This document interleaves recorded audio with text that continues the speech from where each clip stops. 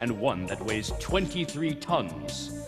Inside the pagoda was a giant statue of Buddha with a large jade belly button. In 1824, the British stormed the pagoda, and the English soldiers made off with the belly button of Buddha and the great bell. The bell sank in the river as they tried to float it away. The Burmese later lifted it out of the river, but the belly button of Buddha vanished completely, until now. Your quest is to retrieve the belly button of Buddha and bring it here. Thank you, Olmec. Olmec, where is the belly button? The belly button of Buddha can be found in the observatory. Teams, you're now standing on the steps of knowledge. In a minute, Olmec will ask you a question. If you think you know the answer, stomp down on the ancient marking in front of you. If you're first, your step will light up. Go ahead, stomp on it.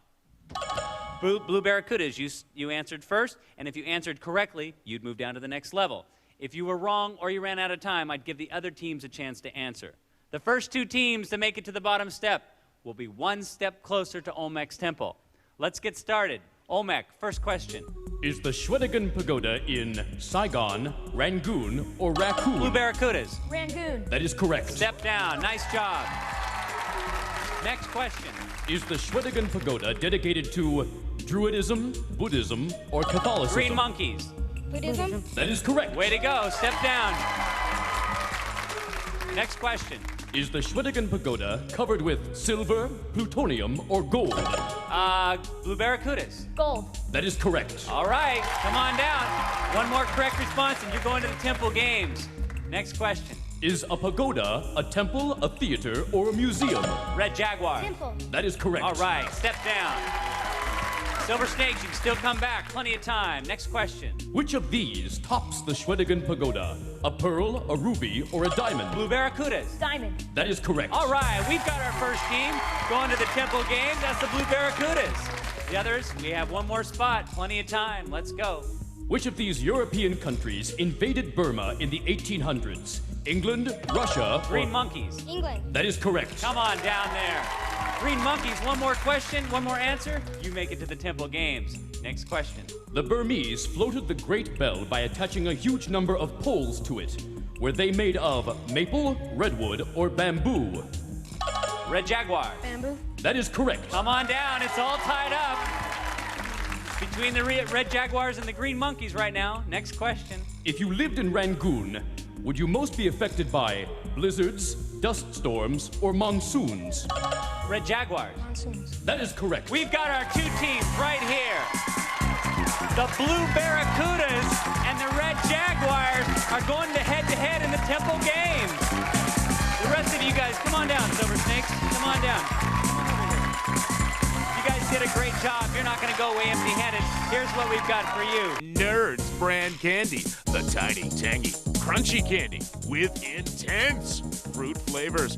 Taste the magic from the Willy Wonka Candy Factory. These two teams will be playing for the right to enter Olmec's Temple, and they'll do it right after this.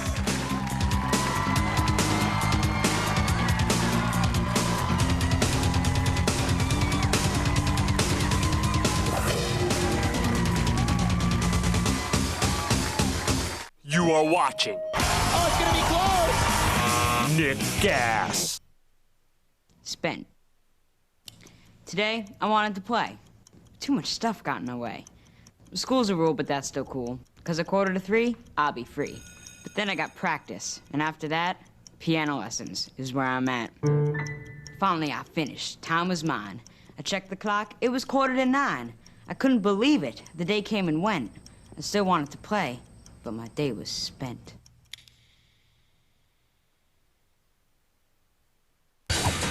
From the four corners of your world, this is Global GaS. Bonjour, je m'appelle Martin. What's up? Psych you out, guys. That was a little French for you guys. What it means is, what up, G? And let me tell you guys something. The French know exactly what's up here at Global GaS. Your games and sports from around the world. Let me tell you guys about a whole new sport they created. It's called hydro speed. If you guys like whitewater rafting, or better yet, going head first in those rapids in one of these, you're gonna love this sport. It's called hydro speed. Check it out. Now, hydrospeed, also known as river bobsled or river surfing, was invented in France. but it's also popular in Italy, Spain, the United States, Chile, and Argentina. Here's the lowdown. Now, you can find this sport at any river with rapids, where whitewater rafting is usually practiced. Hydrospeed is easy to learn, much easier than kayaking or canoeing. Hydrospeeders lie on their stomachs on the specially made board with their legs floating freely in the water as they whoosh down river rapids. Now, once they're rushing down the rapids, players steer the hydrospeed with their arms and by shifting their body weight to turn right or left. Now, the key is to grab on tight and not let go. It's easy to lose your grip. Now, players usually wear thick wetsuits that are reinforced at the knees and elbows. They have flippers on their feet to help them navigate the hydrospeed and a helmet for protection. So there you have it. Now, guys, most hydrospeed places, there's a place there where you can take lessons before you hit the water. So if you guys are quick learners or brave enough to hit those rapids, you guys will be hydrospeeding in no time. And think about it, guys. Hydrospeeding on Le Weekend. Oh, my French is getting so good. You guys, Global Gas, we'll catch you later. Now back to that giant talking stone head. Legends of the Hidden Temple.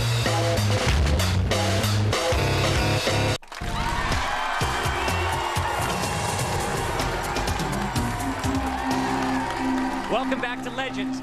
Now the glory goes to the fastest and the strongest. But before we get started, I'd like to find out more about our team players. On the Blue Barracudas, we have... Jennifer. And how old are you, Jennifer? 11. And why do they call you Ricochet? Because I bounce all over the place. What do you mean you bounce all over the place? Well, I'm a gymnast. Oh, you're a gymnast. And who calls you Ricochet? My friends? Oh, your friends. Okay, and what's your name? Tony. And how old are you, Tony? 12. And you're a cartoonist, or you want to be a cartoonist? Tell me about that. Well, I like to draw, and How long have you been drawing? since forever, it's What's your favorite thing to draw? landscapes. All right, let's hear it for the Blue Barracudas. And not to forget the Red Jaguars. We have... Ramy, How old are you, Ramey? 13. And you collect sports cards? Yes. How many sports cards do you have? A couple thousand. A couple thousand? Now, how long have you been collecting? Whole life. Where do you get the dough? From chores, I earn it. Oh, all right. And what's your name? Catherine. And how old are you, Catherine? 11. And you collect porcelain dolls, right? Yes. And tell me about that. Well, I collect Mount Alexanders. What are Alexanders? They're like, I'd say, little toddlers, and they're dressed in little dresses and stuff. How many do you have? About 13. Oh, all right. Let's hear it for the Red Jaguars. Why don't you guys get set up for the next game over here, and I'll tell you about what's going to happen here. In the Temple games, each team is competing to win pendants of life. The winning team will need those pendants to protect them from the dreaded temple guards as they make their way through the temple. There are 3 temple games, and the first one is Bells of the Stupa. The Schwedigan Pagoda has thousands of bells. Ours will only have 5. When I say go, one player from each team will climb up to the first spot and attach a bell. Then he'll climb back down or swing around on the rope to the other side of the wall, attach the next bell, and then so on. The first one to place all 5 bells and to come back down, or the one that's furthest along in 60 seconds wins. All right, let's get into position, guys. Grab your ropes, set the clock for 60 seconds. On your mark, get set, go. They got a basket of bells, and they got to put them on the little pieces of Velcro on the side. This takes a lot of strength. The Red Jaguars are up quick. They're going straight to the top. And he's grabbing for the first bell. The Blue Barracudas are right behind. I think we've got ourselves a good match. Who's going to be first? I think it's in the transition. Oh, Red Jaguar almost pulled his bell right off. Blue Barracuda's got his up. And pull. And the Red Jaguar just made a nice move to the other side. He's got his second bell up. He's going for more. Blue Barracuda's just getting his second one. I like this Red Jaguar style. Nice work. 16 seconds. Blue Barracuda's not far behind, but the Red Jaguar's moving hard. He's a little stuck here. This gives the Blue Barracudas a chance to catch. Let's check it out, see what we've got. Whoa, dropped the bell. That's it, time's up. Let's take a look. Blue Barracudas had 3 bells And the Red Jaguars got 3 bells. We got a tie. That gives them both a half a pennant of life. We're tied up. We're going to the next game.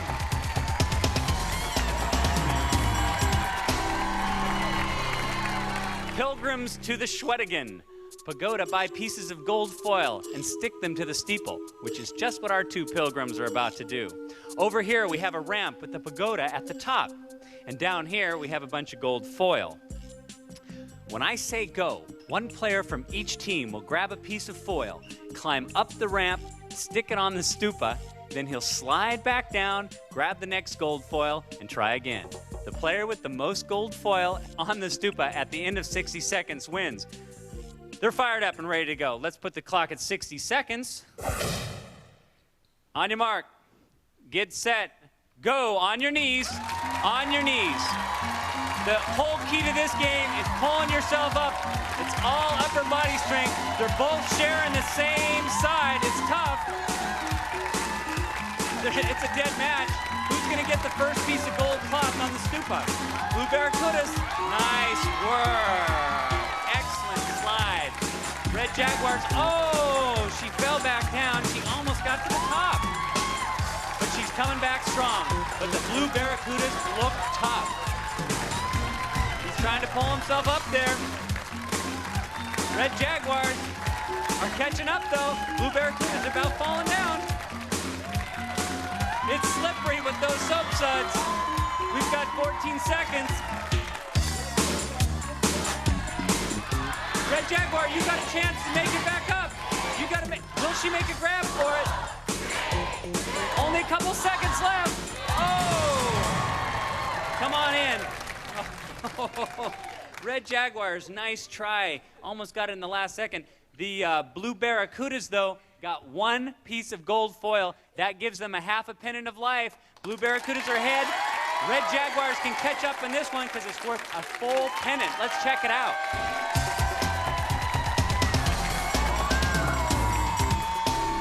The Schwedigan Pagoda has thousands of jewels, and the worshippers today still bring jewels to honor the Buddha. Over here, we have a shrine to the Buddha, and our players are going to add jewels to it. When I say go, 1 player from each team will grab a jewel, jump up, while his partner on the other end of the rope will pull down. He'll place the jewel on the shrine, then drop to the ground while his partner grabs the next jewel and jumps up to place it. They'll keep alternating like that, and the team with the most jewels on the shrine in the end of 60 seconds wins. Our spotters almost have our players ready and giving a couple last-minute instructions and pulling them down. Key to this game is getting the lift from the legs. That's going to be the key to this game. Red Jaguars need this game. Let's put 60 seconds on the clock. They each got their jewel. On your mark, get set, go! You have to spring up, and right now it's even, but the Blue Barracudas are pulling themselves up. There's 1 for the Blue Barracudas, 1 for the Red Jaguars, but can they make the transition? That's 2 for the Blue Barracudas. The Red Jaguars are sort of caught in transition, but there they go, they've caught up. But once again, the Blue Barracudas won't give up. They've got another one up. I think it might come down to the last seconds. We got 24 seconds left. The Blue Barracuda's doing a great job. It's hard. You got to pull yourself up with your upper body to help your partner go up or to come down. Blue Barracuda still working it. Few seconds left.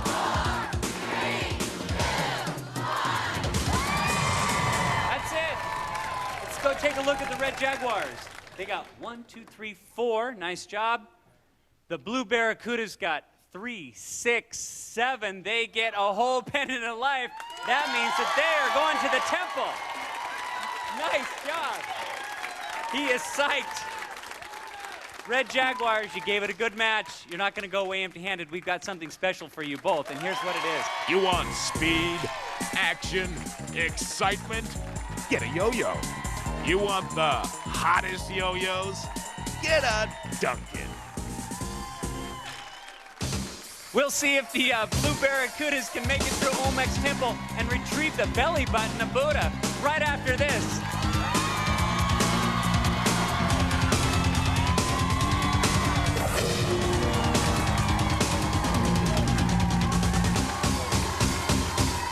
You are watching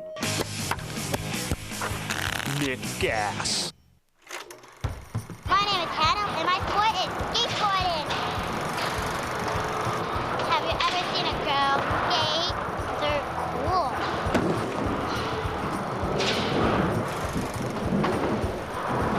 It's not just for boys. Girls can do it too. Woo!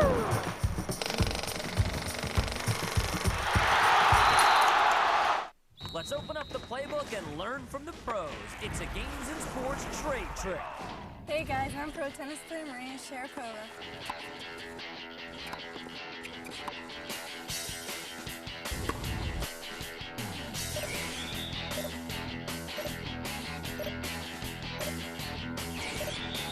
So we all know that a great serve and a killer overhead can make all the difference on the tennis court. But when you want to own that court, a smooth ground stroke is the key to victory. Today's trade trick, the two-handed backhand.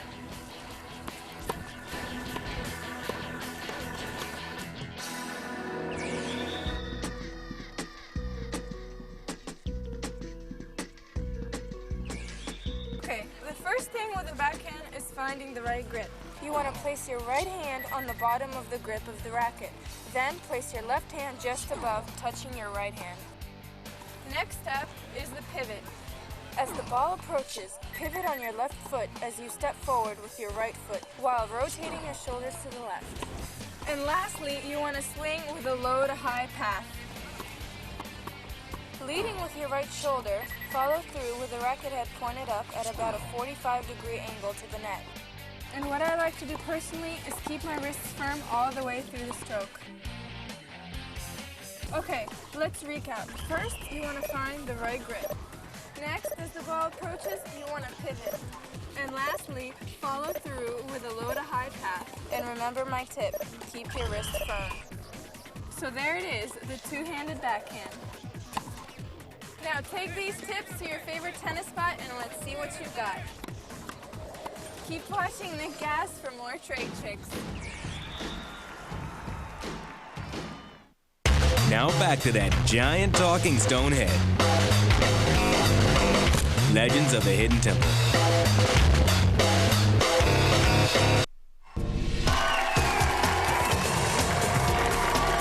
Welcome back. You two have proven yourselves worthy, and now you've earned the right to enter Olmec's temple. But before we get started, here's some information to help you retrieve the belly button of Buddha. You could start by running through the Cave of Sighs and climbing down into the Pit of Despair. Turn the wheel to lift the stone slab, then race into the Room of Harmonic Convergence. Stand on the right two steps, and you could choose to go up into the Heart Room or into the Bamboo Forest. If you escape, you might have a chance to enter the Tomb of Ancient Kings. Find the right key and go upstairs, or plow through the wall and into the well. Next, jump in the bucket and rise up into the Room of Three Torches. Find the right torch holder that will allow you to enter the Shrine of the Silver Monkey. Assemble the statue, and you may be headed for the treasure room. Race up to the observatory, spin the sundial, and run across the troubled bridge. Then, pass through the Room of the Three Gargoyles. The choices are yours, and yours alone. Good luck. Thank you, Olmec. Okay, you guys won 2 pendants in the Temple Games, and here they are. There's one for you, Jennifer, and one for you, Tony. All right, so who's going first? Me. Okay, and which way are you going to go? Up or down? Up the ledges. Okay, you're going to go up the ledges. All right, when I say go, Jennifer, you're going to race to the temple gates, into the temple, and you're going to make your way towards the belly button of Buddha there. Now, watch out, because inside the temple there are many locked doors and dead ends. And also, there are temple guards assigned to protect 3 specific rooms. If you enter one of those rooms, a temple guard is going to jump out and capture you. But you can trade one of your pendants for an extra life and go on. But if you're caught without a pendant, you'll be taken out of the temple, and then it'll be Tony's turn to try his luck. Now, once you reach the belly button, all the doors will instantly unlock, and the temple guards will vanish, and you'll have 3 minutes. And for your efforts, you will be handsomely rewarded, and here's how. For just getting into the temple, you're both going to get Nico's Scorpion, off-road high-performance speed truck with scale speeds up to 200 miles per hour, including battery pack and charger from Nico. If you can grab the belly button of Buddha before 3 minutes is up, you'll also receive Vivitar's innovative 44PC camera, built-in 38-70mm power zoom lens, and sophisticated electronic flash. Beautiful pictures from scenics to portraits from Vivitar. And if you can get the belly button of Buddha out of the temple within 3 minutes, you'll both be going to Roseland Ranch. Roseland Ranch in Stanfordville, New York, a casual resort ranch offering swimming, horseback riding, and winter activities. Year-round fun from Roseland Ranch. I love it, the ranch. Sounds great. Let's get in position. Let's go, put your mouthpieces in, because you never know when you're gonna go. Okay, let's put the clock at 3 minutes. On your mark, get set, go. There she goes, the cave ledges. You wanna go fast, you wanna go furious, but you wanna find the open door. Will she find the first try? Yes, that door opens. It's gonna take her to the wall climb. She's gonna have to go down the wall climb, and then she's gonna have to get on that wheel and lift the rock slab. She's climbing down, nice and steady. Just keep moving forward. Now you're gonna turn the wheel. Just keep climbing up it. There it goes. Starting to budge it. It's up. Now I hope that door is open. Yes, it's open. She's moving on into the room of the harmonic convergence. 2 minutes, 22 seconds. She's got to find the right key here. 2 steps, the right 2 steps will open a door. There it is. Moving on into the bamboo forest. Just keep moving on. Don't stop. Into the bamboo forest. She's in. Climbing across. Which way is she going? She wants to go up. She wants to go into the treasure chest. Can she get up there? She's making her way. That's nice move. She's got to find that actuator. Did it open? Nope. She's going to have to keep going. She's going to have to keep going. That one opened. She's heading into the tombs of the ancient kings, where she'll have to find a key. You want to keep going forward. You want to go forward. There. That's going to take her right up into the shrine of the silver monkey. Oh, it's getting close. A minute 31. Shrine of the Silver Monkey, she's going to have to assemble the monkeys. It's 3 pieces. She's got the face on. Now she's going to have to get the middle area, the chest of the monkey. She's still got plenty of time. Keep moving fast. You're going to get the head on and jam it down. That's going to open the door. She's just got to get that head down. Now jam it down. There it is. That takes her in. You want to go the other way. You want to head into the treasure chest. Oh! She loses it, but she gets to go on anyway. She's got an extra life. Hit the button on the inside of the treasure chest. You hit the button on the side door. Don't keep going the other way, all the way around. All the way, hit the button. There you go. Now get up and get that belly button. She's got 28 seconds. Grab it, let's go. All the doors will open. Come on, she's got a chance at it. We're urging her on across the stairs. I think she's gonna make it. It's coming down to the wire. She's coming down the steps. She's doing it all by herself. She's got 14 seconds. Oh, she almost took a wrong turn. There she goes. She got the belly button. She got it. She brought it to me. Congratulations. Nice job.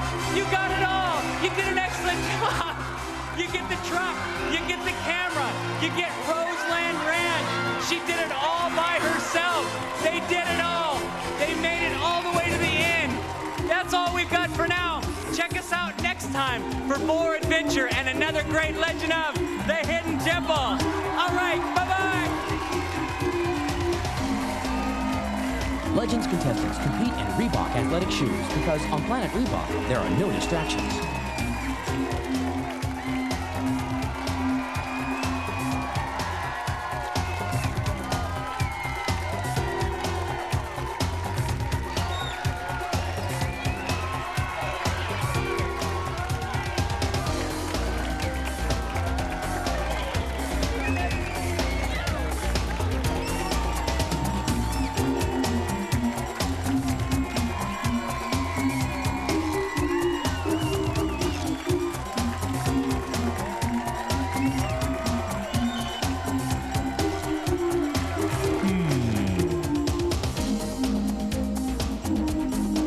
Legends of the Hidden Temple was recorded in front of a live studio audience in Nickelodeon Studios at Universal Studios, Florida. You are watching Nick GaS.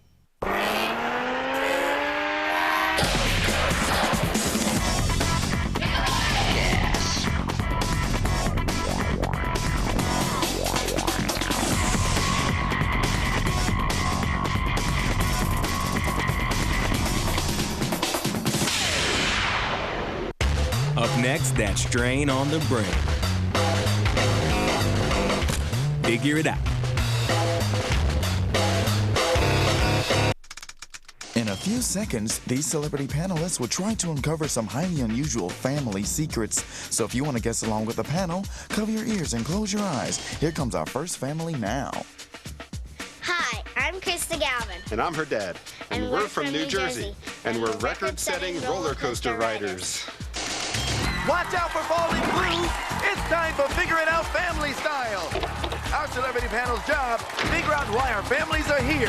The catch is, they can only ask yes or no questions. And here's our panel now. He has his mother's hair, Kevin Coppola. From Harriet the Spy, Michelle Trachtenberg. He's Cousin Skeeter's favorite relative, Robert Richard. And she's the jewel in the Figure It Out Family Style crown, Lori Beth Denberg. Watch as they try to figure it out family style.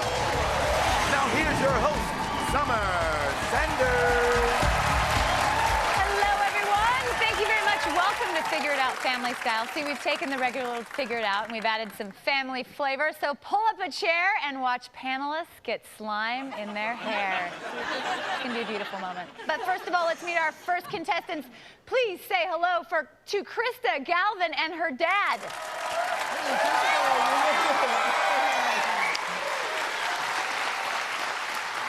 Krista and Dad, please say hello to the panelists. Hi, panelists. Hi, Krista and How you doing? Good. You told me something before the show. There's just something you can't stop doing. Smiling. She can't stop smiling. That's not a bad thing, right? All right. We're all going to smile with her. What? Is that her talent? No. This is her talent, though, right here on Bill the Answer Head, the most important part of the show. This is what you have to figure out about Krista and her dad. And right now it says... Nothing. Absolutely nothing. Blank, blank, blank, blank, blank. 5 of them. But if you say one of these words on Bill the Answer Head, you will hear this sound. And we will turn it over for you. It's as easy as that. Yes or no questions only from you guys over there. Michelle, I can't go on without saying I love the hairdo. Thank you. It's all my real hair. And? And shaving cream. Beautiful. So you can shave your head afterwards. Okay. Yes or no questions?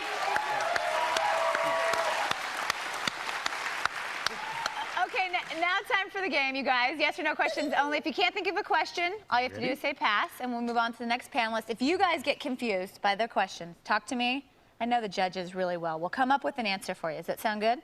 Mm-hmm. All right. This is the best part of the show. There are 3 rounds, and for each round that you guys stump them, you're taking home a prize. If you can stump them through all 3 rounds, Krista, what will you take home? The grand prize. That's right. Jay, what's the grand prize? A trip to the Sheraton Ball Harbor Beach Resort in Florida. You'll enjoy the new fantastic aquatic playground right on the Atlantic beaches. And kids will have fun in our Harbor Kids Club.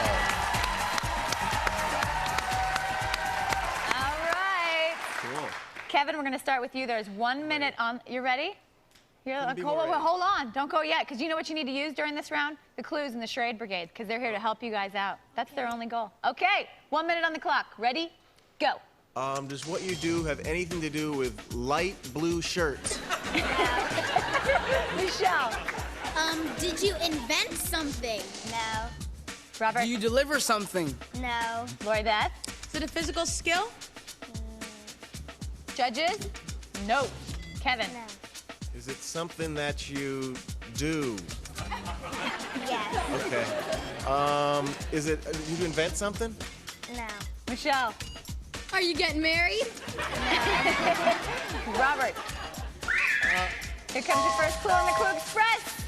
Check it out. Take it off. Look at it closely. Robert, we're still on you. Yes or no questions? Can you drink it? No. Have to do Lori with Beth. place setting? What are the words in the answer head? Blank setting, blank, blank, blank. Lori Beth. Oh, does it have to do plate settings? No. Judges? No. Kevin? I didn't give you a lot of time on that one. Sorry, Kev. You'll get a chance next round. But first of all, they're taking home their first prize because you stumped them through round number 1. Does it feel good? Yeah? Jay, what's their first prize?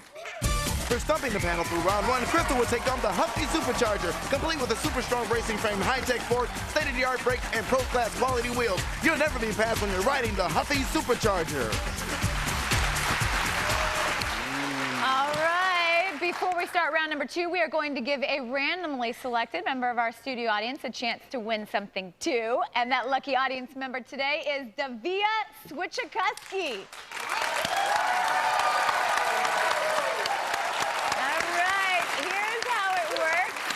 If any of our panelists performs the lovely secret slime action, they'll get slimed, we're gonna laugh, and Davia is taking home a prize. Everybody wins in that situation, don't you think, panel? Yeah. So panel, if you hear this lovely tune, that's right, get those slime helmets on, because this is Figure It Out family style, and that means there's plenty of slime for the whole family. And you guys are family. Yeah, all right. Your mama? Jay, please tell us what the secret slime action is. The secret slime action is moving your arms. Lori Beth, you make me laugh. Over here on Bill the Answer It is what you figured out after 1 round. Blank, setting, blank, blank, blank. So basically you got setting. Would anyone like a piece of cake? Just wondering. Over here on the clue recap board, didn't invent something, cut me a slice of Michelle's head. You know what? The clue recap board does want to share with you. 1 minute on the clock. Kevin, we're starting with you. I said you'd get a chance. Second round, ready, go. You aren't the famous father-daughter duo that invented the knife, spoon, and fork.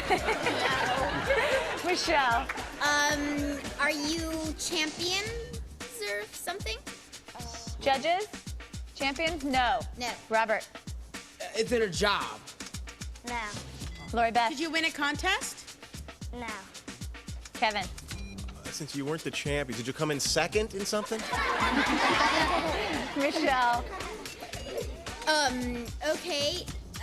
No. Did you win a race? No. Robert. Is it a game? No. Lori Beth. You stare and... Oh. Here is your next clue right next to me. The clue pipeline. Take a look. Lori Beth, yes or no question? Does it have to do with roller skating? Or inline skating? One of the words in the answer head. Blank, setting, roller, blank, blank. 5 seconds. Kevin, yes or no question? Do you get paid for this? No. That means the end of round number 2. You guys have stumped them. You're on a roll. On their way to the grand prize, taking home their second prize. Jay, what is it? Shopping is even more fun when you have $200 worth of Toys R Us Jeffrey dollars. A great gift idea because they're as good as cash at any Toys R Us store.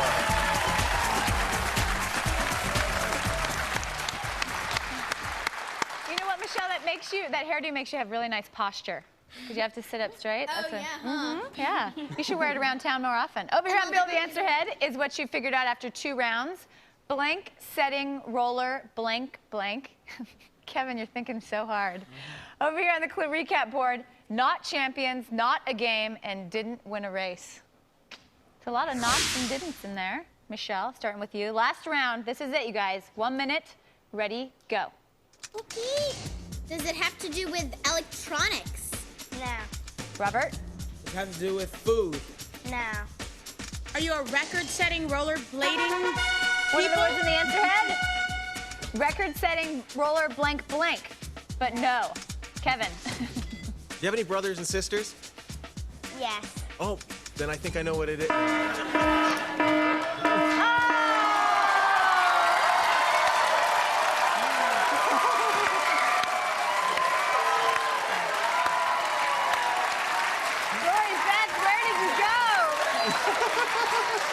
She's covered.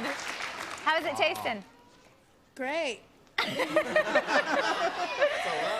Would you like to know what the secret slime action was? What was that? Moving your arms. So let's check it out again on replay just to see those arm movements. I was saying, take that, charade game. Everyone else moved their arms after the secret slime alarm went off, though. It was a very good slime. I enjoyed the green. It really did cover you. Yeah, I bet. I know one girl in the audience who couldn't be happier, and that's Davia. She's taking home a prize. Jay, what's her prize? It's the original Figure It Out Family Style Messenger Bag. It's so amazing, it can even carry a tune. Okay, 36 seconds left on the clock. Kevin, you're the lucky guy. You're starting us off. Ready, go. Can I move my arms now? Does it have anything to do with food? No. Michelle. Are you a record-setting roller derby star? No. No. Robert.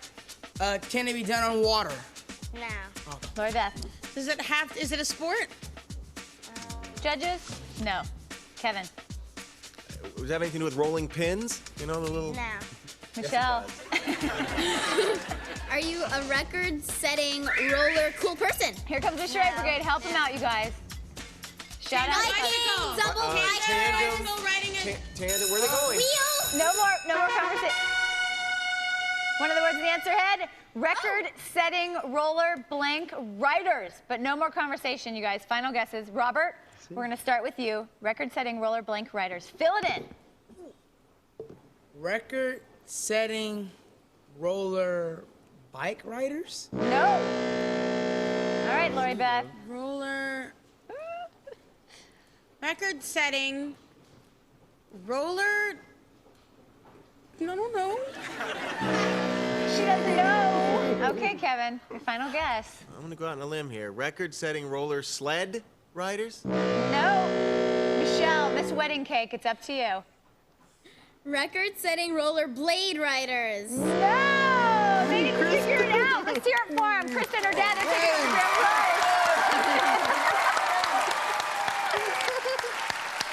All right, Krista, tell them what it is. Put them out of their misery. Record-setting roller coaster riders. Roller coaster riders! Unbelievable. First of all, you're taking home 3 really cool prizes. Do you want to hear them again? Yeah. I bet you do. Jay, what are they? Kristen and Dan has won Huffy Supercharger Bike, the Toys R Us, Jumpy Dollars, and a trip to the Sheraton Ball Harbor Beach Resort in Florida. All right, Krista and her dad. I got a chance to hang out with them, and we did a little roller coaster riding, would you say? Just a little bit. Let's check it out. All right, I'm hanging here with Krista and her dad. They're both marathon roller coaster riders. Krista, how'd you become a marathon roller coaster rider? Well, How long did it take you? it took me 12 hours and 5 minutes. 12 hours. You must really like to ride roller coasters, yeah? Mm-hmm. How many times around the roller coaster track? 266 times. 266 times, 12 hours. Okay, Dad, you're also riding roller coasters for fun. Marathon roller coaster rider. How'd you get that title? Well, when the Coney Cyclone Coney Island in New York City turned 70 years old last year, they had a marathon, a women's marathon. They said if I would wear a dress, I could join them, so I rode the Cyclone for 36 hours. I hold the record for a guy in a dress on the Cyclone. Did you wear high heels? No. I was going to say 36 hours in high heels. That would be hard. Okay, well, because you like to ride for so long, I decided to bring a couple things I thought might make the time go by quicker. And of course, 36 hours, 12 hours, you might want to take a nap. I tend to get tired just on the spot and stuff. So thought I'd bring the pillow and the teddy bear. And also, I wanted to catch up on my knitting. I never can find the time nowadays to do this kind of thing. So here, can you hold that for me, Krista? Okay, and 12 hours. I mean, I'm going to get hungry. I'm sure to get hungry. I like to eat, so I thought I'd bring a snack. Chicken? Sound good? We can nibble on it, you know. Okay, let's hop in. Got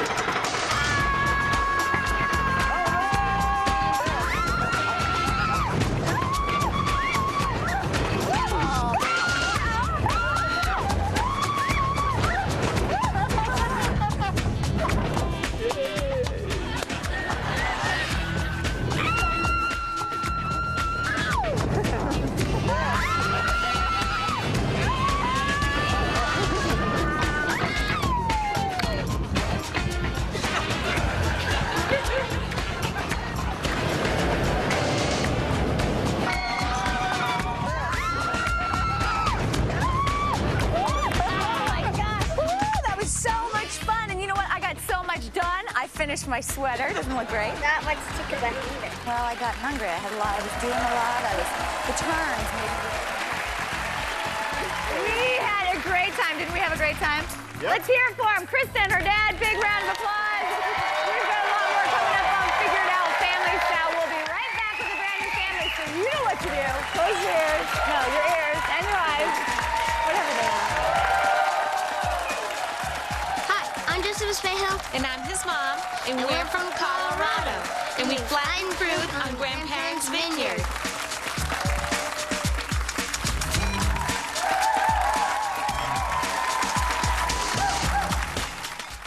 You are watching Your games. Your sports. Nick Gas. Hey, games and sports fans, get ready for another Nick Gas timeout. This time out, we're playing along with pro snowboarder Kelly Clark.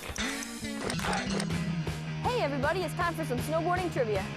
Okay, the snowboard we know of today actually evolved from a snow toy back in the 60s. What was that snow toy called? Was it A, the ski board, B, the Snurfer, C, the mono ski, or D, the snow screamer? Go ahead, give it some thought.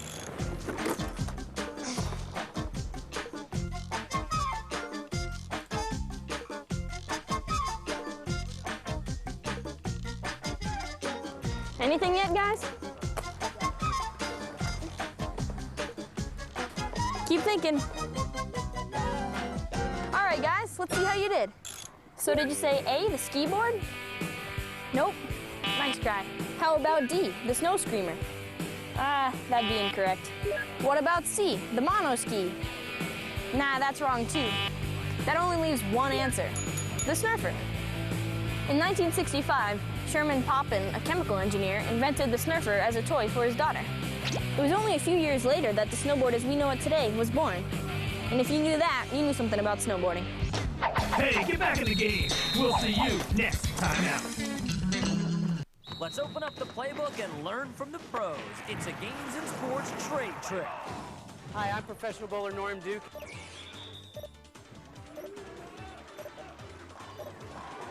And for years, I've had trouble making that 10 pin. Today, I'm going to show you my trade trick on how to make that spare. Norm with a solid 10.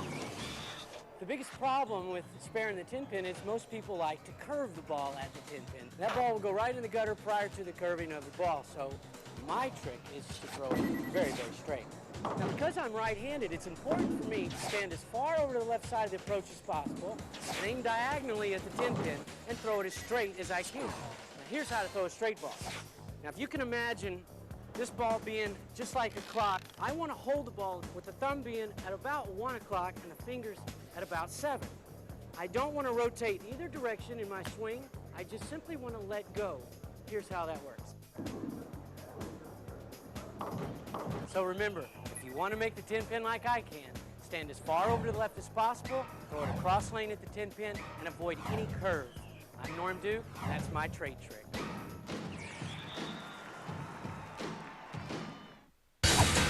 From the four corners of your world, this is Global Gas. Aloha, guys! What's going on, man? Coach chilling here by the beach, watching some Global Gas, your games and your sports from around the world. Check it out, Outrigger canoeing. That's right, it's totally cool. These guys are tearing up the ocean. Check this out, Outrigger canoeing, man. Now, the first outrigger canoe races started in Hawaii, but way before it became a sport, Polynesians used outrigger canoes for transportation from one island to another. Now, these days, you can try it out in countries like the United States, Australia, Tahiti, and Fiji. Here's how it works. The outrigger canoe is different from an ordinary canoe because it has a rig on the side. Now, this rig balances the canoe and makes it more stable when you're in the ocean. Now, Hardcore Canoe is trained year-round for the World Championship, a 40.3-mile race between the islands of Molokai and Oahu. And in these long races, each canoe is followed by a motorboat with reinforcements. And when paddlers get tired, they switch off with the other teammates who are standing by on the motorboat, ready to jump in and continue the race. Now, these switcheroos are really cool because the paddlers don't miss a beat. They get in and out in a split second. Now, lots of serious canoeists also do little sprint races called regattas, which are typically 250 to 500 meters long. Now, those take place in many places around the world and are good prep for the big race in Hawaii. Outrigger canoeing is considered Hawaii's national sport, and it's high-speed, high-intensity fun in the sun. Not only do you get really buff arms while you're at it, you get to race with a team and achieve results one person can't achieve alone. All right, now one of the many perks of this sport here, of course, is getting a pretty nice tan. And as you can see, guys, I need to work on mine. So I'm gonna do a little bit more rowing. This has been Global Gas. I'm Matty. Outrigger canoeing now. Now back to that strain on the brain. figure it out.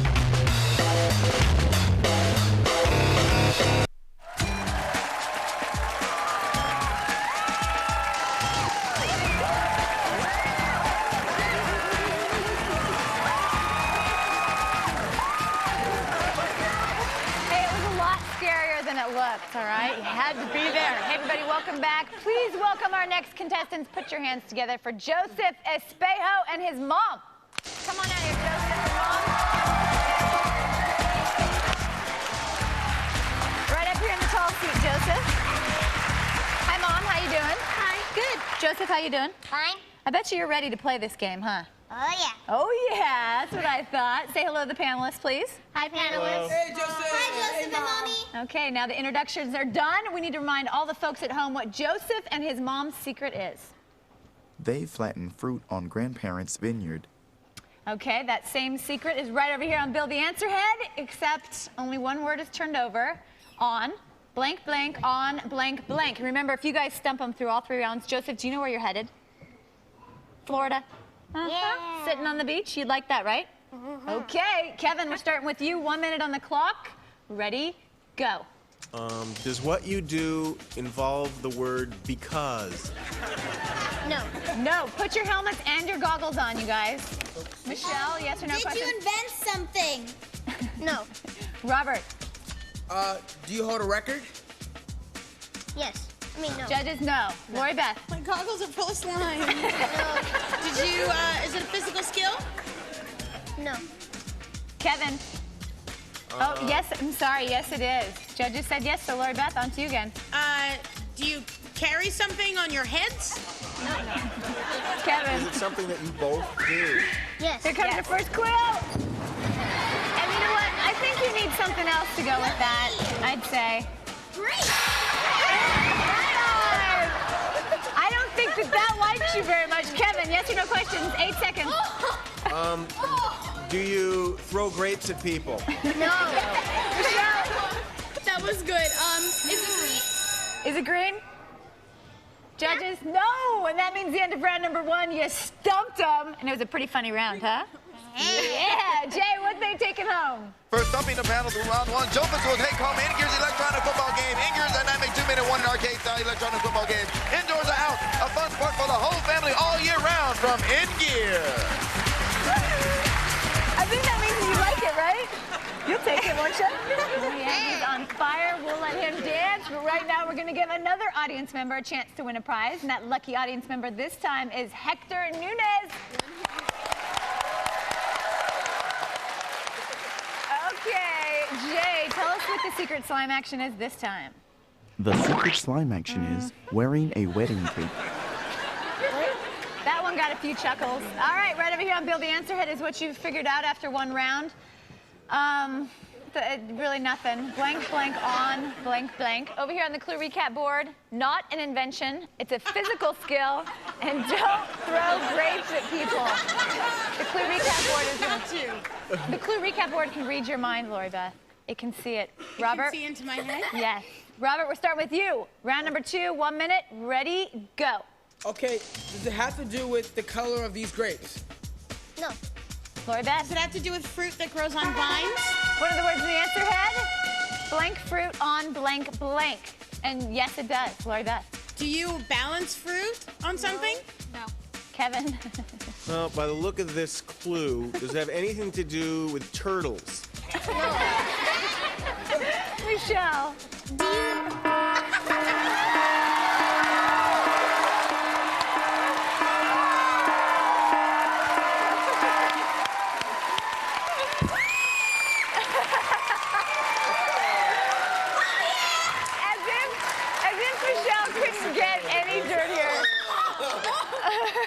Michelle, do you want to know what the secret slime action was? Yes, I do, madame. It was wearing a wedding cake on your head. And you, my dear, were wearing a wedding cake. You were. Let's check it out again on replay. It was such a great sliming. She was already wearing shaving cream, and now she's got a little slime. Talk about slippery. Oh, all right. Tastes like chicken. Because Michelle got slime, that means Hector is taking home a prize. Jay, what is his prize? The official Figure It Out Family Style sweatshirt. It looks good on the entire family. All right, you guys, 34 seconds seconds left on the clock. You like that one, huh, Joseph? He's just psyched to be here. Michelle, we're starting with you. Ready? Go. Oh, my. Okay, do you string fruit on something? No. Robert. Do you tie fruit on something? Put on your blindfolds, you guys, and check in your boxes. I'm just gonna close my eyes. All right, we'll trust you, Lloyd Beth. Blindfolds on real quick. Nobody put their blindfolds on. Okay, Lloyd Beth, yes or no question? Do you grow fruit? Do you grow fruit? No. Kevin. Can I look now or no? Oh, yes, you can open. Oh, okay. Oh, look at this. Have to do 3 with seconds. some sort of ivy. No. No. And that sound means the end of round number 2. I'd say that you are stumping them, wouldn't you? Yeah, you're on fire. Jay, what's their second prize? The Bauer NHL Breakout 30 Skate offers a durable, comfortable design and the Bauer Breakout line of protective equipment.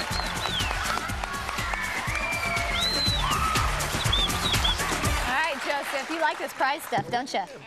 All right. Joseph. Bill, the answer head is what you've figured out after 2 rounds. Blank fruit on blank blank. Over here on the clue recap board, don't balance fruit and nothing to do with ivy. That should help you guys out just a little bit. Michelle, we're going to start with you. Me? Giggle Queen, 1 minute on the clock, last round. This is it, you guys. Ready? Go. Do you squish grapes to make wine? Do you mush something? Judges, yes. Yes, they do. Do you mush certain fruit to make a drink? Yes. Okay. Is it a good drink? No, not you. No. Here comes the Charade Brigade. Help them out, you guys. Putting, Packing. squeezing, pressing, rolling, Breeding. They're big smashing. All right, Robert, yes or no questions, Robert? Yes or no questions? Okay, did you smash something? Yes. Oh, does that have to do with this vine? No. A rope? I mean, yes. Yes, it does. Yeah. Oh, okay, do you swing from something? What? Do you bake something? No. Kevin, 10 seconds. Do you pack something? No. Michelle. Do you? Oh, I don't know. 5 seconds. Robert. Here comes the ooze. Is it an ooze? No. Oh. Lori Beth. You do step on the fruit to squish the juice out? Yes. Yes, no more conversation, you guys. Very good round, and you're all very close. Blank fruit on blank blank. Joseph is feeling a little confident. Lori Beth, we are starting with you. Your final guess. You stomp fruit with your bare feet on the floor by your house. Kevin, thinking hard. Well, I know there's a blank up there and 2 blanks down. I think I know. Okay, you have the answer? Yes. Okay. Do you squeeze fruit on your mother? Joseph. Michelle, final guess. Do you mush fruit on netting to make juice? No. All right, Robert, it's up to you. Okay.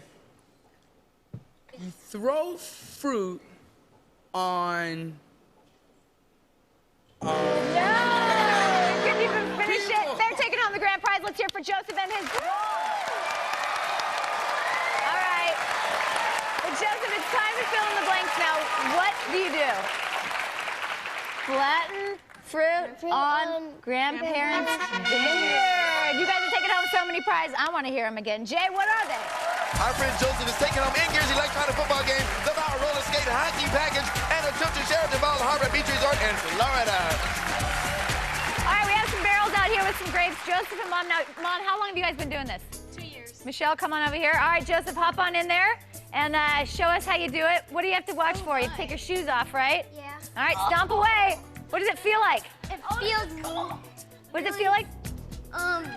really slimy, sort of. Oh, it's his own slime. But really, it makes some good grape juice. We love it. Let's give him a big round of applause. Joseph and his mom and Messy Michelle. We'll see you next time on Figure It Out Family Style. Bye-bye. Bye. Stop. Stop. A promotional consideration provided by Laser Challenge V2, the ultimate home laser game system with digital light and sound effects. Works indoors and outdoors. Are you ready for the challenge? From Toy Max Incorporated. And by Jolly Time Popcorn. Blast your taste buds with the butterific taste of Blasto Butter, the ultimate theater-style butter microwave popcorn.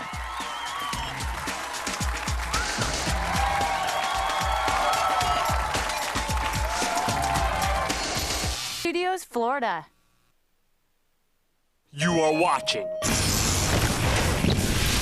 Nick Gas.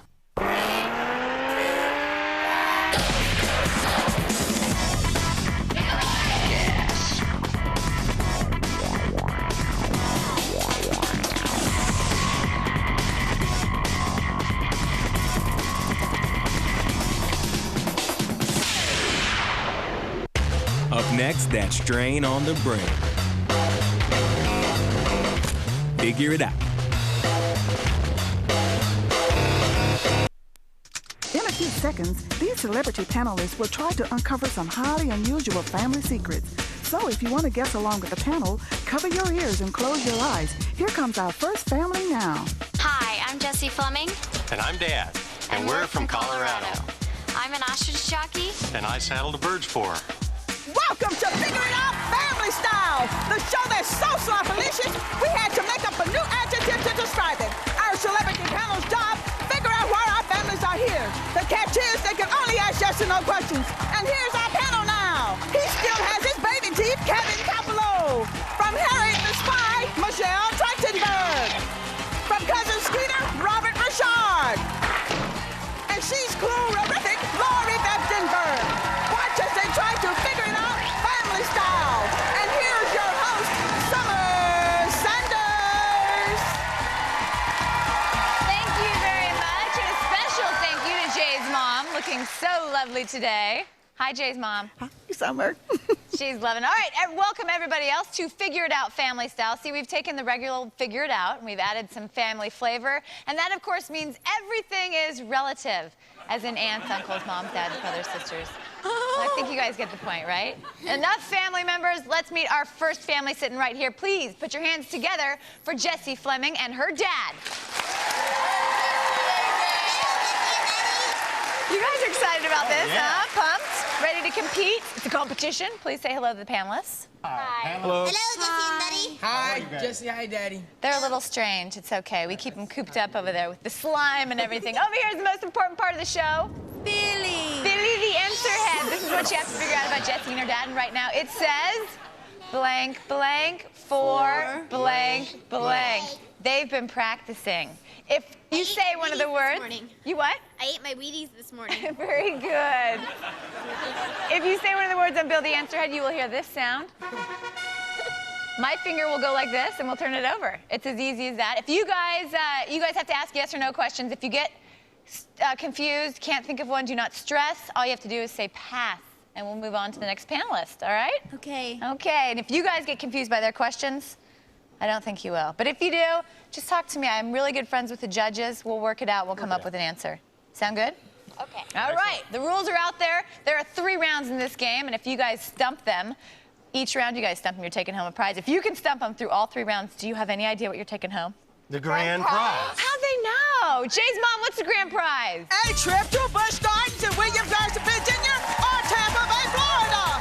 Thrilling roller coasters and up-close animal experiences are all yours at Busch Gardens. Adventure lives here.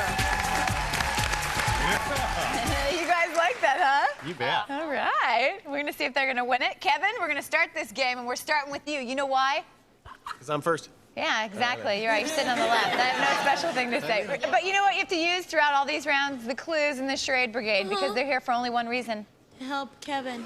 Just to help Kevin. That's right, because you're wearing yellow. 1 minute on the clock. Ready, go. Okay, I'm going to start off by asking the obvious question. Does it have anything to do with kangaroos? No. Michelle. Are you guys champions of something? No. Robert. Do you guys do Australian backflips for jungle creatures?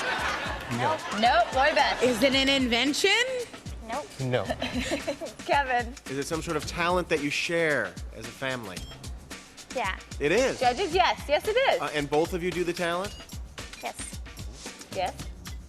A pass. You're on a roll, I'm freaking out. I Kev. got Michelle. Okay, do you guys do something with your bodies? Judges? No. No, they don't. Robert. Do you hop on anything? Here comes your first clue. Don't be frightened, Lori Beth. Oh. Lori Beth, yes or no questions? Does it have to do with an ostrich? What are the words of the answer head? Blank, blank, for, ostrich, blank. Do you own ostriches? Do you own ostriches? Yes. Do you raise ostriches? Do you raise ostriches? Yeah. Yes, they do, but that sound means the end of round number 1, and you know what else it means? You stumped them. Feels pretty good, huh? Yeah. You want to know what your first prize is? Yeah. Of course. Jay's mom, what is it? Jesse will take home a kid's Foot Locker gift certificate worth $100. So you can score the coolest shoes and hottest clothes from awesome brands like Nike, Lugs, and Airwalk. Gift certificates also redeemable at Foot Locker and Lady Foot Locker. Okay, the panel is having way too much fun with that clue, so we'll let them. Right now, we're going to give a randomly selected member of our studio audience a chance to win a prize because we love prizes here. That lucky audience member is Wayne Younger. Oh, yeah. Raising the fist. Here's how it works. If any of our panelists performs the secret slime action, which of course is my favorite part of the show, because they'll get slimed and Wayne's going to take home a prize. Everybody wins, right? Right. So panel, if you hear this lovely, lovely tune. It's a beautiful note, isn't it? That's right. Michelle's got the right idea. Get those helmets on because this is Figure It Out family style. And that means there's plenty of slime for the whole family. Can share it. All right, guys. Jay's mom, please tell us what the secret slime action is. The secret slime action is speaking into the microphone. Don't be scared. Everybody has such a scared look on their face over there. They do, don't they? Slime is your friend.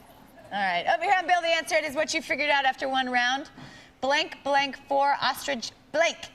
Over here on the clue recap board, not an invention, don't hop, and no to whatever Robert said.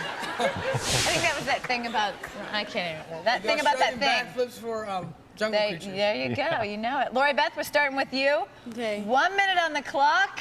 Ready, go. Do you work on an ostrich farm? No. No. Kevin. Does it have anything to do with food? No. No. Michelle. Do you raise ostriches from babies? Do you raise ostriches? Yes, we do. Yes, you do. Do you raise them from when they're babies, like little eggs or whatever? Yeah. Yep. Yes. Are they pretty? They're cute. Okay, pass. Robert. Do you teach them anything?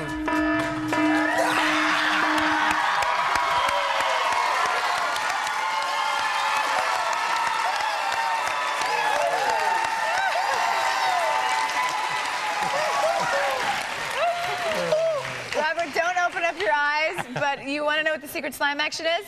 Maybe, yeah. I think you do. It's speaking into the microphone. And you definitely did speak right into it. Let's check it out again on replay. We can get a closer look at this, I'm sure. You leaned into it, you spoke into it, but boy, did you give us a good slime. We're loving it.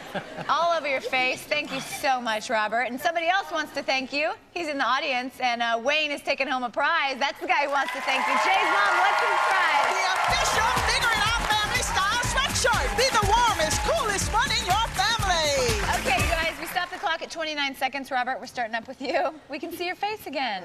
Ready? Go. Yes, do you teach the ostrich something? No. No. Oh. Lori Beth.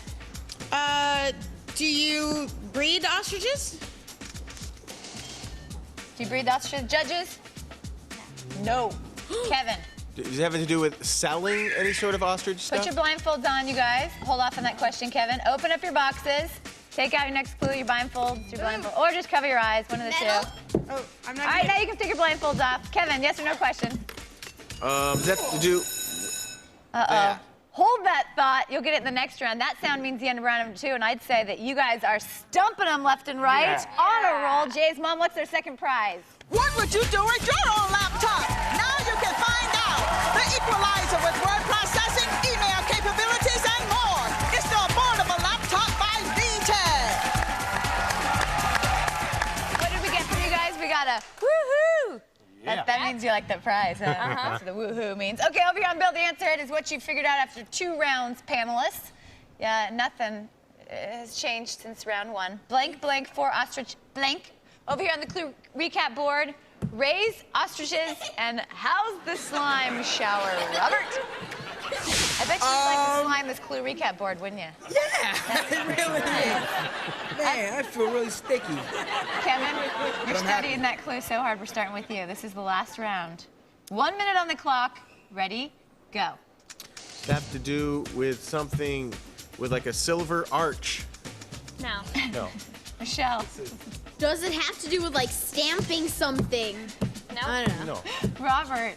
Do you bathe the ostriches? Do you mash something to make ostrich food? Nope. Kevin. They can't make pieces. You should bathe them, by the way, because they get. But is it something like heavy? Something a lot of weight to it? No. No. Michelle. Does it have anything to do with zoos? No. With a zoo? Does it have anything to do with ostrich labor? No. No. Lori Beth. Is this a tool you use in dealing with ostriches? Judges? No.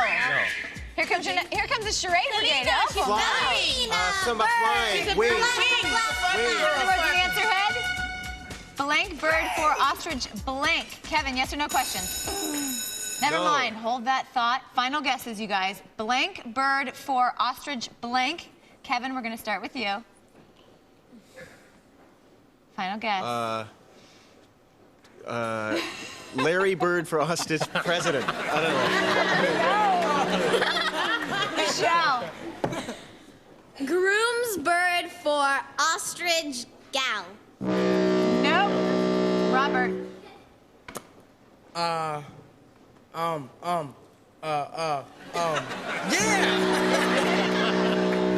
All right, Lori Beth. Both of you are the mother bird for ostrich babies. No! Let's hear from Jessie and her dad.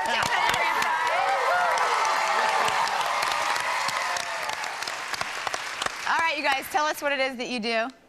Saddles bird for ostrich jockey. Ostrich jockey. That is a stirrup. Now it's all coming together for me. You thought masher. Oh. I almost Potato re-explained masher. it for you. No, it's not a jockey. It's a stirrup. All right. They're taking home so many prizes, 3 of them to be exact, 1 big one to Busch Gardens. boy. Jay's mom, let's tell them again. Jessie has won the Foot Locker gift certificate, the VTech Equalizer laptop computer, and a trip to Busch Gardens. All right, come on out here. Jessie and her dad. We hung out earlier, and although I didn't saddle or jockey, I got a chance to check them out. Let's watch it.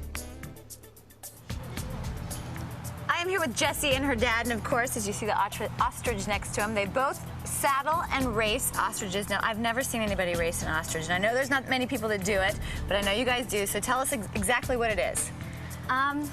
It's just like riding a horse or whatever, but it's just like a rodeo. You have to saddle the bird. It's like a bareback pad for a horse. And how fast do you go? Go about 35 miles an hour. They don't mess around. How do you get off? Do you stop? Now you just gotta let go. You have to be tough to be in this sport. Now, Dad, how long have you been doing it? We've been racing birds for the public for about 2.5 years. And you too, right? 2.5 years. Now you have a saddle right there because, like anything, you have to saddle them up. Dad, why is the blinder on the ostrich? We put the hood on the birds to keep them docile. It's like a blinder for horses. Right. When they can't see, they're not nervous. And it Makes sense. just keeps them nice and easy. So right now, I'm just gonna close my eyes. Maybe I won't be nervous. Just kidding. And all that does is secure your saddle. It doesn't hurt a thing. And this is where you hold? Yep, you hold All on right there. Let's see them. Jessie, Dad, let's ride some ostriches. Go, Dad. Go, Jessie. Keep it up, Jessie. All right, Dad. Lean forward, lean forward.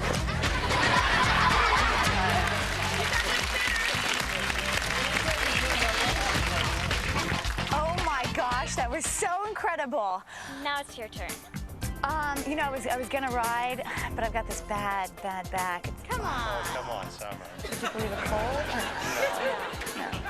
A hangnail. I have a hangnail. It could get infected. All right, bottom line is I was chicken because these guys are way too cool. Let's hear it from Jessie and their dad. They ride the ostriches. It's unbelievable. We've got a lot more coming up on Figure It Out Family Style. We'll be right back with a brand new family. So you know what to do. Close your ears and your eyes. Here they come. Here they come. Close them. Hi, I'm JB Reddy. And I'm his mom. And we're from California. I'm a human pinwheel on the monkey bars. And I'm his spotter.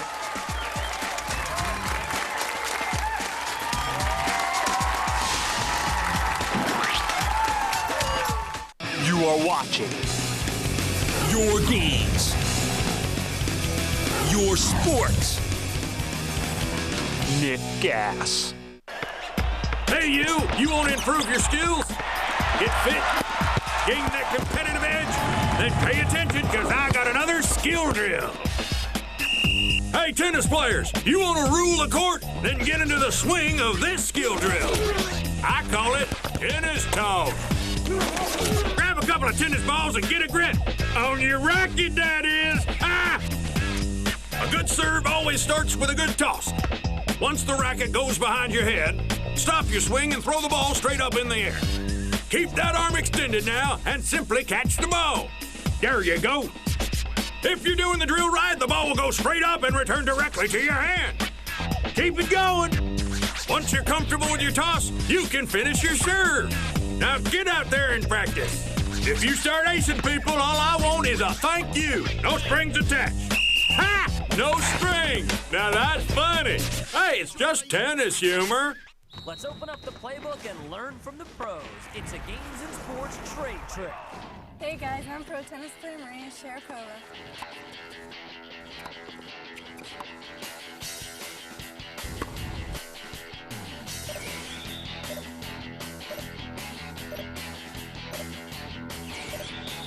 So we all know that a great serve and a killer overhead can make all the difference on the tennis court. But when you want to own that court, a smooth ground stroke is the key to victory. Today's trade trick, the two-handed backhand.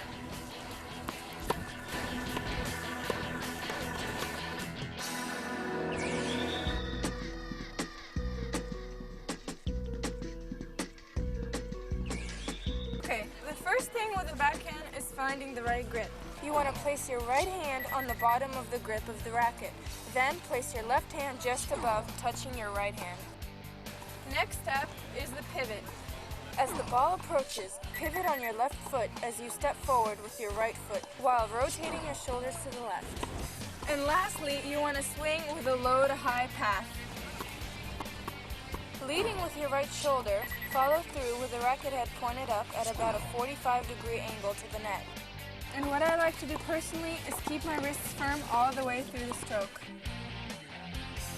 Okay, let's recap. First, you want to find the right grip. Next, as the ball approaches, you want to pivot. And lastly, follow through with a low to high path. And remember my tip, keep your wrists firm. So there it is, the two-handed backhand. Now take these tips to your favorite tennis spot and let's see what you've got. Keep watching the GaS for more trade tricks. From the four corners of your world, this is Global GaS. Hey, what's up, guys? Matty chilling right here. This is Global GaS, your games and sports from around the world. Now check this is brand new killer sport out, sand tobogganing, that's right. And it is sweeping away the sandy slopes all across the world. Check this out.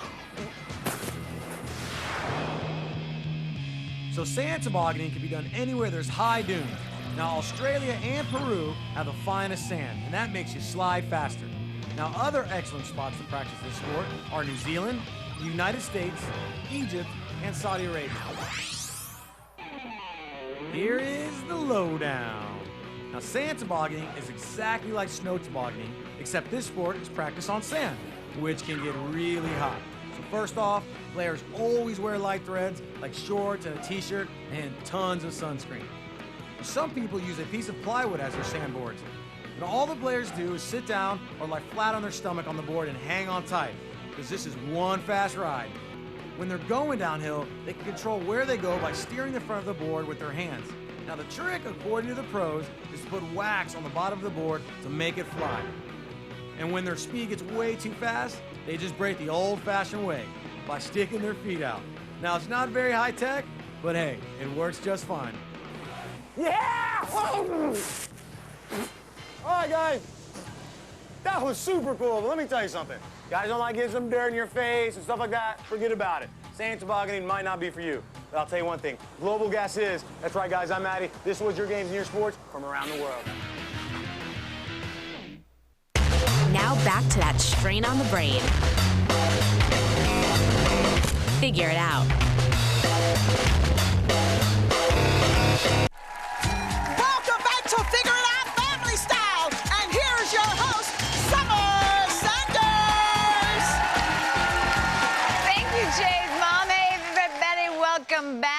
should just get rolling and meet our next contestants. Don't you think so? Please put your hands together for JB Ruddy and his mom.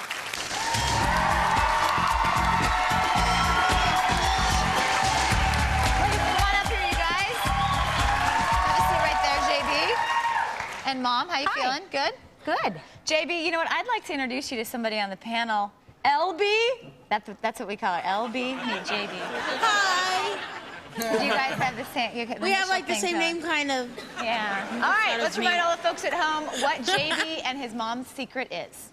He's a human pinwheel on the monkey bars, and she's his spotter. All right, remember, if you guys stump the panel, do you know where you're going? Busch Gardens. Ooh. Would that be nice? Yeah. Oh, yeah, I got a smile out of that one. All right, you guys, right over here is what you have to figure out about JB and his mom. Right now it says blank, blank, on, blank, blank, and blank. Whew, it's a long one. Kevin, we're starting with you. 1 minute on the clock. Ready, go. Okay, Jory Beth. Does this have anything to do with me? No? Then I don't care. No. Michelle, put your helmets and your goggles on, you guys. And Michelle, yes or no questions? Do you guys do it like a talent? Do you have a talent? Yeah. Oh, okay. Do you like bend parts of your body? In odd ways? They bend parts? No. Robert. Does it smell really bad? Lori Beth. You do some sort of performance? Judges? No. Kevin. Do you bend other people's bodies? Chocolate. It's really good. All right, Michelle, yes or no questions? Does it have to do with edible? Something edible? No. Robert. Something brown. No. Lori Beth. Has to do with bars of something? What are the words in the answer head? Blank, blank, on, blank, bars, and blank. Lori Beth. Does it have to do with, like, gymnastic bars? Gymnastic bars? Like this Judges? one? No. It doesn't. I'm sorry, Lori Beth. But you know what? They stumped them, and that's what that sound means. The end of round number 1. JB and Mom, you're taking home your first prize, and I know somebody who knows what it is. Jay's mom, what is it? JB will take on the 18-speed Mighty bicycle with grip shift and Shimano system for easy shifting. Equipped with the shock forward, 3-piece crane, 5-inch frame bag, water bottle, alloy rims, and cantilever brakes.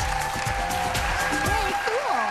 JB loves that prize. And of course, before we go on to round number 2 and giving him another chance to win a prize, we're going to give an audience member a chance to win a prize. That lucky audience member is Angela Gould.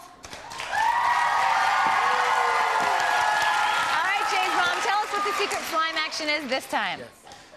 The secret slime action is sticking your finger in your ear. I love knowing. Okay, over here on Build the Answer Head is what you figured out after 1 round. Right now it says blank, blank, on, blank, bars, and blank. 4 blanks in there. Over here on the clue recap board, nothing to do with Kevin. It's all about you, isn't it? I guess not. Doesn't smell bad. Doesn't smell bad. All right. Yummy. Round number 2. Kevin, we're starting with you. 1 minute on the clock. Ready, go. Now, Mom, you don't take JB to bars, do you? No. Okay, good. Michelle. Does it have to do with hanging stuff on bars? Judges, yes. Yes. Whoa, cool. Does it have to do with hanging clothespins on Look bars? behind you guys for your next clue. Look behind you. Wow. Dog pound is helping out. Wind. Robert, yes or no questions? Okay, does that have to do with rings? No. Does that have to do with spinning? Do you spin and twirl? Yeah. Do you hang, do you do push-ups and pull-ups? No. You should. Kevin. Does it have to do with about 50 other people? No. Michelle. Does it have to do with hanging spinny things off of ya? No. Robert. Do you do it in the wind? What? In the wind? No. No. Does it have to do with turning around and around? Turning around and around? Yes, it does. Lori Beth is on a roll there, but that's the end of round number 2. You stumped him again, JB. Does it feel good? Yeah. Yeah, he wants to know his second prize. Jay's mom, what is it? Extreme G2 for the Nintendo 64. Race with up to 4 players on 36 twisting tracks in 12 unique futuristic worlds. Get ready for the ride of your life from Acclaim Entertainment.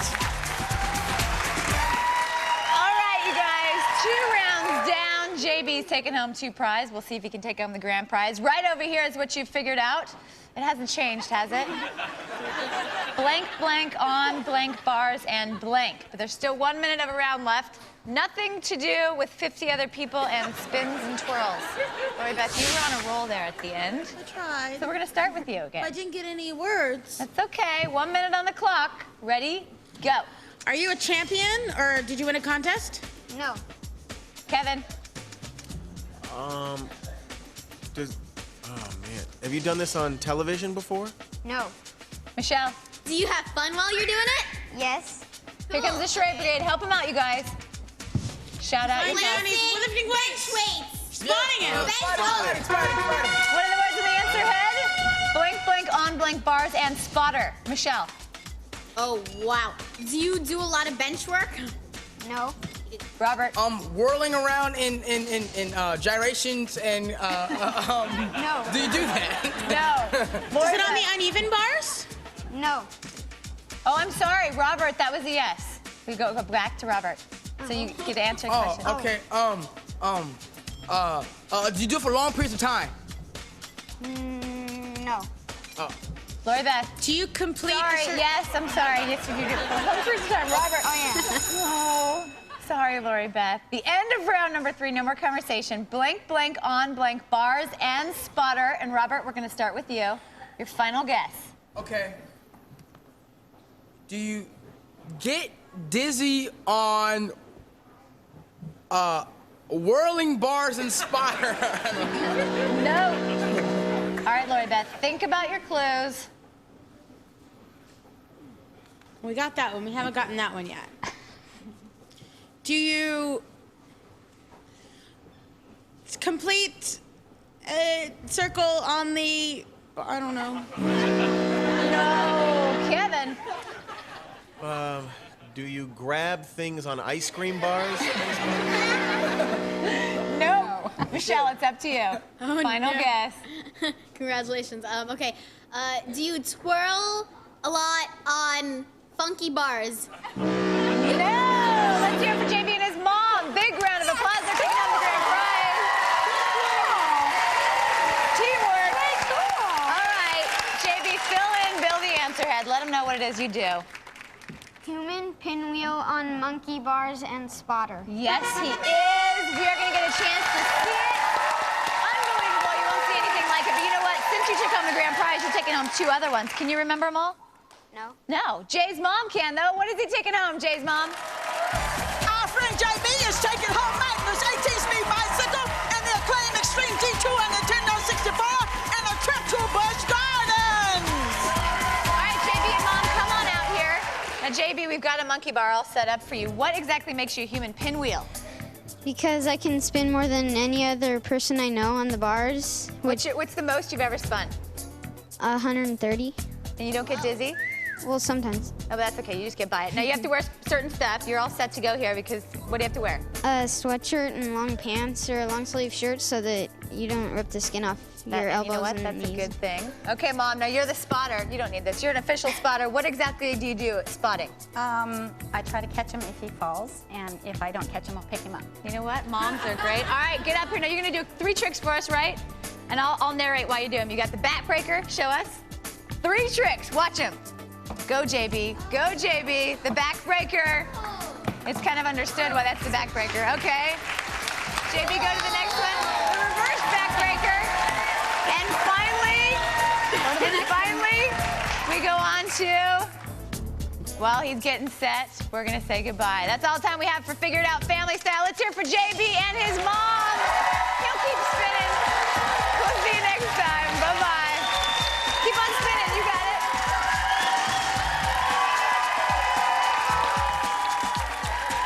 Promotional consideration provided by the original surprise bag. Each packed with a different assortment of candy, toys, puzzles, and fun. There are new surprises in every surprise bag. And by Tiger Electronics. Hear the whack of the ball, feel the tug of the reel. Tiger Sports Field Baseball, Fishing Champion, and Sports Field Golf.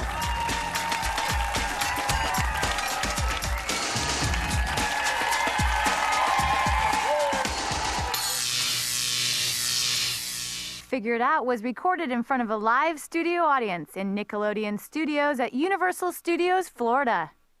You are watching Nick GaS.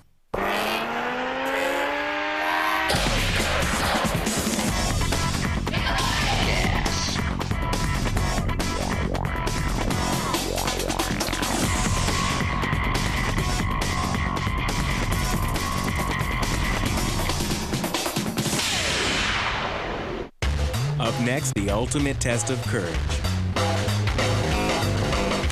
Nickelodeon Guts. Do you have it? Do you have it? Do you have it? From Nickelodeon Studios in Orlando, Florida, welcome to Guts, the action sports show that's gonna make you sweat. And now today's fearless players, wearing the bold blue from Dodge County Middle School, Delia Dynamite Webster! In the rad red from Southwest Middle School, Maniacal Marnie Schultz!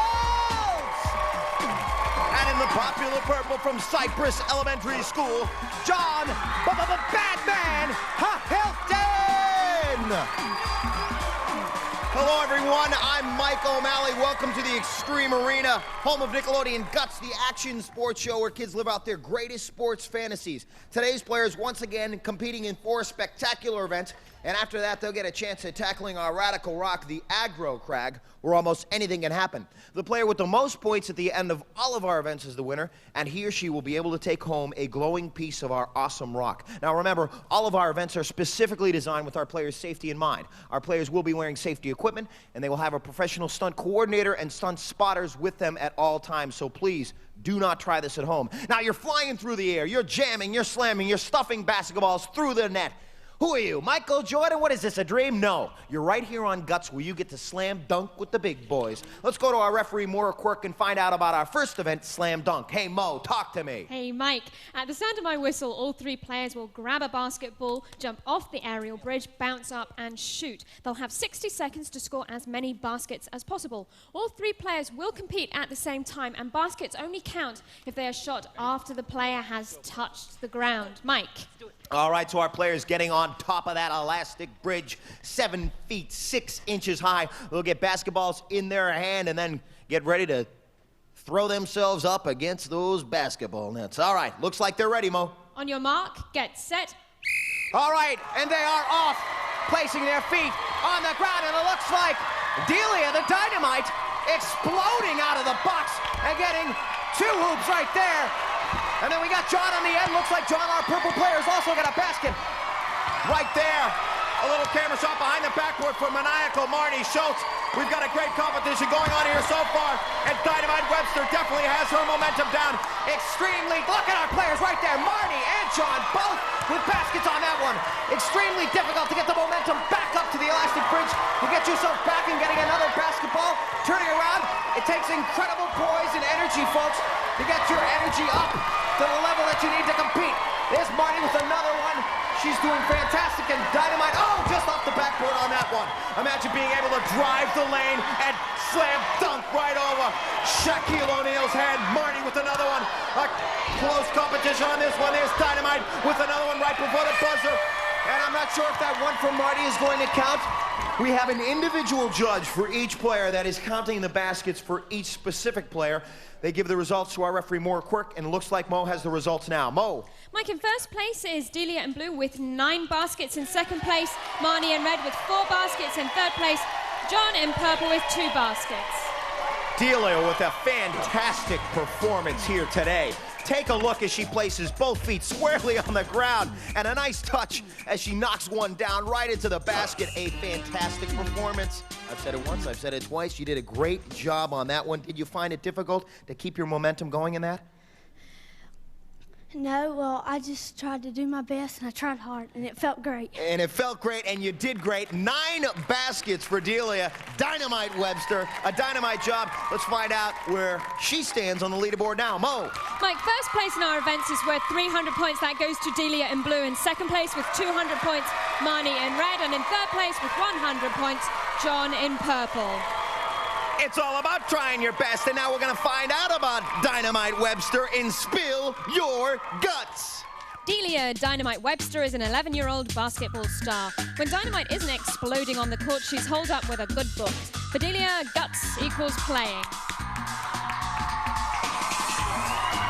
And our next event brings out the tenacious competitor in all of our Guts players. It's called Basic Training. Our obstacles change every day. Let's take a look at what we got working here today. We've got the cargo net, then on to the tightrope walk down the slide for life, and then they're going to battle their way through this elastic jungle, head over to the wall climb, where they're going to have to scale this wall, grab onto this rope, and get on the top of the platform, and then fall right into the free fall. Let's go to Mo for the rules. Mo. Mike, our players will be timed from starting line to free fall. They must complete each obstacle before moving on to the next one. Best time wins. On your mark, get set. All right, so Delia Dynamite Webster, as she makes her way up the cargo net, she's going to set the pace on this one, and she's in first place with 300 points going into this event, making fantastic time. Incredible poise as she makes her way through here, folks. They need all of the strength. Arm strength, leg strength. She made her way through that elastic jungle. No problem, and right into the free fall bag. Look of jubilation as she rolls right out of that event. We'll go to Mo for the official time. Mo. Delia clocked in at 24.9 seconds. All right, so Delia with a quick time. Mike, let me just amend that, Mike. That was 25.9 seconds. 25.9 seconds. Excuse me. Okie doke. On your mark, get set. All right, Marnie, maniacal Marnie Schultz having a good effort as she makes her way up the cargo net and putting her leg over and getting right across the tightrope walk. Good form as she makes it across there. Onto the slide for life. Again, she needs a good time. She goes into this event in second place with 200 points, and look at her ferociousness as she fights her way through that elastic jungle. She can either bite her way through or fight her way through. She chose to fight her way through and scaling that wall. And she gets to the top of the platform and into the free fall bag. Good form. She's rolling out of that one, and the clock has stopped. We will go to Mo and get the official time. Mo. Marnie clocked in at 35.7 seconds. 35.7 for maniacal Marnie.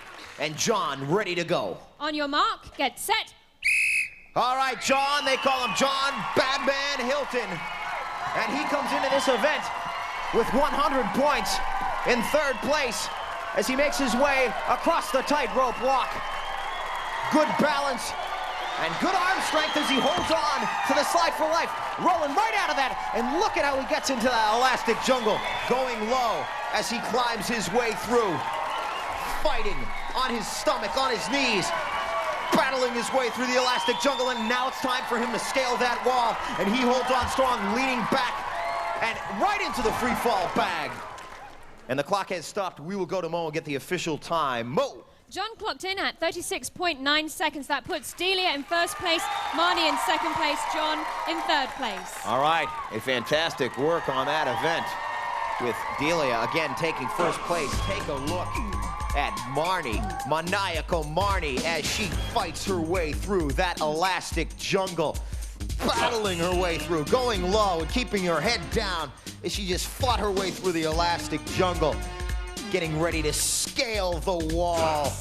And a fantastic job. And we've got Marnie right here. Now, what did you think was the most difficult portion of that event? Well, it was the elastic jungle because there's so many wires in there, you don't even know where to go, like under or over. But you got your way through. You did a great job. And let's go to Mo and check out the leaderboard now. Mo. Mike, right now in first place is Delia in blue with 600 points. In second place, Marnie in red with 400 points. In third place, John in purple with 200 points. All right, a fantastic job, and our players a little bit tired after that one. And we'll find out a little bit about Spill Your Guts, maniacal Marnie style when we come back. You stick around, more events coming up. You are watching your games, your sports. Nick GaS. From the four corners of your world, This is Global GaS. Bonjour, je m'appelle Mathieu. Psyched you out, guys. That was a little French for you guys. What it means is, what up, G? And let me tell you guys something. The French know exactly what's up here at Global Gas. Your games and sports from around the world. Let me tell you guys about a whole new sport they created. It's called hydro speed. If you guys like whitewater rafting, or better yet, going head first in those rapids in one of these, you're gonna love this sport. It's called hydro speed. Check it out. Now, hydro speed, also known as river bobsled or river surfing, was invented in France, but it's also popular in Italy, Spain, the United States, Chile, and Argentina. Here's the lowdown. Now, you can find this sport at any river with rapids, where whitewater rafting is usually practiced. Hydro speed is easy to learn, much easier than kayaking or canoeing. Hydro speeders lie on their stomachs on the specially made board with their legs floating freely in the water as they whoosh down river rapids. Now, once they're rushing down the rapids, players steer the hydro speed with their arms and by shifting their body weight to turn right or left. Now, the key is to grab on tight and not let go. It's easy to lose your grip. Now, players usually wear thick wetsuits that are reinforced at the knees and elbows. They have flippers on their feet to help them navigate the hydro speed and a helmet for protection. So there you have it. Now, guys, most hydro speed places, there's a place there where you can take lessons before you hit the water. So if you guys are quick learners or brave enough to hit those rapids, you guys will be hydro speeding in no time. And think about it, guys. Hydro speeding on Le Weekend. Oh, my French is getting so good. You guys, Global Gas, we'll catch you later. Now back to the ultimate test of courage. Nickelodeon Guts.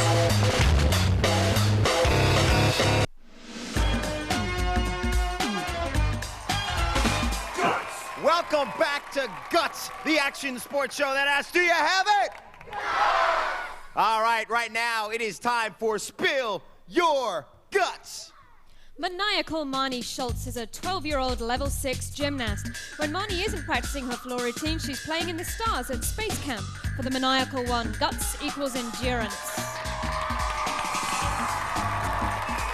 All right, our next event is totally rad, it's totally cool, it's totally tubular. We're gonna put these tubes in the pool, and our players are gonna have to put themselves through it. Let's see what they can do. They're gonna get wet. Let's go to the rules for Moat. Mike, at the sound of my whistle, all 3 players will race across the pool, collecting tubes around their bodies. They must touch the end of the pool before coming back and also to end the race. First player to the starting line with all of the tubes on their body wins. On your mark, get set. All right, Dynamite Delia in first place with 600 points. Let's see if she can hold on to her perfect score. And it looks like Marnie with 2 right there. Maniacal Marnie with 3 tubes. That's Delia with 3 on her too. We'll see what John can do on the end there. As John trying to put 2 on at once. He's doing a great job. And it looks like John needs a first place finish also. And Delia, it looks like between Delia and Marnie, Dynamite and Maniacal, will Delia hold on to her perfect score? Oh, it's gonna be close, folks. It's gonna be real close on that one. Unofficial, of course, but it looked like Delia came in first place in that one. Second place, possibly going to Marnie. And there's a look at Delia right there. Marnie, definitely out of breath after that last event. I tell you, folks, in this pool event, our Guts players show just how, just how athletic they are. And we're going to Mo now for the results. Mo. Okay, let me tell you, Mike. Actually, it appeared that Delia did not touch the end of the pool. That's part of the rules, and she gets an automatic 3rd place. We also have John in purple in 3rd place. That makes Marnie in red our first place person for this event. Okay, and that is why myself, watching just like you folks at home, did not see that Delia did not touch the other side of the pool. And of course, we had to go with the rules on that one. The first place going to Marnie, Maniacal Marnie taking a first place finish in that one, 300 points. Tell us about that last event. Well, because I'm short, I didn't think I was going to fit through all the tubes, but I guess I did. You certainly did, and you took first place, and that's Marnie standing tall after first place in that event. Let's go to Mo right now and check out our leaderboard. Mo. There is a tie right now in first place. Both Delia in blue and Marnie in red have 700 points. In 3rd place is John in purple with 300 points. That's our pool event, and right now it's time once again for Spill Your Guts. John Badman Hilton is a sports and school leader. 11-year-old John is his class president when he's not leading his teams on the football and baseball field. For John, guts equals courage. And I am here on the elastic bridge where Delia is getting ready for our next event, Jump Jump. We're gonna put a little spring in her step, a little elastic in her leap. She's gonna be hurdling over this one and a couple of more. Let's go to Mo for the rules. Mo. Our players will jump off the aerial bridge and over 2 hurdles. They must climb to the top of the opposite bridge and touch the railing before coming back, and also to end the race. Time penalties will be added for any hurdles that are knocked down. Best time wins. Player, on your mark, get set.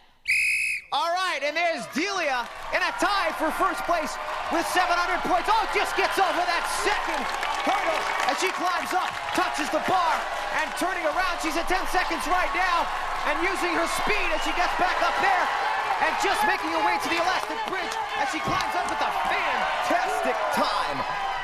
And we will go to Mo and get the official results on her time right there. Mo, what did she get? Delia's time was 17.8 seconds. 17.8 seconds, as you see Delia getting off the bridge. Maniacal Marnie will be getting up on the bridge next. She is tied with Delia, 700 points, both of them, as you see Delia watching Marnie. Yeah, giving the thumbs up right there. And Maniacal Marnie, yeah, she took first place in that one. And what she's going to get ready, first place in our last event, she is getting ready for this one. Looks like she's ready, Mo. On your mark, get set. All right, determination. See if she can keep at least a tie for first place. Having trouble. Oh, she sat on that one. She had trouble with that one. Knocking that one down. She's going to get a penalty for that. Let's see what time she can make getting back over there. Still making good time and getting up the elastic bridge. Oh! Going to be close on that one, but it looks like she may have had a penalty on that last time. We'll go get the official results from Mo. Mo. Marnie's time was 23.2 seconds. That includes a 5-second penalty for knocking down the hurdle. Okay, so Delia in first place, as you see Marnie saying a little hello after that event. John going into this event in third place with 300 points. He needs a good finish in this one. Looks like he's ready. On your mark, get set. All right, the Mike Daddy said jump, jump, and John getting his way over that one. He's gonna have to throw himself forward. He's having a little bit of trouble, but continuing his effort as he goes back to the hurdle, pushing himself forward. And look at him with his strength, clawing his way up the elastic bridge, turning around and thrusting himself forward. Perfect form as he made it over the first hurdle and the second hurdle, making his way up the elastic bridge and coming in.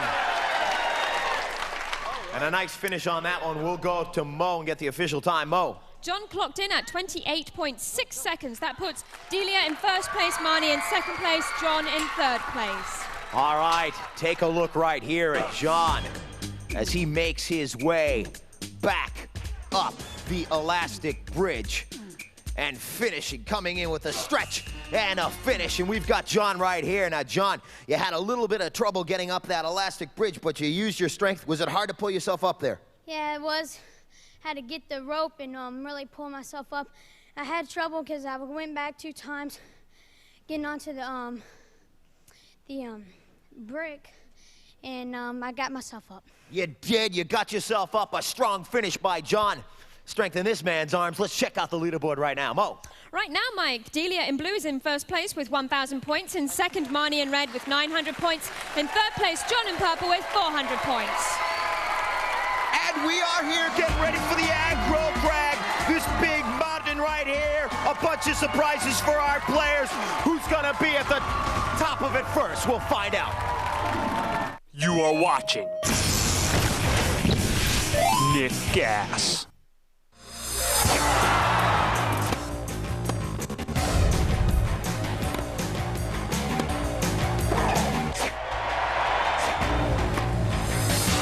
Hey guys, I'm pro tennis player Maria Sharapova, and today I'm going to hit the court for some practice with my dad. Forehands, backhands, serves, volleys, you name it. It's time to get to work.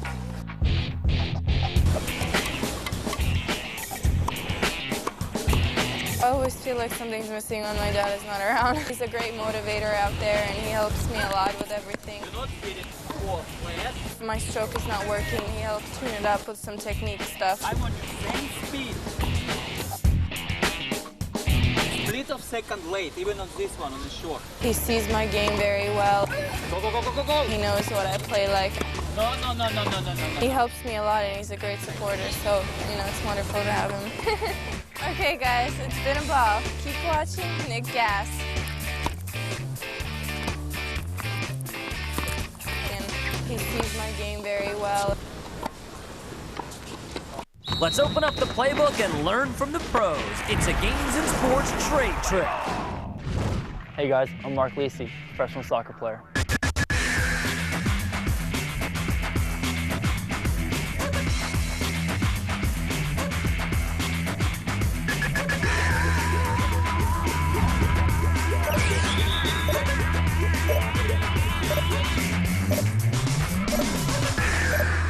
We all love to score goals, but sometimes we need a little assistance. Today's trade trick is all about the cross.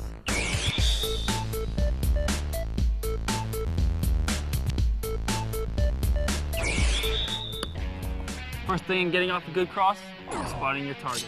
If you see an open teammate streaking the middle or sideline, you want to make sure you lead him enough so the ball meets him at the right point. Once you spot your man and begin your pass, you want to get your foot planted. You want to bring your opposite foot parallel to the ball and plant it solidly. Without good footing, you won't strike the ball as cleanly as you'd like. And finally, you want to get your kicking foot under the ball. In order to get the right arc on your pass, you have to lift the ball off the ground by getting as much of your foot underneath it. After you got the fundamentals down, there's one thing I like to do, and that's no look. This is going to cause problems with defense because they think I'm passing one way, but playing it the other way. Do all this, and you're sure to get passing grade. Stay tuned to Nick GaS for more trade tricks.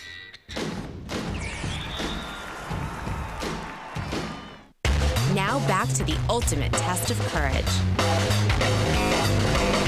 Nickelodeon Guts.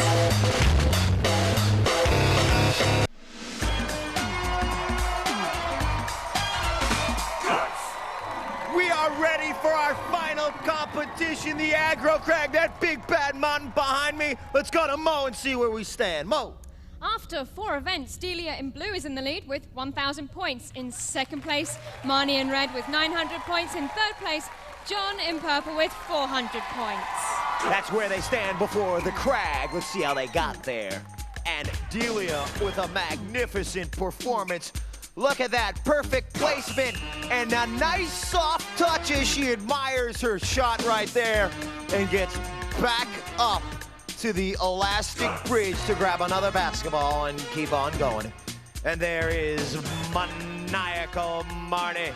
Maniacal Marnie almost losing her footing there, but stretches across and grabs a hold of the slide for life. And good form as she tucks in her knees and then gets ready to get into the elastic jungle. And there's Johnny.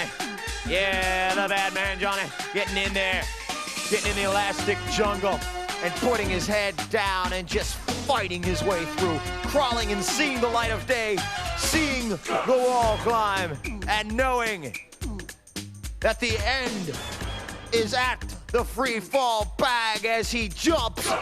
Boom, bang! And then we go to totally tubular. A close competition right here with all 3 of our players neck and neck, tube for tube.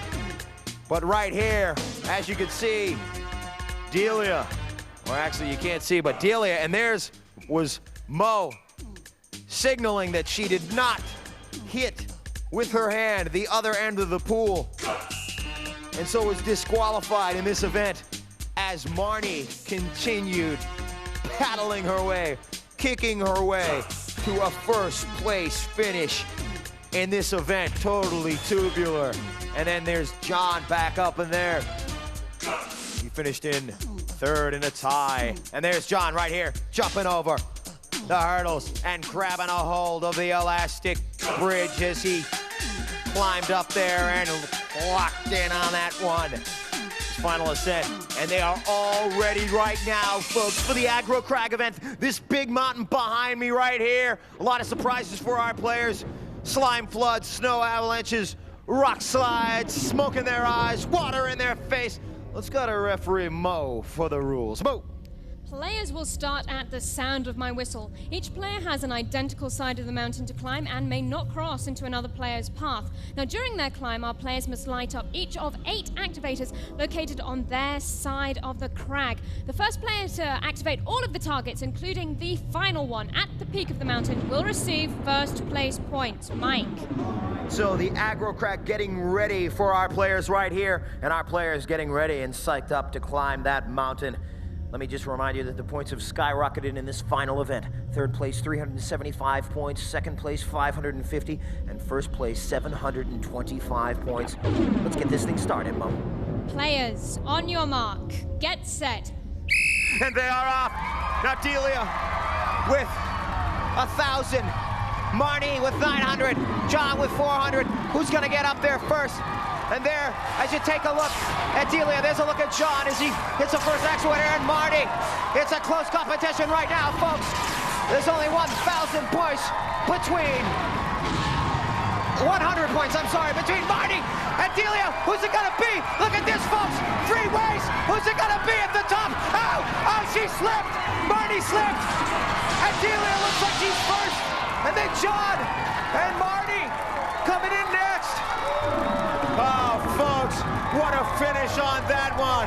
As you see our players a little bit winded at the top of that mountain. Let's go to Mo for the official results. These are the results of our Aggro crag. In first place, Delia in blue. In second place, John in purple. In third place, Marnie in red.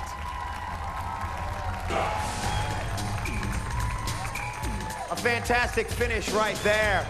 And our players, as you see, Marnie climbing up the mountain and hitting the actuators neck and neck with our other players at this point. It was a 3-way tie on that portion. The rocks come tumbling down, and look at the view from the top of the mountain as Delia and Marnie close the whole game, all of our events here today, and just showing right there at that point. And there, right there is when Marnie slipped, but she held on and finished. And Delia knocking in first place on that one. A fantastic performance by all our players here today. And now we're gonna go to Mo and check our final leaderboard standings. Hey, Mo. These are the final standings. In first place today is Delia in blue with 1,725 points. In second place is Marnie in red with 1,275 points. And in third place, John in purple with 950 points. All right, and we have the bronze medal going to John. John coming back with a second place finish. John Batman Hilton, the bronze medal going to him. A second place finish in the Aggro crag today, bronze medal. Marnie getting the silver. A tenacious competitor. Fabulous performance here today. And now the gold medal, ladies and gentlemen, to our winner today, going to Delia. Let's give her a piece of that giant glowing rock, the Aggro crag, and give her a piece and to hold high for everyone to see. All right, and now I'm gonna come in here and talk to John. What do you think about that Aggro crag event, my man? There was a lot of surprises in there, and you just had to get in there, get up there, and get it without slipping or nothing. Just had to really keep your balance. All right, good job. You kept your balance well. And let's go right in here and find out about Marnie. What do you think of your performance here today? Well, if I wouldn't have slipped, I would have gotten a better chance to get first. But you did fantastic. Delia, did you have a good time today? Sure did. No ifs, ands, or buts. These kids got guts. Do you have it? All Guts players compete in Reebok athletic shoes, who remind you that on Planet Reebok, there are no limits.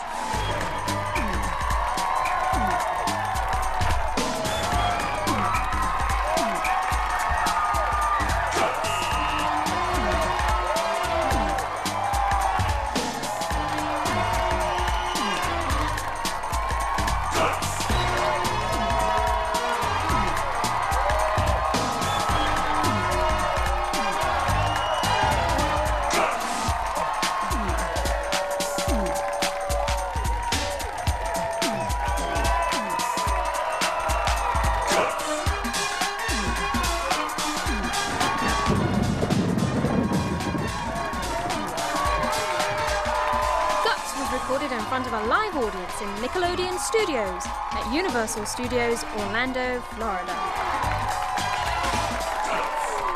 You are watching Oh, it's gonna be close. Nick GaS.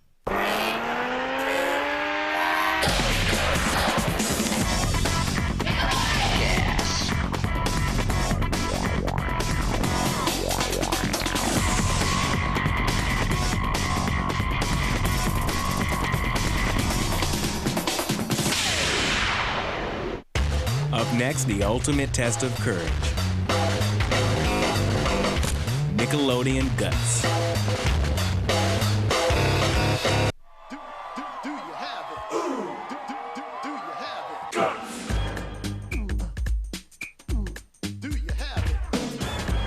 From Nickelodeon Studios in Orlando, Florida, welcome to Guts, the action sports show that's gonna make you sweat. And now today's fearless players wearing the blazing blue from Williams Middle School. Mandy, Mad Dog, Flood! And the Rebel Red from Pine Hills Christian Academy, flying Ryan Gilbert! And in the prestigious purple from Waterbridge Elementary School, Fresh, the Crusher, Martin! Hello everyone, I'm Mike O'Malley. Welcome to the Extreme Arena, home of Nickelodeon Guts, the action sports show where kids live out their greatest sports fantasies. Today's players will be competing in 4 spectacular events, and after that, they'll get a chance at tackling our radical rock, the Aggro crag, where almost anything can happen. The player with the most points at the end of all of our events is the winner, and he or she will be able to take home a glowing piece of our awesome rock. Now remember, all of our events are specifically designed with our players' safety in mind. Our players will be wearing safety equipment, and we'll have a professional stunt coordinator and stunt spotters with them at all times. So please, don't try this at home. Now our next event, or our first event I should say, is going to make you feel like Troy Aikman connecting on a couple of touchdown passes. We're going to give you a little height with our elastic cord. We're going to go to referee Moore Quirk for the rules. Mo. Mike, at the sound of my whistle, all 3 players will jump off the aerial bridge with a football in their hands. The object of the game is to get as many footballs through the tire as possible in 60 seconds. Players must bounce off the ground before they throw, and the player with the most balls through the tire at the end wins. Mike. All right, so as you can see, our players getting up on top of the elastic bridge. Some help from our stunt spotters up there getting situated. There's a look at our camera through our tire where our prestigious purple player, Chris, will be throwing. And it looks like they are ready to go. On your mark, get set. All right, and there's a look at all 3 of our players as they get the height. And it looks like in the middle, that's Brian, our red player, the Rebel Red, connecting. It is Chris and Mandy with another one. A good competition so far. It looks like all of our players have terrific form as they releasing the football at the apex of their jump and just knocking it in. Take a look right there at Chris and Mandy. Oh, look at the energy on Chris and Mandy's face, both connecting. It's a close one right here, folks. They have definitely got the points, and look at, there's a shot at Chris. He's loading up that tire with plenty of footballs today, folks. Imagine Lawrence Taylor coming at you full steam and just saying, hey, sorry, Larry, I'm throwing this one over your head. And I'm gonna connect a little touchdown. We got time running out, and it looks like every one of our players has been knocking plenty of footballs. Perfect form, nice arm on that one. There's another shot at Chris, and time has run out. So all of our players, as they get down off of the elastic bridge, we have an individual judge assigned for each player, counting up the footballs and giving the results to Mo. Let's go to Mo and get him. In first place was Chris in purple with 10 footballs. In second place, Brian in red with 8 footballs. In third place, Mandy in blue with 7 footballs. So a close competition, 10 to 8 to 7. As I said, all of our players doing very well. And look at the form right here as Chris goes low. And I didn't even think we had much more room left in that net for any more footballs. He did an excellent job on that first event. And let's talk to him right here. How did it feel to be throwing the football that high up in the air? I felt like I was flying. Now, was it hard to aim at all? Not really. Obviously not. He got 10 in there, and he took first place. Let's check out where we stand on the leaderboard right now. Mo. Mike, first place in our events is worth 300 points. That goes to Chris in purple. In second place with 200 points, Brian in red. In third place with 100 points, Mandy in blue. An excellent first competition. Our players showing their athletic prowess. And right now it's time for Spill Your Guts. Mandy Mad Dog Flood is a rabid competitor whose bark is as bad as her bite. When Mandy isn't mauling the competition, she's maintaining her place on the honor roll. For Mandy, guts equals good times. All right, and I believe Mandy's ready to bark her way up a cargo net in our next event. It's called basic training. It takes place in the other portion of our gym. Our obstacles change every day. Let's take a look at what we got working here today. That's the cargo net, then the tightrope walk. They gotta get on that platform and jump into this airbag, into the tire crawl, and then up this wall climb, down the tube slide into the pool where they'll say hi to Joe. Hi, Joe. Let's talk to Mo. Mike, our players will be timed from starting line to splashdown. They must complete each obstacle before moving on to the next one. Best time wins. On your mark, get set. All right, Mandy Mad Dog is ready. As she gets up the cargo net, and I told you she'd bark her way up there. She certainly did. Mandy with 100 points going into this event. She's in third place. She needs a good finish and into that airbag. A nice rollout as she is getting ready to go flying through that tire crawl. And look at the grit and determination on her face as she makes it up the wall climb and then down into the tube slide. That's a slippity slide, slick gut scam. Showing the tube slide pool finish. And let's go to Mo and find out the results. Mo. Mandy clocked in at 29 seconds even. 29 seconds the time to beat. And Brian, Flying Brian they call him, he's ready. On your mark, get set. All right, well, let's see if Flying Brian can take flight up the cargo net and across the tightrope walk, because he's gonna stand on top of that perch. Oh, and he almost fell, but he held on. Incredible arm strength on that one for Brian. Just showing just what the guts players have. You want to answer to the question, do you have it? This guy's got it. Look at him get down the tube slide and into the pool. After slipping on the tightrope walk, let's find out his time. Brian clocked in at 26.1 seconds. 26.1 seconds. Now the time to beat. And Chris, our first place finisher in our football competition. Let's see what he's got here. On your mark, get set. All right, Chris. Wearing the prestigious royal purple. Gets across the tightrope walk. They call this man the Crusher. And let's see if he can crush the competition here. Rolling out of the airbag. He's at 18 seconds. He's going to make up good time right here. Look at him make it through the tire crawl. Oh, my God. This man just made it down the wall climb. Great time. It's going to be close. I don't think I've ever seen anybody get up that wall climb faster than the Crusher just crushed that wall. And let's find out the real time from Mo. Well, Chris clocked in at 26.8 seconds. That puts Brian in first place, Chris in second place, and Mandy in third place. Look at how close our players were right here. Take a look at Brian as he was, just fell off just a little bit on the tightrope walk and then into the airbag. And we've got Brian right here, right next to me. Brian, on that last event, you had a little trouble on the tightrope walk, but right into the airbag. How did it feel to jump into that thing?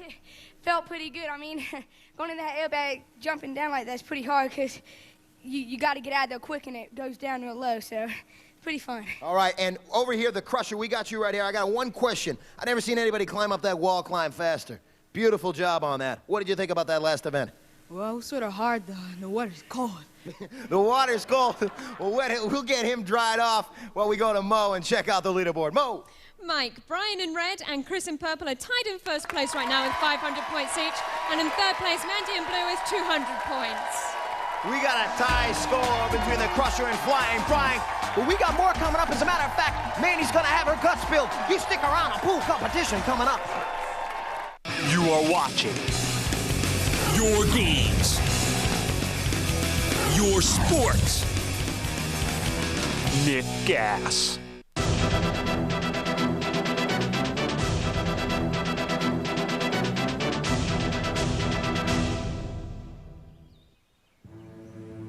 On the mean streets of suburbia, the sport of slaps is not a game, it's a way of life.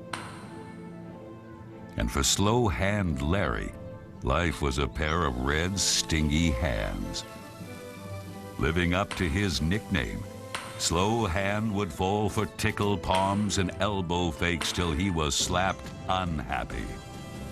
But failure trained Larry well in the slapping arts. He soon figured out all the moves and fakes that had fooled him once before. He became the least slapped slapper to ever play slaps. No one pegged him Slow Hand anymore. He was now Cool Hand Larry. There was, however, one formidable foe that Larry had never faced. Susie Slapstick Reynolds. Susie had the fastest hands on the street. She was the self-proclaimed Sultan of Slap. Word on Brayburn Road said it was time for the student to teach the master. At the start, Larry's hands stayed steady through the usual tricks. He slipped away from Susie's slaps with snake-like quickness. Would Larry unseat the Sultan of Slap? Nope. In a spectacular tickle palm hand switch combination, Larry was schooled yet again in the art of slaps.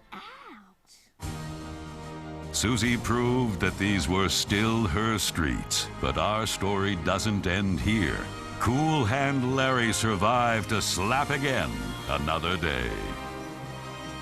You see, it is his heart, not his hands, that makes Larry one of the great heroes of the game. Now back to the ultimate test of courage. Nickelodeon Guts.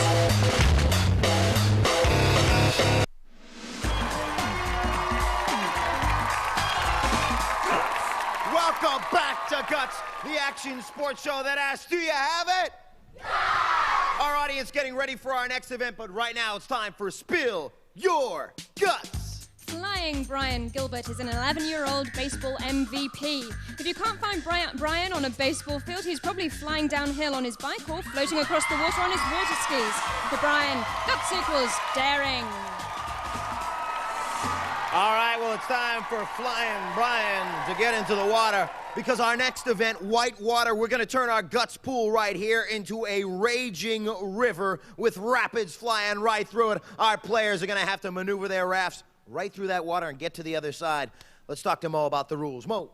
Well, Mike, each of our players will maneuver their boat around the buoys and high-five the spotter at the end of the pool. Fastest time wins. On your mark. Get set. We got to fire up those jets first. All right. And on your mark, get set. All right. And Mandy making her way around that first buoy. And look as the rapids are pushing her raft from side to side. But she's got good poise in this and good balance as she makes her way around the second buoy, having a little bit of trouble.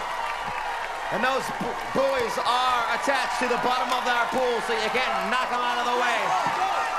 And she's having some trouble in the corner, but continuing to fight her way through. Mandy at 32 seconds right now. She's coming in. She needs the high five, and oh, stretching out of the pool. She's in the water, but she's got to come in for the high five, and there she has it. All right, Mandy making her way across the other end of the pool. Let's go to Mo for the time. Mo. Mandy finished in 38.8 seconds. 38.8 seconds. All right, and Brian getting his goggles on and taking his position in the raft. We'll see what he can do. On your mark, get set. Brian tied for first place with Chris. Needs a good time here. Hopefully he'll come in under 38 seconds, which was Mandy's time. And from side to side, he is staring at, and as you can see, those rapids pushing the raft off to the side. He's having a little bit of trouble coming in. Needed to come in at an angle on that one, but continuing to maneuver his way around that second buoy. He's at 25 30 seconds right now. He needs to beat a time of 38 seconds. He needs to hurry up and get in for the high five. It's going to be close. He stretched and got the high five in there, just touching our judge. We'll get the official ruling from Mo on the time. Mo. Brian finished in 35.9 seconds. 35.9 seconds. Now the time to beat Brian's top competitor here, Chris, ready in the water. On your mark, get set. All right. Well, I call him his top competitor because they are neck and neck going into this event with 500 points each. And look at the strength in Chris's arms as he makes it through. Now, see, folks, he came at an angle. He wasn't letting those rapids slow him down, making excellent time at this portion of the event, folks. At 20 seconds, he's coming in. He needs to get to the judge, though. Get to the judge. He's trying to dig, and he's out of.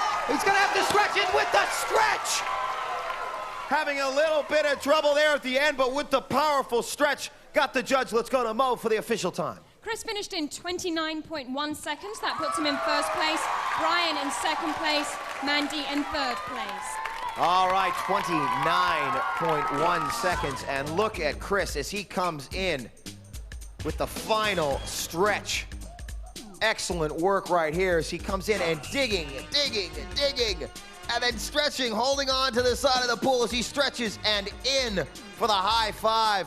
Great work on that, and we've got both gentlemen here once again. Let me ask you guys, how was it maneuvering your boat with those rapids? Was that affecting the steering? You first. It was hard, I mean, because them rapids coming out the side, and you're trying to steer one way, and they're pushing you the other, so it's pretty hard. Now, Chris, you had some trouble in the corner. What happened over there? My pilot got caught in the side, and I just couldn't move.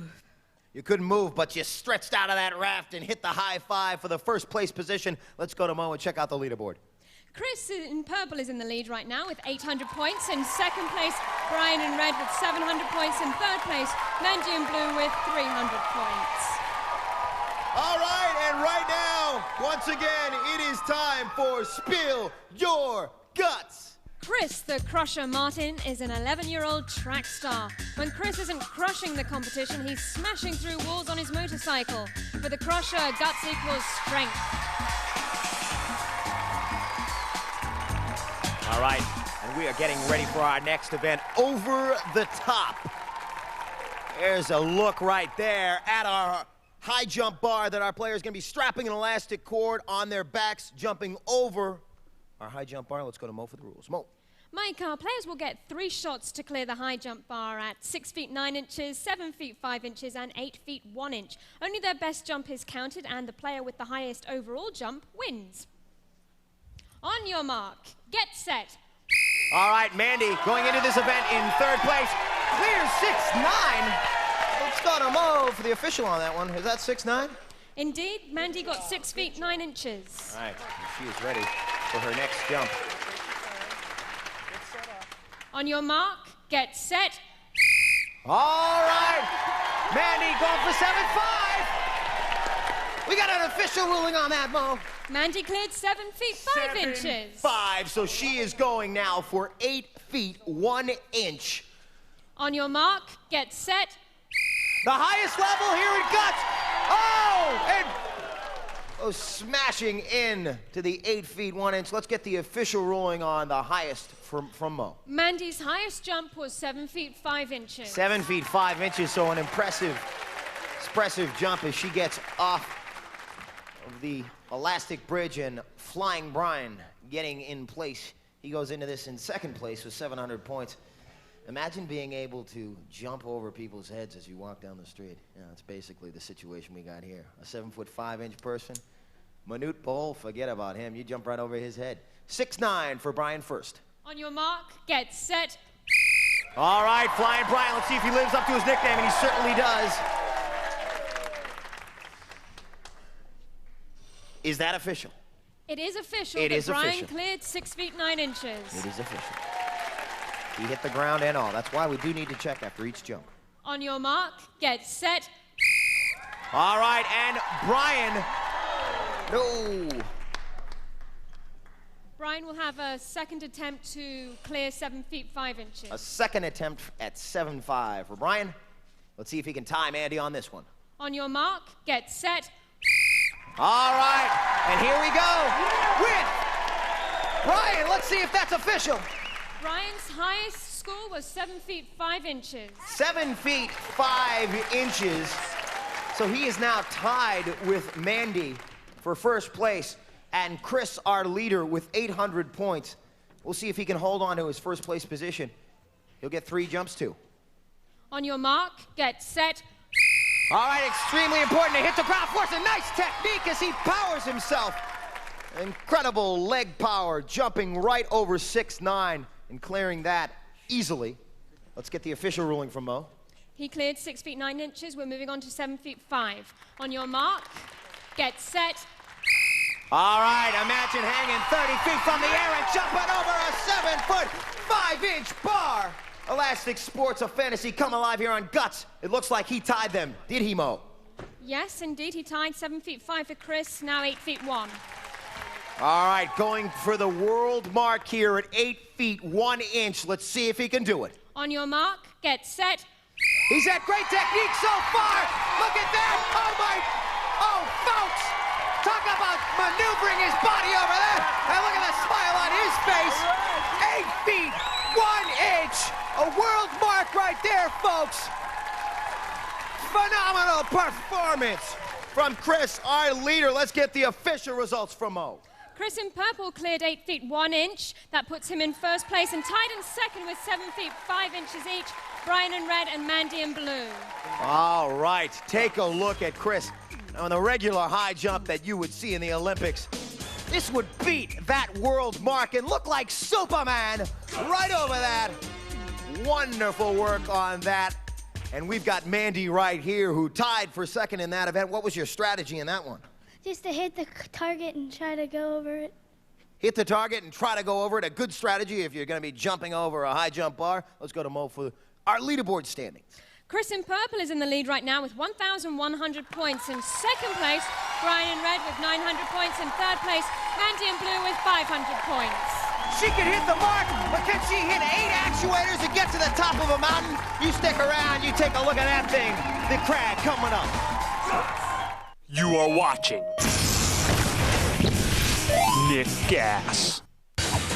From the 4 corners of your world, this is Global GaS.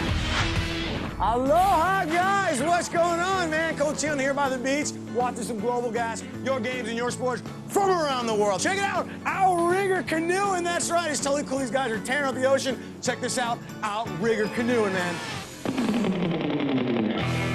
Now, the first outrigger canoe races started in Hawaii, but way before it became a sport, Polynesians used outrigger canoes for transportation from one island to another. Now, these days, you can try it out in countries like the United States, Australia, Tahiti, and Fiji. Here's how it works. The outrigger canoe is different from an ordinary canoe because it has a rig on the side. Now, this rig balances the canoe and makes it more stable when you're in the ocean. Now, Hardcore Canoe is trained year-round for the World Championship, a 40.3-mile race between the islands of Molokai and Oahu. And in these long races, each canoe is followed by a motorboat with reinforcements. And when paddlers get tired, they switch off with the other teammates who are standing by on the motorboat, ready to jump in and continue the race. Now, these switcheroos are really cool because the paddlers don't miss a beat. They get in and out in a split second. Now, lots of serious canoeists also do little sprint races called regattas, which are typically 250 to 500 meters long. Now, those take place in many places around the world and are good prep for the big race in Hawaii. Outrigger canoeing is considered Hawaii's national sport, and it's high-speed, high-intensity fun in the sun. Not only do you get really buff arms while you're at it, you get to race with a team and achieve results one person can't achieve alone. All right, now one of the many perks of this sport here, of course, is getting a pretty nice tan. And as you can see, guys, I need to work on mine. So I'm gonna do a little bit more rowing. This has been Global GaS. I'm Maddie, Outrigger canoeing, man. Now back to the ultimate test of courage. Nickelodeon Guts.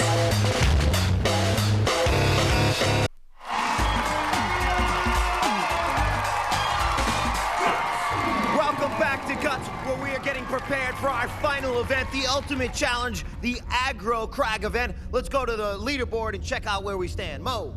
In first place after 4 events is Chris in purple with 1,100 points. In second place, Brian in red with 900 points. And third place, Mandy in blue with 500 points.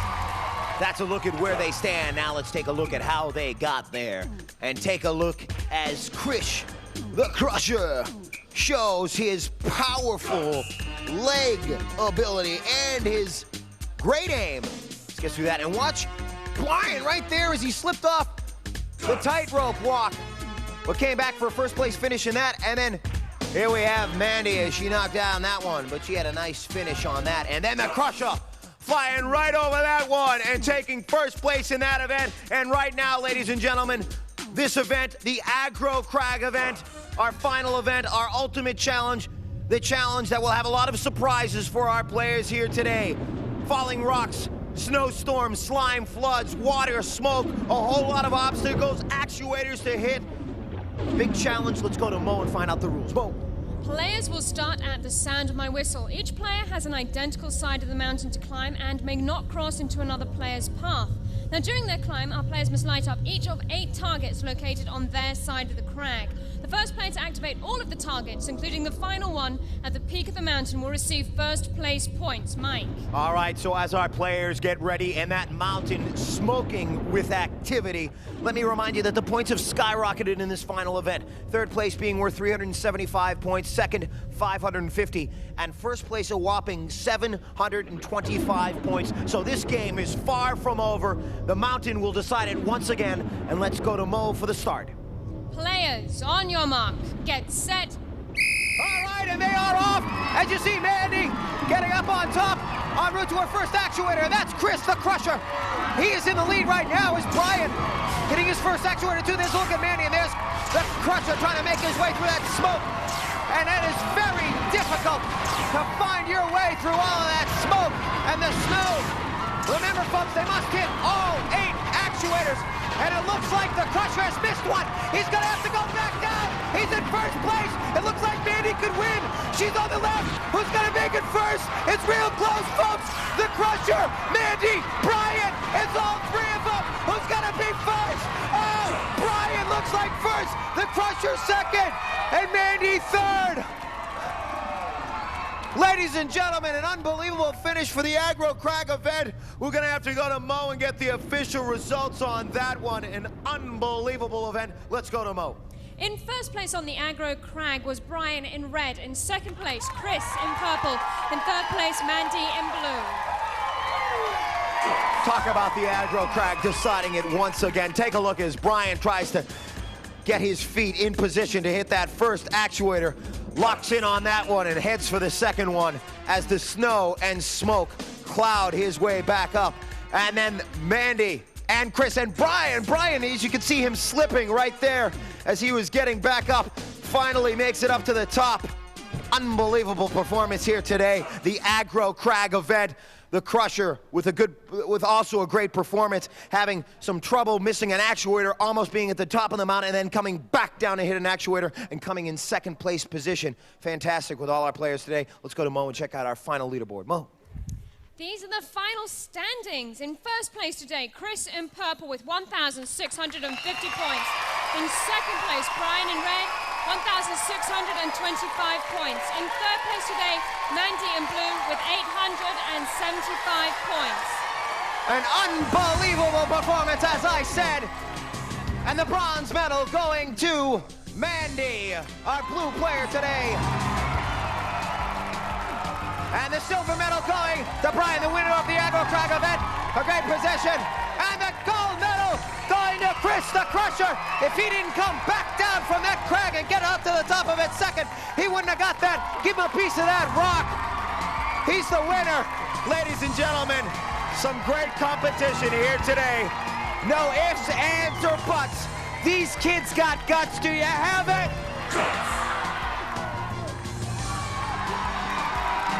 All Guts players compete in Reebok athletic shoes. We remind you that on Planet Reebok, there are no boundaries.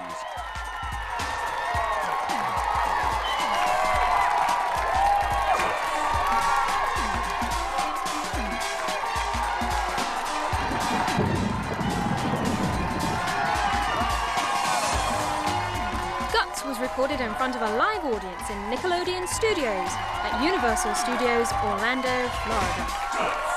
You are watching Oh, it's gonna be close. Nick Gas.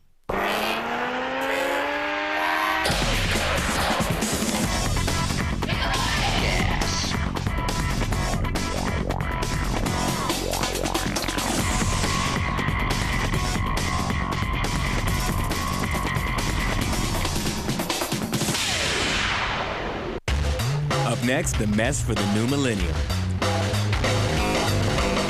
Double Dare 2000. You are watching Nick Gas. Hey, you want to improve your skills? Get fit?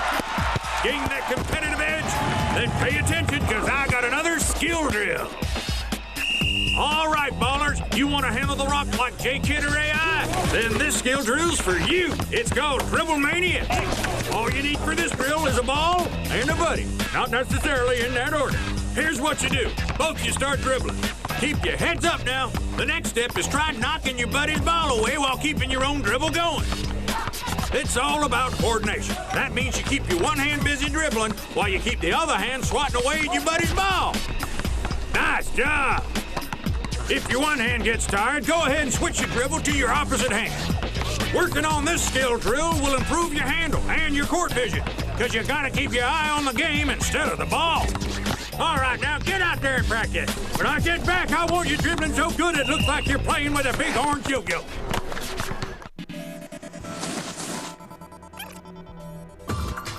What's up? I'm Nadine from Nick Gas, and this is the pro sport of snowboarding.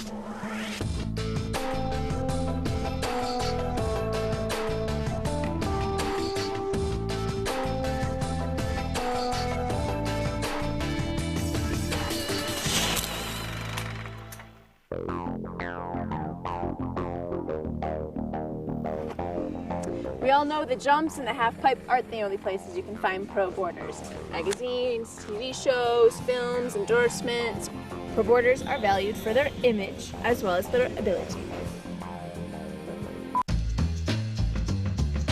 And we all know you work your hiney off on the half pipe. But what else do you have to do to promote or project an image as a professional boarder? There's a whole lot that goes along with being a professional athlete, but when you look at it in terms that it's what I love to do, and it's great that I have a job doing that you can never complain. We all have to, work very hard on the slopes and off, such as doing interviews like I'm doing right now. On the off days of snowboarding, I'll have to go out with a photographer or something and shoot some lifestyles. I think somebody looks at a magazine and gets inspired, it's like, wow, that's really cool. People are really going for it. Snowboarding is all about image. It's everything from music to fashion to style. While you're doing that kind of stuff, you want to just project yourself with a good image and, have a good attitude that kids want to look up to you. It's very important for us that the kids pick up on it, because it's the kids that are going to be the future of the sport. And I remember just a couple years ago, like it was yesterday, me looking up to all these guys, and now I'm shredding with them and good friends with them. It's pretty rad, for sure.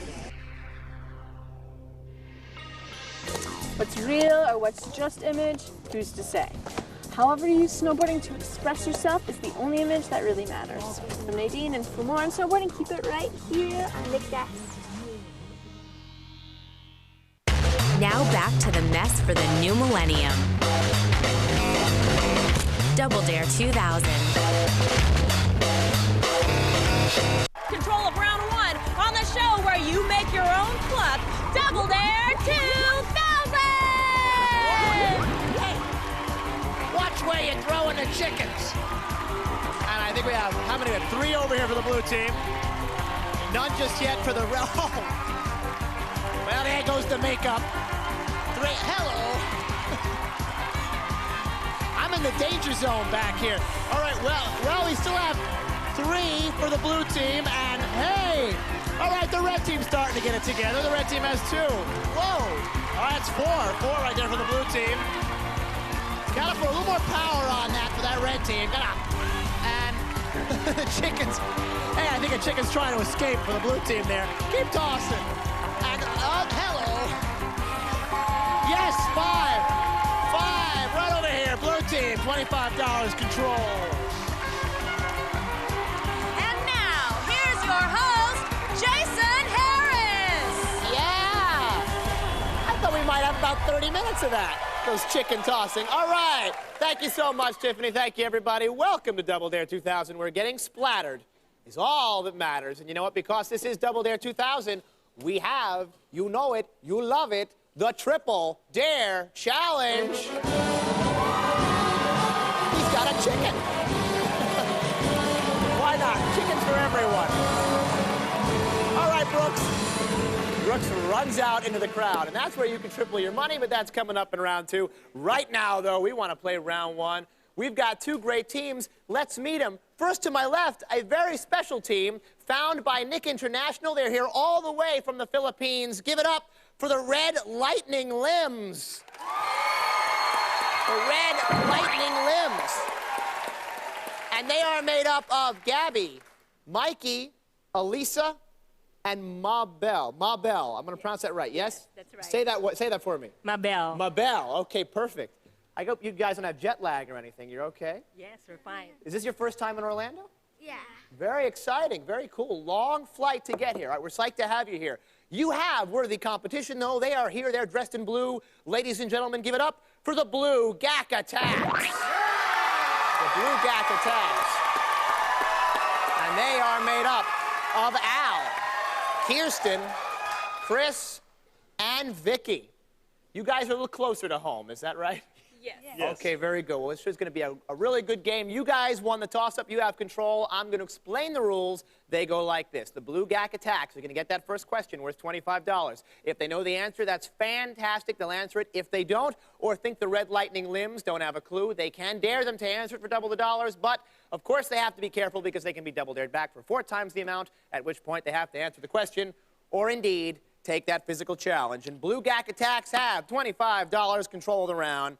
And we'll start off the festivities with this $25 question. Put on your blue suede shoes because I am jogging my brain for the name of the musical legend known as the King who once graced Graceland.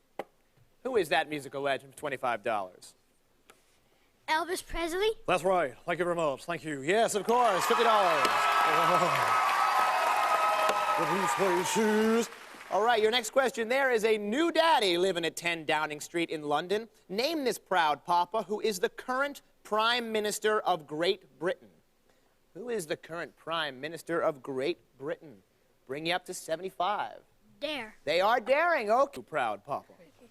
John Major? No, that is actually incorrect. The answer actually is Tony Blair. Tony Blair. That means that $50 comes over here to the blue team, and these guys have taken control. They've taken it right back. $100 right now is the score over here. Which one of these actors immortalized the bumbling Inspector Clouseau in the Pink Panther films? Was it Alec Guinness, Laurence Olivier, or Peter Sellers? Who is Inspector Clouseau? Peter Sellers. Peter Sellers, yes, he is Inspector Clouseau. And they're up to 125. Very nice run right now for the Blue GAC Attacks. If I wanted to have a nacho with Nebuchadnezzar, I'd have to time travel to what ancient country? Babylonia, Carthage, or Pompeii? Having a nacho with him. I'll say that over and over again, all shows. Dare. They are daring. Okay, Red Lightning Limbs. You can get on the board right now, $50, or you can double dare if you're not sure. If you wanted to have a nacho with... Double dare. He doesn't even want to hear the choices. He's going to double dare. Very good. Okay, it's now worth $100 or our first physical challenge of the day. Physical challenge. Yes, he got it out. They're going to go for that physical challenge. Nebuchadnezzar. You'd be in Babylonia with Nebuchadnezzar. Come on down. 2 of you folks, come on down. Okay. Come on down. All right, we've just got a mess waiting for you over here. We've got some gravy over here. And over here, you're going to come over, check out this gravy. Now, it looks all smooth and nice, but believe it or not, inside this gravy are some lumps. Who would like to be the one to dig through and find the lumps? Would you like to be that person? Yeah. Okay, now you feel good about your throwing arm? How's he throwing up? Very good, because you're going to then come on over here. Come on over here. You're going to dig around and find these lumps. And, Mom, you're going to come over here and stand behind this line here. You're going to catch the lumps as she throws them to you and put them in this bowl right here. You have to get 4 lumps. 4 lumps. Now, there's lots of lumps in there. You got to get 4 lumps and toss them across and catch them and put them in the bucket in 30 seconds. Now, if you do that, you get another $100. You have $225 to 0 lead. You have a very big lead. If you don't do it, $100, boom, right over here, and we got a game. 4 lumps in 30 seconds. Here we go. On your mark, get set, go! She's taken, and she throws, and whoa, score! We got a goal. Ooh, a little short hop there. And there's one. They've got one. 18 seconds left. No, not on a bounce. Got to do it on a fly. 14 seconds left, and she's digging, trying to find a lump. There's a lump in there. She may have to dive in. 7. Oh, my. Well, she got 2 lumps. None of them were caught there. And no. Okay, stop right there. You had to get 4 lumps. Lumps are all over the stage, but no, only 1 is in there. So $100 over here to the red team. And we got a game going again. Beauty. Okay, Red Lightning Limbs, you have retaken control, and guess what? You can tie the game if you know the answer to this $25 question right here. Sherlock Holmes popularized the science of deduction in crime solving. Name the author of the Sherlock Holmes books. Who's the author of the Sherlock Holmes books to tie the game? Need an answer from you, or you can dare. Arthur Conan Doyle? Yes! Bingo! We're all tied up. How about that? That buzzer means it's the end of the round, so at the end of round 1, $125 for the Red Lightning Limbs, $125 for the Blue GaS Attacks. More of our international flavor is coming up in round 2 with the Triple Dare Challenge with lots of slime and cool stuff, and a good one. So do not go away. I command you. Come on.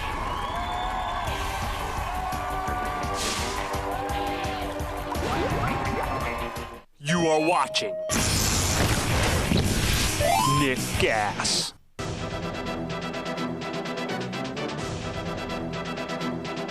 Heroes of the game. Determination, discipline, dedication. Instilled at a young age, these values can wash away adversity. Heroes aren't made amidst the comforts of automated pin setting or ball return. They're made here on the unforgiving asphalt of youth. Here on the driveway.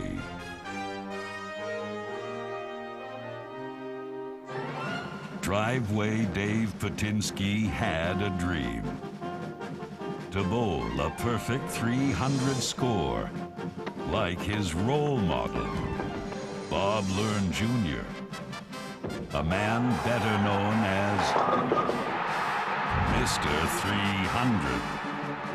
In order to emulate his hero, Dave would need to roll 12 strikes in a row.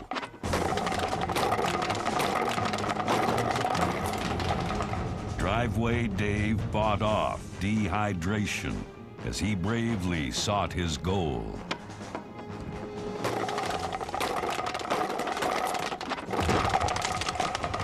Now the moment of truth was at hand. Tension mounted as Dave prepared for his final roll. For inspiration, he looked to his mentor, Bob Learn Jr. Before every roll, Mr. 300 always displays his love for the game.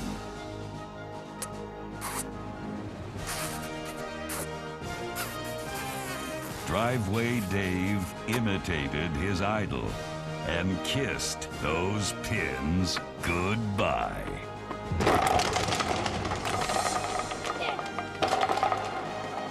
Driveway Dave now had a new nickname, Mr. 300 Jr.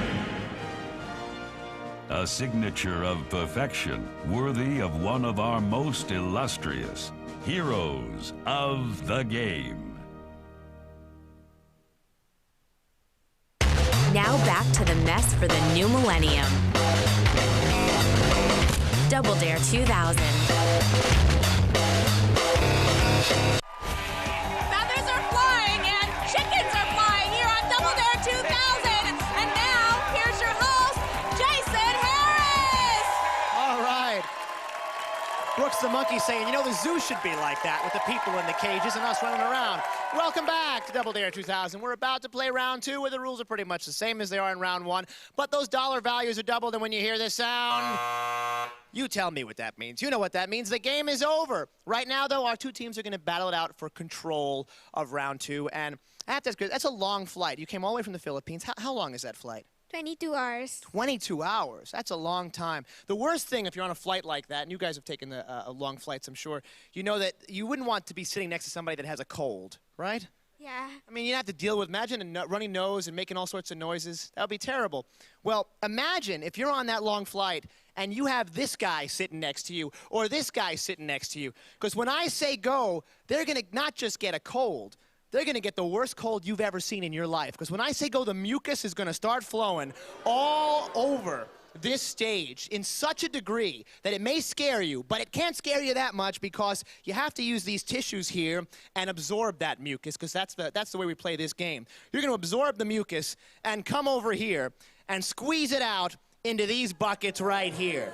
We're saving mucus, folks. That's what we're doing. Squeeze it out into these buckets here if the folks stick around to watch this. You want to get it above the line, the first family to get the mucus above the line, and please don't drop the tissue into the bucket. That family gets $50 in control of the round. We're all tied up right now, so that family also has the lead and control. Very important. So let's see how you battle one heck of a cold. Here we go. On your mark, get set, go! Mucus is flowing. No, I wouldn't want to be on that airplane with this happening. They'd have to land the plane right away. Don't drop it in the bucket. Gotta keep, all right. And we go very, very close. Both of these teams seem very, very evenly matched as far as fighting these giant noses. But the red team's getting a little bit of an edge right now. The red team's getting a little bit of an edge. Can they maintain that edge? They're storming the bucket. It's very close, but not quite.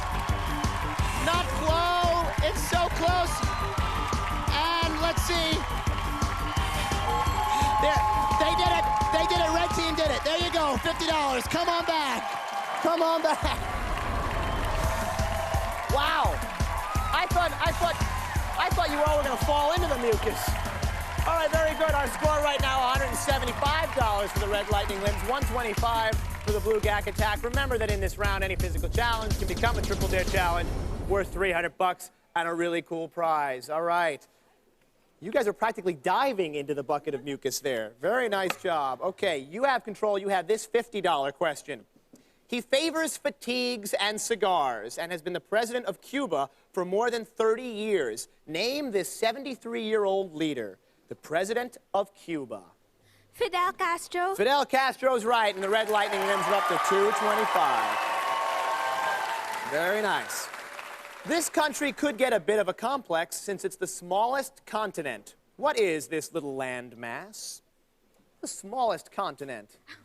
Australia. Australia's right. Mom was holding her back. Elisa was getting so excited. I know that. Let me at that microphone. The Suez Canal connects the Mediterranean Sea to what body of water? Suez Canal connects the Mediterranean Sea to what body of water? Brings you up to $325, or you can dare. Dare. Dare? I'm just switching spokespeople on us here. Okay, very good. They are daring. It goes to you guys for $100. The Suez Canal connects the Mediterranean Sea to what body of water? Bring you up to $225, or you can double dare. Double dare. I see a little nodding going on. Yes, they are double daring. Okay, it's now worth $200, or a physical challenge. Physical challenge. They are going to go for that physical challenge. The answer is the Red Sea. The Red Sea. As we continue with our international flavor. The Red Sea. Come on down. All four of you guys. All four of you. Come on over here. Yeah. Come right down here with me. All right, stay over here. That's fine, too. You know what? This is great. I'm glad that you guys are going to do this physical challenge because we're going to combine a couple of, give you the American experience while you're down here. A couple of things that we like to do a lot in America. One is we eat a lot of spaghetti and meatballs. Do you eat a lot of spaghetti and meatballs? Yeah. You do? Oh, good. Okay, so we share that. Well, great. Well, you know what? I'm going to put you right here then, since you're familiar with it. I'm going to put you right in the center of our spaghetti and meatballs over here. So you just, sit down, make yourself comfortable. There you go. Okay, and now, how about, two of you guys, come on over here. Come on over here, because the first thing we're going to look at here, we have a little spaghetti right here. And actually, you're going to man the spaghetti. And, Mom, you go around over here. And, Dad, another thing we like to do here in America a lot of times is we like to bowl. Have you ever gone bowling? Yes. Okay, good. You guys are pros at all this. Well, when I say go, you're going to start. The spaghetti's going to come down first, and our meatballs, you're going to bowl them in. We even set up a nice lane for you here. You want to give a little practice. Give a little practice bowling if you can. There you go. And very nice. Okay, perfect. You're a pro at this. Here you go. Toss that to me. There it is. Okay, you need to get the spaghetti, 3 meatballs, and then, Mom, you're going to top it all off with a little sauce. Doesn't the sauce sound nice? Yeah. Oh, you're going to experience spaghetti and meatballs like you never have before. If you do that in 30 seconds, well, you've won $200. You've won the physical challenge. But as you know, we can always make things just a little more fun. Tia, bring out the Triple Dare Challenge box. Here it is. Here it is. You've never seen this so up close before, have you? Well, in this box, it makes it really cool. It makes it worth $300, and I'm sure we have the coolest prize to tempt you. Tiffany, what is that prize? From Zenith, a 36-inch high-resolution television with picture-in-picture and stereo surround sound. Big, lifelike pictures and sound from Zenith. Enjoy the view. Okay, so it's worth $300 and a 36-inch TV, so you can watch your appearance on this show over and over again. Very, very cool. You guys think about it. Do you want to go for the Triple Dare Challenge? What do you want to do? Help them out, folks. You guys can...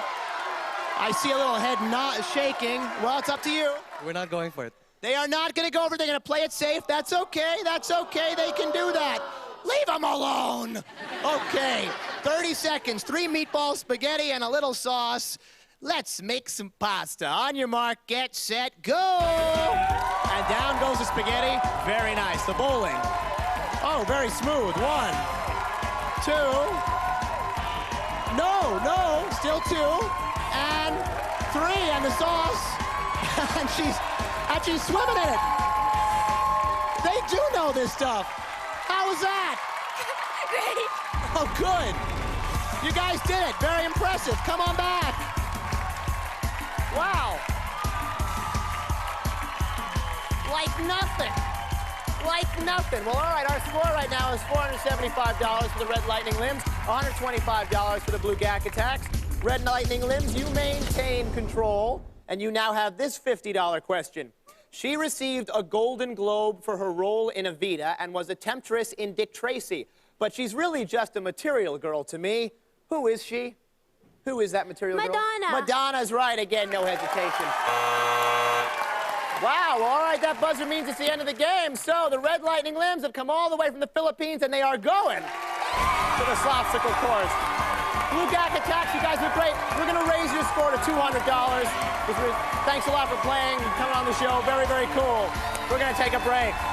And then you're going to see these guys, a little Filipino style for the slop course. And you don't want to miss that. So stay where you are.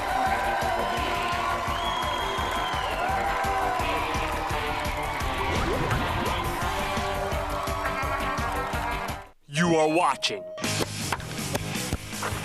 Nick Gas. From the 4 corners of your world,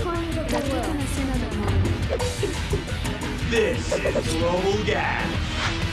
Che pibe, ¿qué pasa? Soy Mati. Now, if you guys are Argentinian, you would know that I just said, hey, dude, what's up? It's Matty. This is Global Gas, the ultimate games and sports from around the world. And I know that you guys have probably played some basketball, did a little horseback riding like I'm doing right now. But have you ever done both at the same time? Well, a bunch of Argentinians have. It's their national sport. It's called pato. That's Spanish for duck. It's coming up right now. You guys have got to check this out.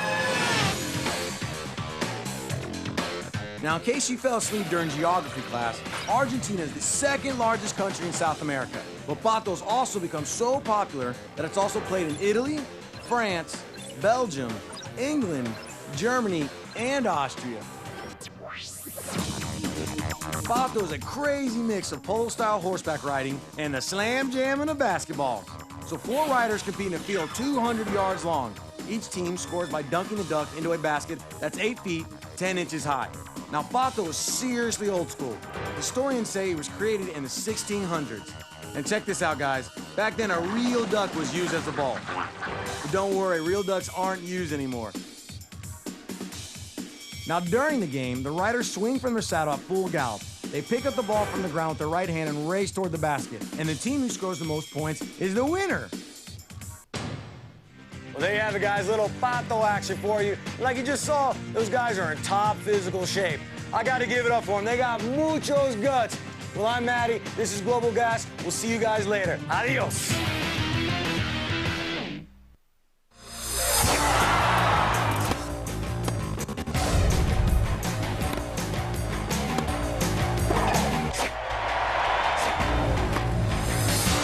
My workouts don't just take place on the tennis court.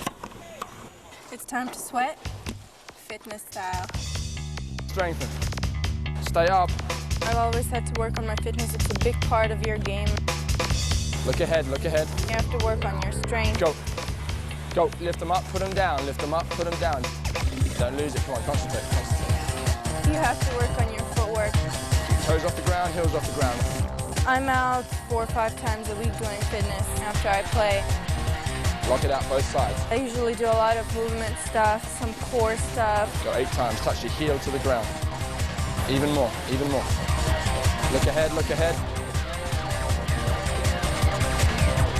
It takes a lot of endurance out of you. Okay guys, workout over. See you next time on GaS. I need a break. Now back to the mess for the new millennium. Double Dare 2000.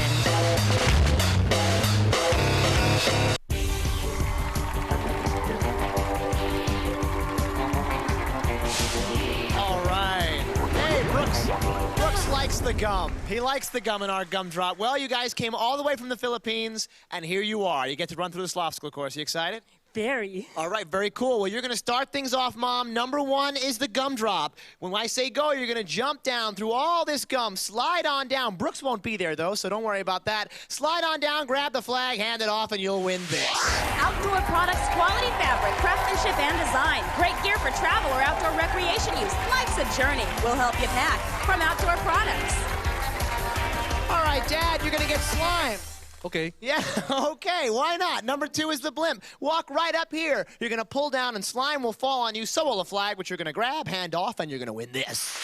Florida.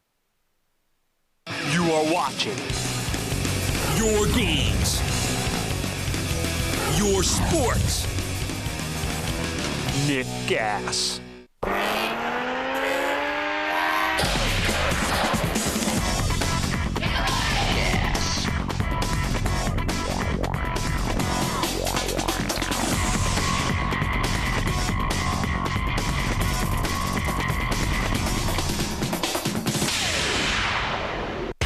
Up next, it's that giant talking stonehead. Legends of the Hidden Temple.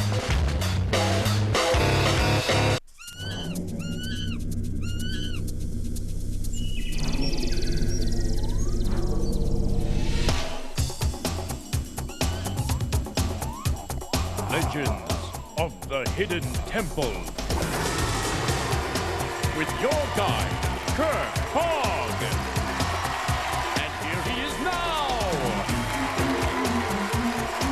Thank you very much. Thank you very much. Thank you, Olmec. Welcome to the Hidden Temple. The rooms are filled with lost treasures that are protected by mysterious Mayan temple guards. Olmec knows the legend behind each of the treasures in his temple. Which one are we going to hear about today? The legend of the golden chains of Zenobia. Well, one of these 6 teams will have a chance to retrieve the golden chains of Zenobia. Will it be the Red Jaguars? The Blue Barracudas? The Green Monkeys? The Orange Iguanas? The Purple Parrots? Or the Silver Snakes? They'll have to pass some pretty tough physical and mental tests, and in the end, only one team will earn the right to enter Olmec's temple. But first, they must cross the moat, and here's how they'll have to do it today. One player from each team is lying on a raft with a rope beneath them. When I say go, they'll paddle the rafts across the moat as quickly as possible. Once they're across, they'll climb out, wrap the rope once around the base of the pole, pull it tight, sit down, bracing themselves with their feet. Then their partner will grab onto the upper rope and walk himself across the lower rope.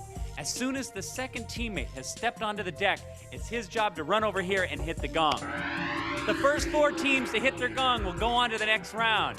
Are you ready, teams? Are you ready, Olmec? Let's rock. On your mark, get set, go! It's a fast and furious paddle to the other side. And then once they're across, they're gonna have to tie that rope around tight so their teammates can walk across it. Orange iguanas are first, green monkeys, red jaguars, and the blue barracudas, purple parrots with silver snakes pulling up the end. The orange iguanas and the green monkeys are making it across. The blue barracudas just fell in the water. The crowd reacts. Sorry, blue barracudas. Oh, green monkeys couldn't get across. Here come the red jaguars and the orange iguanas. Purple parrots looking strong, but here's we got one in. We're looking for 3 more. Silver snakes coming on strong, along with the orange iguanas and purple parrots. Blue barracudas and green monkeys have to catch up quick if they want to get in. Here comes Silver Snake. Oh, he almost fell, but he made it in. And we're waiting for one more. We've got our 4 teams right here. There they go. We've got the red jaguar, the orange iguanas, the purple parrots, and the silver snakes. The blue barracudas and the green monkeys, you did a great job. You're not going to go away empty-handed. Here's what we've got for you. Ever pack a pita with fresh veggies and Star-Kissed tuna? What are you waiting for? Star-Kissed is a taste for the times. Charlie not included. Sorry, Charlie. As we continue our quest, it's now time for Olmec to tell us about the legend of the golden chains of Zenobia. But you guys have to pay attention because your knowledge of the legend can bring you a step closer to Olmec's temple. Long ago, in the ancient city of Palmyra, there lived a very rich and very beautiful queen named Zenobia. Caravans from the east traded silks, ivory, and spices in Palmyra. With the wealth from this trade, Zenobia built powerful armies and conquered Egypt, the home of her beautiful ancestor Cleopatra. The pharaohs who became her subjects sent her fantastic gifts of gold and marble. The Roman emperor was afraid she was becoming too powerful, so he attacked Palmyra. As the city was crumbling, Zenobia secretly escaped on a camel, but she was captured by the Romans. Like all defeated leaders, she was brought back as a slave to Rome. But because of her great beauty, the emperor had her bound in golden chains. She lived out her days as a captive in a villa near Rome. The city of Palmyra, without its queen, was abandoned and soon was buried in the desert sands. But Zenobia's chains survived. Your quest is to retrieve them and bring them here. Thank you, Olmec. So, where is the golden chain? The golden chains can be found in the shrine of the Silver Monkey. Teams, you're now standing on the steps of knowledge. In a minute, Olmec will ask you a question. If you think you know the answer, stomp down on the ancient marking in front of you. If you're first, your step will light up. Go ahead, stomp on it. Boom, somebody stomp on it, right now. Okay, orange iguanas, you stomped on it first. And if you answered correctly, you'd move down to the next level. If you were wrong or you ran out of time, I'd give the other teams a chance to answer. The first 2 teams to make it to the bottom level will be 1 step closer to Olmec's temple. Let's get started. Olmec, first question. Was Zenobia queen of Palm Beach, Palmyra, or Palmetto? Purple parrots. Palmyra. That is correct. Step down. Nice job. Good teamwork. Next question. Is Palmyra today found in Syria, Greece, or Egypt? Silver snake. Egypt. Incorrect. Purple parrots. Syria. That is correct. Step down. Just like that, you're one response away from going to the Temple Games. Next question. Zenobia conquered Anatolia. Is Anatolia today called Lebanon, Turkey, or Paraguay? Purple parrots. Paraguay. Incorrect. Red Jaguar. Lebanon. Incorrect. The correct answer was Turkey. Okay, let's keep going. Next question. Palmyra became rich because the wealth of the Orient was traded there. Did these riches arrive by caravels, conestogas, or caravans? Silver snakes. Caravels. Incorrect. Purple parrots. Caravans. That is correct. We've got our first team going to the Temple Games, the Purple Parrots. Nice job. The rest of you, you're all tied up. Anybody can get the next spot. Next question. Which of these valuable goods traded in Palmyra was used by Europeans to preserve food? Spices, ivory, or silk? Silver snakes. Silk. Incorrect. Orange iguanas. Spices. That is correct. Way to go. Step down. Next question. Did Zenobia break away from the Byzantine Empire, the Roman Empire, or the Persian Empire?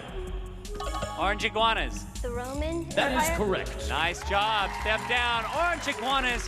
One more correct answer, and you're going to the Temple Games. Next question. Which of these queens did Zenobia claim as an ancestor? Roxanne, Cleopatra, or Matilda? Silver snakes. Cleopatra. That is correct. There you go. Step down. Still plenty of time, Red Jaguars. Next question. Was the Egyptian leader who sent tribute to Zenobia the Sultan, the Pharaoh, or the Sheik? Red Jaguar. Sultan? Incorrect. Orange iguanas. The sheep. Incorrect. The correct answer was Pharaoh. Okay, let's move on. Next question. Palmyra is in the desert and was founded around an oasis. Is an oasis a source of water, an alpine valley, or another word for beach? Orange iguanas. A source of water. That is correct. We've got our two teams right here. These two teams are going on head-to-head in the Temple Games. They are the Orange Iguanas and the Purple Parrots. Nice job. The rest of you, come on down. Come on over here. You did a great job, too. You're not going to go away empty-handed. Here's what we've got for you. Hey girls, everyone's favorite toy is flying onto home video. Sky Dancers. Each tape has 2 great adventures and a special jewelry gift. Collect all 3. Sky Dancers. These two teams will be playing for the right to enter Olmec's Temple, and they'll do it right after this.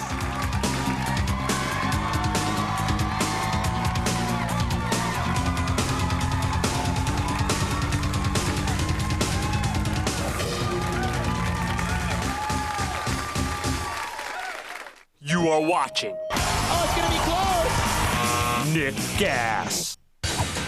From the 4 corners of your world,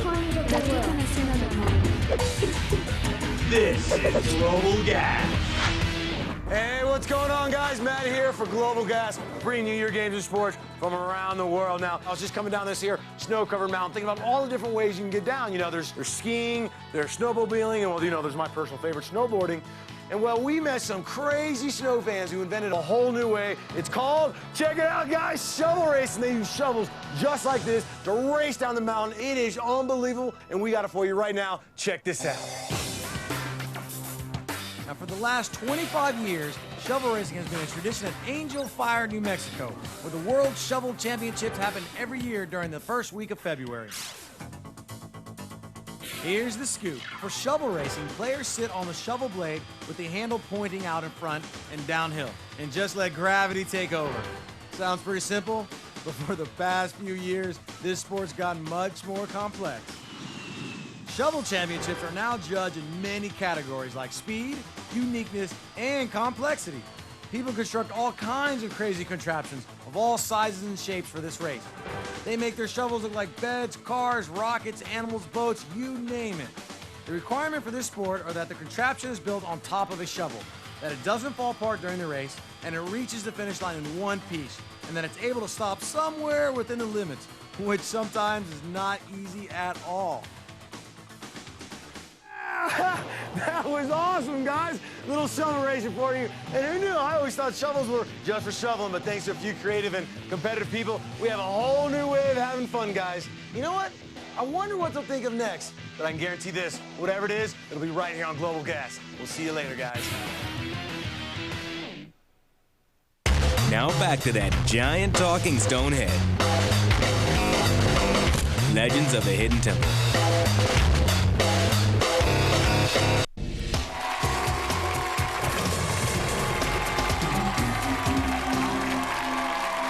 Welcome back to Legends. Now the glory goes to the fastest and the strongest. But before we get started, let's find out more about our team players.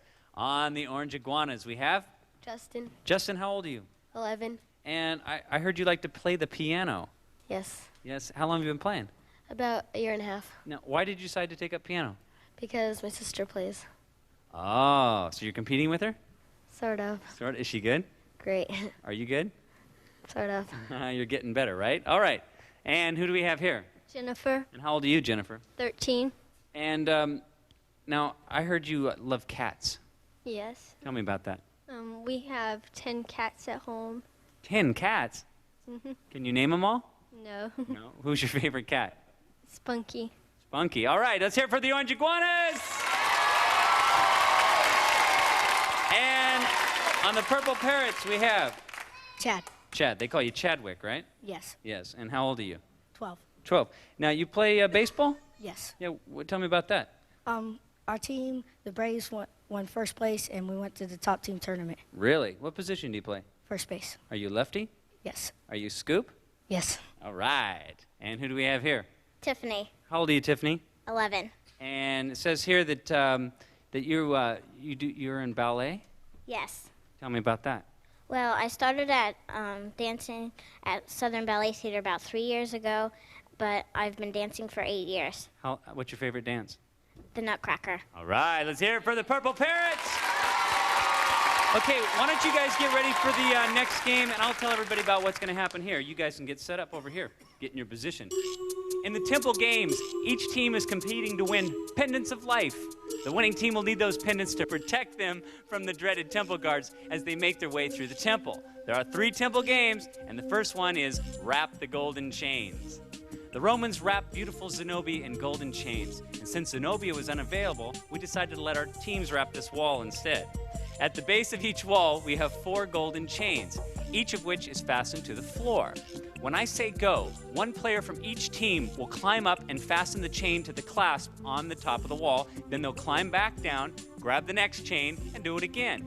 The first one to fasten all 4 chains and climb back down, or the player who's furthest along in 60 seconds wins. Let's get the clock set at 60 seconds. On your mark, get set, go.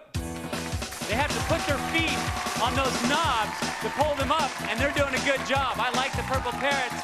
They're up fast, but the Orange Iguanas are coming up quick. They're at the top at the same time. Now who's going to fasten the chain? There's one, and now they're going to make their way down. It's a little tough maneuver to come back down. This is a good match. Purple Parrot's down first, attaching the second chain. He's back up. Orange Iguana's got to find his. Got to get it on there. I think this game comes down to who makes the transition the best, because these 2 boys are strong. Purple Parrot's up again. 20 seconds. Oh, he dropped his chain. That's a tough break. The Purple Parrot's dropped his chain. But the Orange Iguanas has attached his chain and is making his way down. Can the Purple Parrots get his chain up? If he can get it up, they can tie. Let's check it out. Let's see what we've got. Purple Parrots got their double chain up there, but at the last second, the chain fell down. Tough break. Orange Iguanas got 2 chains up there. That gives them a half a pennant of life. Purple Parrots can catch up in the next game. Let's check it out.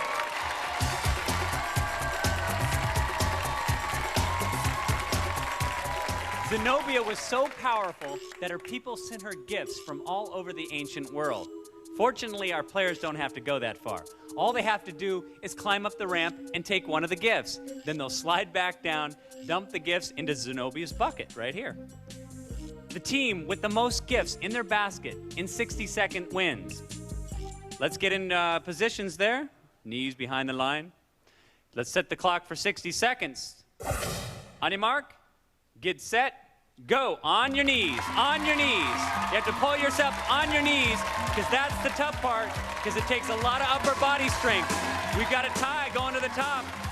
They got to grab pieces of gold, and I think the Orange Iguanas got the first one. Do they? Yes, they do. They slide on back down.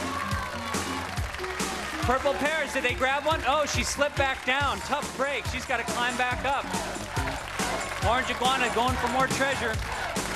It's tough when you got that slippery bubble stuff on the ground there. You might want to try one side. That might be a better tactic. Orange iguana has picked up another piece. 21 seconds, still time for the purple parrots to get back into the game. She's got to reach for it though. Can she grab the crown? She's got it. Nice job. Excellent job. Now she's got to catch back up. We've got 8 more seconds. Can she get up there? Go ahead, climb furious. Can she make it? No, the orange iguana's grab another one. Let's check it out. Come on in. Whoa. Nice try, very nice try. Purple parrots got the crown, but nothing else. And the orange iguanas got 3 pieces of treasure. That gives the orange iguanas another half pennant of life. This next game is worth a whole pennant of life. Purple parrots can catch up in this one. Let's check it out.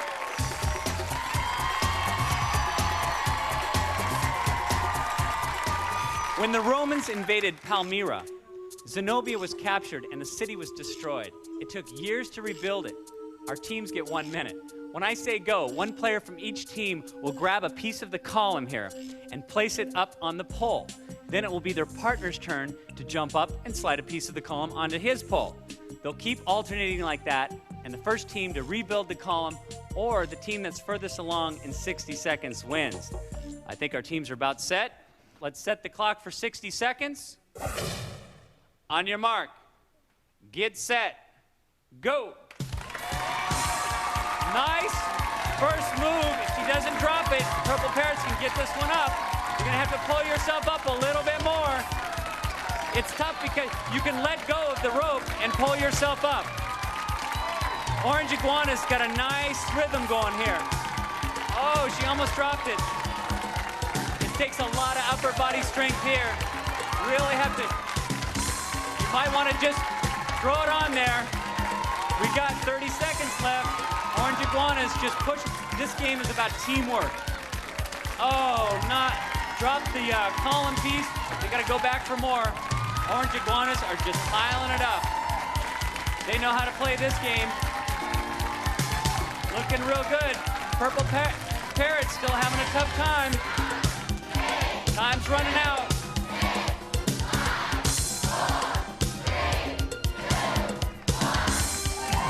Let's go check it out.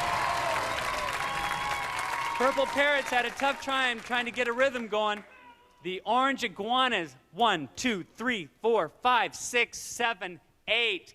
They get a full pendant of life. They're going to the temple with 2 pendants. Nice job. Excellent job. Nice try, Purple Parrots. You guys couldn't get the rhythm, but that's all right. We got a nice gift for you, and here's what it is. Gear up and get ready to outsmart your opponents in a mind-blowing, zany, high-speed 3D road race with Eat My Dust from Sierra. Now on CD-ROM for your home computer. We'll see if the Orange Iguanas can make it through Omek's temple and retrieve the golden chains of Zenobia right after this.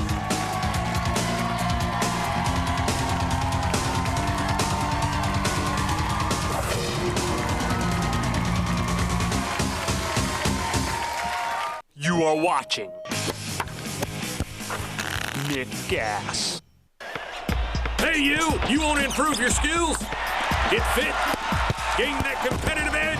Then pay attention, because I got another skill drill. All right, ballers, you want to handle the rock like J-Kid or AI? Then this skill drill's for you. It's called Dribble Mania. All you need for this drill is a ball and a buddy. Not necessarily in that order. Here's what you do. Both you start dribbling. Keep your heads up now. The next step is try knocking your buddy's ball away while keeping your own dribble going. It's all about coordination. That means you keep your one hand busy dribbling while you keep the other hand swatting away at your buddy's ball. Nice job. If your one hand gets tired, go ahead and switch your dribble to your opposite hand. Working on this skill drill will improve your handle and your court vision, because you gotta keep your eye on the game instead of the ball. All right, now get out there and practice. When I get back, I want you dribbling so good it looks like you're playing with a big orange yo-yo. Hey, games and sports fans, get ready for another GaS timeout. This time out, we're playing along with Harlem Globetrotter Otis Key.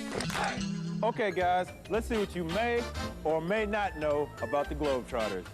What former NBA superstar fulfilled his lifetime dream by playing with the Harlem Globetrotters? Is it A, Isaiah Thomas, B, Dominique Wilkins, C, Magic Johnson, or D, Charles Barkley?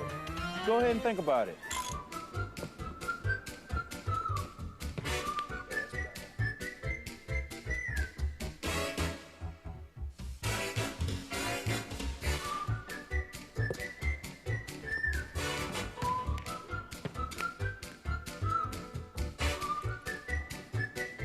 All right, time's up. Let's see who slam dunked this question.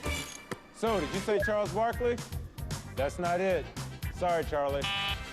What about Dominique Wilkins? Not even close. Maybe you guessed Pistons great Isaiah Thomas. No.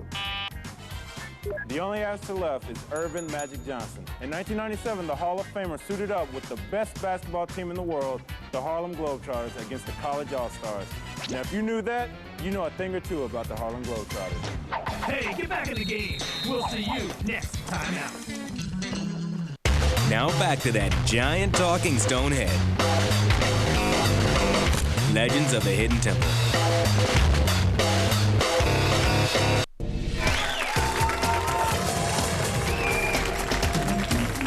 Welcome back. You two have proven yourselves worthy, and now you've earned the right to enter Olmec's temple. But first, here's some information to help you retrieve the golden chains of Zenobia. You could start by running through the Cave of Sighs and climbing down into the Pit of Despair. Turn the wheel to lift the stone slab, then race into the Room of Harmonic Convergence. Stand on the right 2 steps, and you could choose to go up into the Heart Room or into the Bamboo Forest. If you escape, you might have a chance to enter the Tomb of Ancient Kings. Find the right key and go upstairs, or plow through the wall and into the well. Next, jump in the bucket and rise up into the Room of 3 Torches. Find the right torch holder that will allow you to enter the Shrine of the Silver Monkey. Assemble the statue, and you may be headed for the Treasure Room. Next, race up to the observatory, spin the sundial, and run across the troubled bridge. Then, pass through the Room of the 3 Gargoyles, race down the stairs, and back through the temple gate. The choices are yours, and yours alone. Good luck. Thank you, Olmec. You guys won 2 pendants in the temple games, and here they are. There's one for you, Jennifer, and one for you, Justin. Now, who's going first? I am. Okay, which way are you going to go, up or down? Down. Okay, Jennifer, when I say go, you're going to race through the temple gates into the temple, and you're going to make your way towards the golden chain. But be careful, because the temple has many locked doors and dead ends. And also inside the temple are temple guards assigned to protect 3 specific rooms. If you go into one of those rooms, a temple guard will jump out and he'll capture you. But you can trade your pendant for an extra life and go on. But if you're caught without a pendant, you'll be taken out of the temple, and then it'll be Justin's turn to try his luck. Now, once you retrieve the golden chain, all the doors will instantly unlock, and the temple guards will vanish, and you'll have 3 minutes. And for your effort, you will be handsomely rewarded, and here's how. For just getting into the temple, you're both going to get Nico's Porsche 959. High-performance race with scale speeds up to 200 miles per hour. Includes extra set of off-road tires, battery pack, and charger from Nico. If you can grab the golden chains before 3 minutes is up, you'll also receive Gibson's Epiphone S310 electronic guitar. Made for musicians who demand quality in every detail. Designed by Gibson USA. And if you can get the golden chains out of the temple within 3 minutes, you'll both be going on a Norwegian cruise. Norwegian Cruise Line Seaward, a new floating resort in the Western Caribbean, offering fun and activities for the whole family, including pools and fitness center from Norwegian Cruise Line. Nice cruise. I love it. Okay, let's get started. Jennifer, stand over here. Put your mouthpieces in. Let's set the clock for 3 minutes. On your mark. Get set. Go. She's heading for the Cave of Sighs. Oh, the guard came right out. She gave him a pendant so she gets to move on. She knows where she's going. Which door is going to open? That didn't work. So she's going up into the gargoyle room. For the gargoyle room, she's going to have to push one of the tongues that will open the door up. Which one will it be? There it is. There she goes. She's heading for the Trouble Bridge. Across, she makes it. There it is. That door is open. She's heading for the observatory. in the observatory, she's going to have to turn the sundial, and that'll open up the door for her. That one open all the way. There it goes. She's heading back down. 2 minutes, 14 seconds.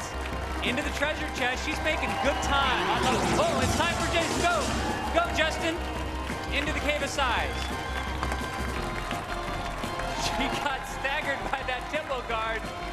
Now Justin's got to make up for the time. He's got plenty of it. 1 minute, 55 seconds. Across the bridge, the troubled bridge. Into the center, into the observatory. Just following Jennifer's pace. There she goes. Heading towards the treasure chest. He's going to have to open that treasure. Oh, no. Nope. Going to have to open the treasure chest. That door, it's going to open it up and it's going to take him out into the bamboo forest. There he descends into the green. He's got to press an actuator. There's an actuator in there. All the way into the center of the room.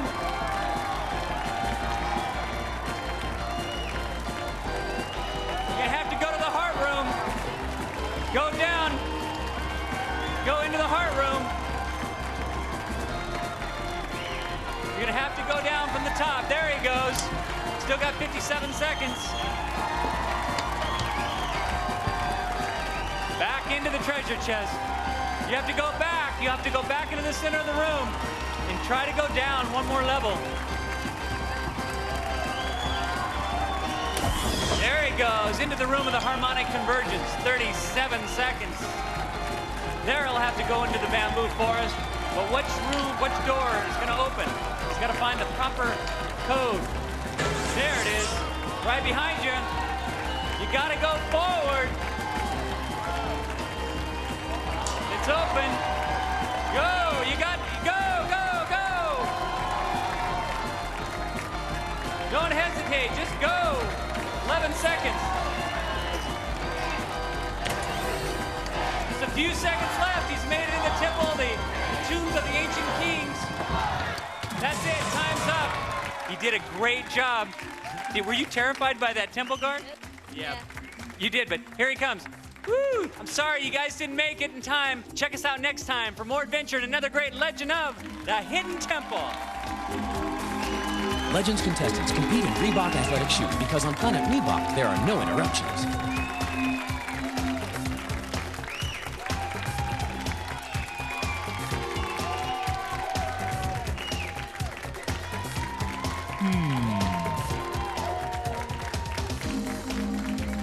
Legends of the Hidden Temple was recorded in front of a live studio audience in Nickelodeon Studios at Universal Studios, Florida. You are watching Nick GaS.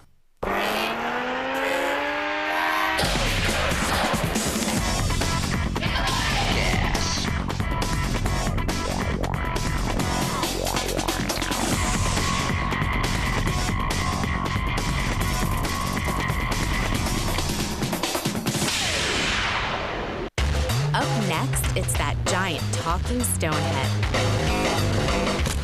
Legends of the Hidden Temple.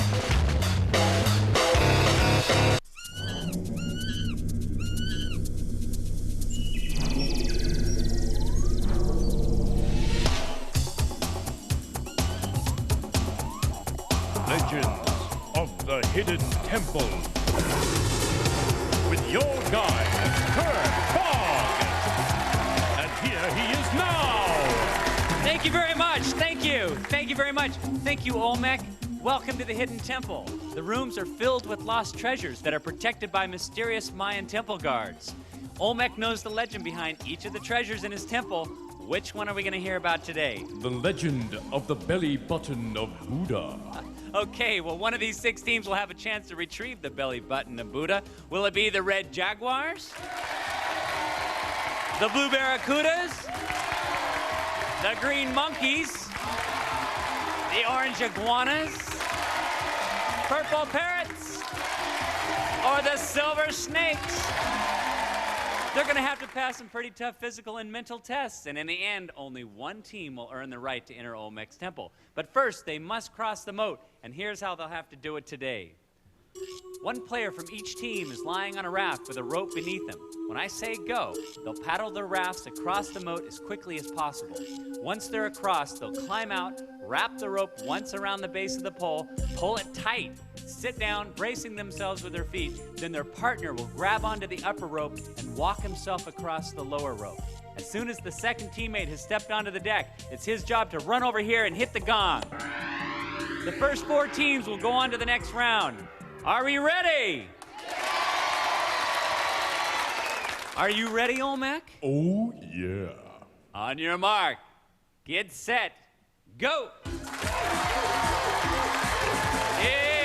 Whoa, there's the blue barracudas paddling quick. Red Jaguar losing a little bit of the direction. They gotta come on back without slipping off. Green monkeys out first, along with the blue barracudas and the orange iguanas. Purple parrots and silver snakes still struggling to make it, but they're coming on. Red Jaguars gotta get that rope tight. Everybody's gotta get that rope tight. Blue barracudas might wanna bring their rope down. And here come the blue barracudas, the green monkeys, the orange iguanas, and the red jaguars now getting back on track. Blue barracudas ring in first. There are the green monkeys. Red jaguars just fell off, have to go back. Orange iguanas holding on tight. Purple parrots still struggling to get there. Purple parrots, you need to get up on your raft a little bit. You need to climb up on your raft. Silver snakes. Oh, orange iguana's gonna have to go back. There, now the purple parrots are on track. Silver snake still climbing slowly. She doesn't want to fall off. Will she make it? I think she will. I think we got our third team. Now we're waiting for number 4. Purple parrots, and there's number 4 right there. That's it. We've got him. They are the red jaguars, the blue barracudas, the green monkeys, and the silver snakes. They'll all be going on to the steps of knowledge. The purple parrots and the orange iguanas did a great job too. They're not going to go away empty-handed. Here's what we've got for them. All signs point to one thing. There's no better break in the action than to chill out with chocolatey Nestle Quick. Chocolate milk, think quick. As we continue our quest, it's now time for Olmec to tell us about the legend of the belly button of Buddha. But pay attention, because your knowledge of the legend can bring you a step closer to the temple. Towering over Rangoon, the capital city of ancient Burma, is a great temple called the Shwedagon Pagoda. The pagoda is covered with over 2 tons of gold and over 6,000 jewels, including a giant 73-carat diamond at the top of its tower. It also has thousands of bells, tiny tinkling ones, and one that weighs 23 tons. Inside the pagoda was a giant statue of Buddha with a large jade belly button. In 1824, the British stormed the pagoda, and the English soldiers made off with the belly button of Buddha and the Great Bell. The bell sank in the river as they tried to float it away. The Burmese later lifted it out of the river, but the belly button of Buddha vanished completely, until now. Your quest is to retrieve the belly button of Buddha and bring it here. Thank you, Olmec. Olmec, where is the belly button? The belly button of Buddha can be found in the observatory. Teams, you're now standing on the steps of knowledge. In a minute, Olmec will ask you a question. If you think you know the answer, stomp down on the ancient marking in front of you. If you're first, your step will light up. Go ahead, stomp on it. Blue barracudas, you answered first, and if you answered correctly, you'd move down to the next level. If you were wrong or you ran out of time, I'd give the other teams a chance to answer. The first 2 teams to make it to the bottom step will be 1 step closer to Olmec's temple. Let's get started. Olmec, first question. Is the Shwedagon Pagoda in Saigon, Rangoon, or Raccoon? Blue barracudas. Rangoon. That is correct. Step down. Nice job. Next question. Is the Shwedagon Pagoda dedicated to Druidism, Buddhism, or Catholicism? Green monkeys. Buddhism. That is correct. Way to go. Step down. Next question. Is the Shwedagon Pagoda covered with silver, plutonium, or gold? Blue barracudas. Gold. That is correct. All right, come on down.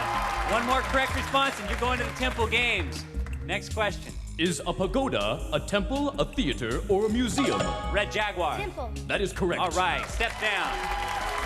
Silver Snakes, you can still come back. Plenty of time. Next question. Which of these tops the Schwedigan Pagoda? A pearl, a ruby, or a diamond? Blue Barracudas. Diamond. That is correct. All right, we've got our first team going to the Temple game. That's the Blue Barracudas. The others, we have one more spot. Plenty of time. Let's go. Which of these European countries invaded Burma in the 1800s? England, Russia, Green monkeys. England. That is correct. Come on down there. Green monkeys, one more question, one more answer. You make it to the Temple Games. Next question. The Burmese floated the Great Bell by attaching a huge number of poles to it. Were they made of maple, redwood, or bamboo? Red Jaguar. Bamboo. That is correct. Come on down, it's all tied up. Between the Red Jaguars and the Green Monkeys right now. Next question. If you lived in Rangoon, would you most be affected by blizzards, dust storms, or monsoons? Red Jaguars. Monsoons. That is correct. We've got our two teams right here. The Blue Barracudas and the Red Jaguars are going to head in the Temple Games. The rest of you guys, come on down, Silver Snakes. Come on down. Come on over here. You guys did a great job. You're not going to go away empty-handed. Here's what we've got for you. Nerds brand candy, the tiny, tangy, crunchy candy with intense fruit flavors. Taste the magic from the Willy Wonka Candy Factory. These two teams will be playing for the right to enter Olmec's Temple, and they'll do it right after this.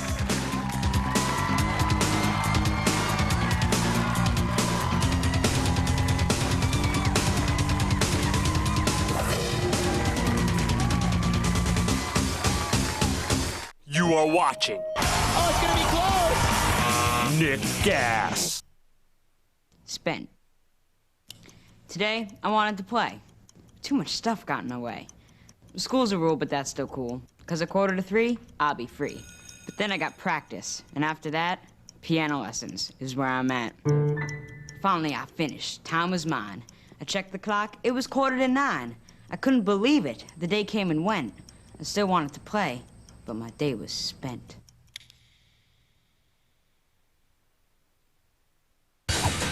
From the four corners of your world, this is Global Gas.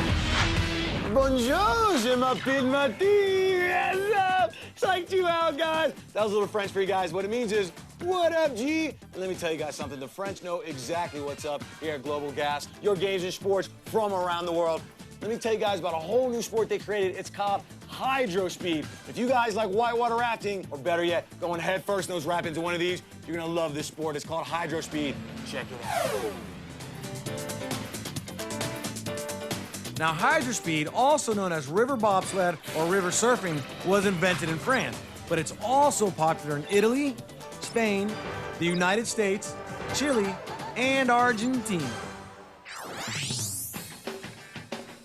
Here's the lowdown. Now, you can find this sport at any river with rapids, where whitewater rafting is usually practiced. Hydrospeed is easy to learn, much easier than kayaking or canoeing. Hydrospeeders lie on their stomachs on the specially made board with their legs floating freely in the water as they whoosh down river rapids. Now, once they're rushing down the rapids, players steer the hydrospeed with their arms and by shifting their body weight to turn right or left. Now, the key is to grab on tight and not let go. It's easy to lose your grip. Now, players usually wear thick wetsuits that are reinforced at the knees and elbows. They have flippers on their feet to help them navigate the hydrospeed and a helmet for protection. So there you have it. Now, guys, most hydro speed places, there's a place there where you can take lessons before you hit the water. So if you guys are quick learners or brave enough to hit those rapids, you guys will be hydro speeding in no time. And think about it, guys. Hydro speeding on Le Weekend. Oh, dude, my French is getting so good. You guys, Global Gas, we'll catch you later. Now back to that giant talking stone head. Legends of the Hidden Temple.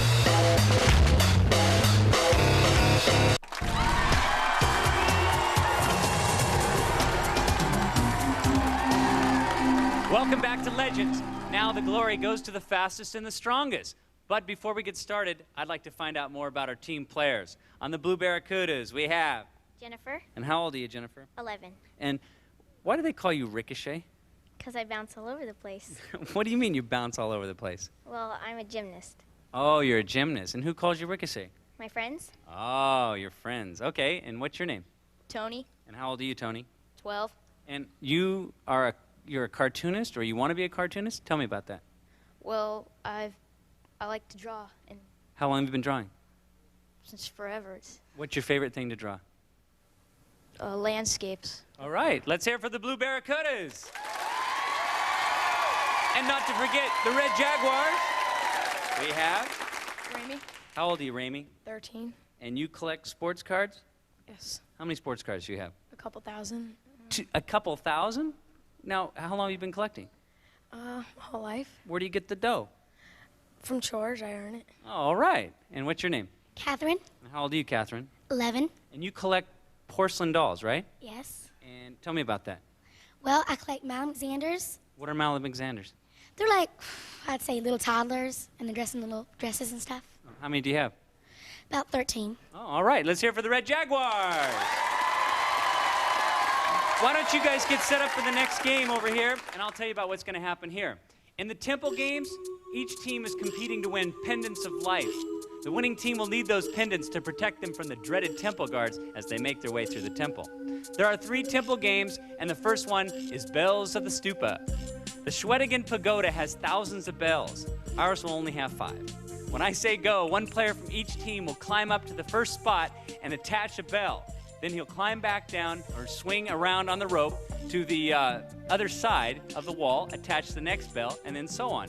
The first one to place all 5 bells and to come back down, or the one that's furthest along in 60 seconds wins. All right, let's get into position, guys. Grab your ropes, set the clock for 60 seconds. On your mark, get set, go. They got a basket of bells, and they got to put them on the little pieces of Velcro on the side. This takes a lot of strength. The Red Jaguars are up quick. They're going straight to the top. And he's grabbing for the first bell. The Blue Barracudas are right behind. I think we've got ourselves a good match. Who's going to be first? I think it's in the transition. Oh, Red Jaguar almost pulled his bell right off. Blue Barracuda's got his up. And pulled. And the Red Jaguar just made a nice move to the other side. He's got his second bell up. He's going for more. Blue Barracuda's just getting his second one. I like this Red Jaguar style. Nice work. 16 seconds. Blue Barracuda's not far behind, but the Red Jaguar's moving hard. He's a little stuck here. This gives the Blue Barracudas a chance to catch. Let's check it out, see what we've got. Whoa, dropped the bell. That's it, time's up. Let's take a look. Blue Barracudas had 3 bells, and the Red Jaguars got 3 bells. We got a tie. That gives them both a half a pennant of life. We're tied up. We're going to the next game.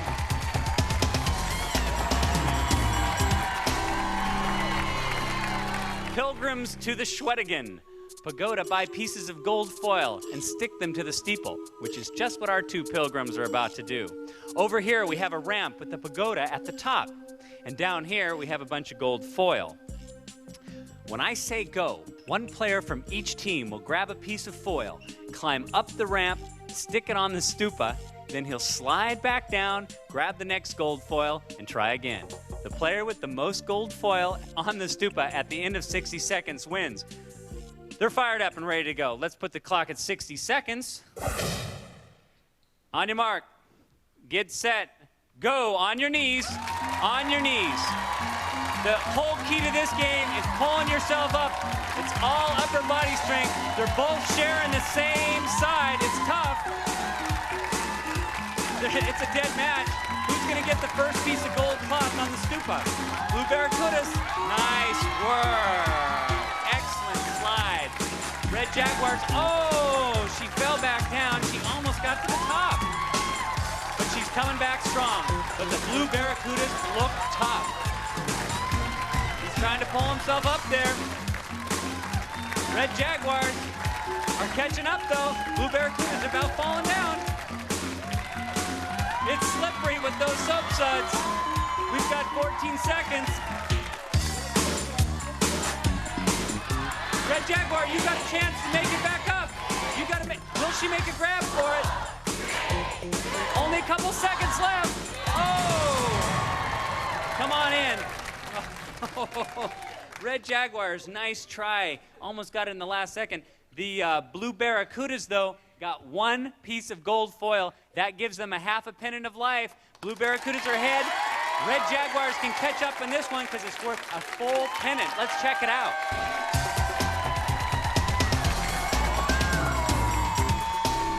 The Schwedigan Pagoda has thousands of jewels, and the worshippers today still bring jewels to honor the Buddha.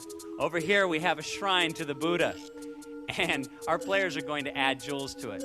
When I say go, one player from each team will grab a jewel, jump up, while his partner on the other end of the rope will pull down. He'll place the jewel on the shrine, then drop to the ground while his partner grabs the next jewel and jumps up to place it. They'll keep alternating like that, and the team with the most jewels on the shrine in the end of 60 seconds wins. Our spotters almost have our players ready, and giving a couple last-minute instructions and pulling them down. Key to this game is getting the lift from the legs. That's going to be the key to this game. Red Jaguars need this game. Let's put 60 seconds on the clock. They each got their jewel. On your mark, get set, go! You have to spring up, and right now it's even, but the blue Barracudas are pulling themselves up. There's one for the blue Barracudas, one for the Red Jaguars, but can they make the transition? That's two for the blue Barracudas. The Red Jaguars are sort of caught in transition, but there they go, they've caught up. But once again, the blue Barracudas won't give up. They've got another one up. I think it might come down to the last seconds. We got 24 seconds left. So blue Barracuda's doing a great job. It's hard. You got to pull yourself up with your upper body to help your partner go up or to come down. Blue Barracuda still working it. Few seconds left.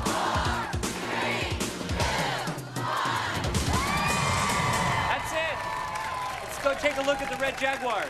They got 1, 2, 3, 4. Nice job. The Blue Barracudas got 3, 6, 7. They get a whole pennant of life. That means that they are going to the temple. Nice job.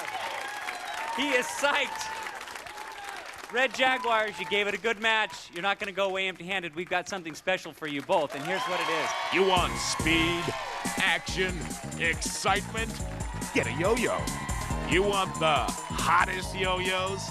Get a Duncan. We'll see if the Blue Barracudas can make it through Olmec's temple and retrieve the belly button of Buddha right after this.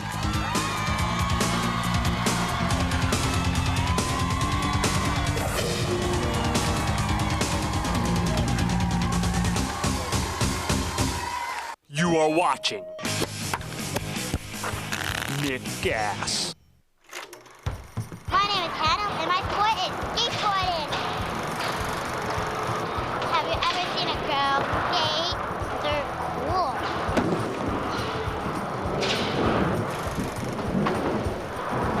It's not just for boys. Girls can do it too.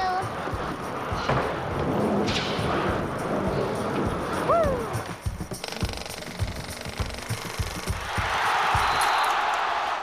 Let's open up the playbook and learn from the pros. It's a Games and Sports trade trick. Hey guys, I'm pro tennis player Maria Sharapova.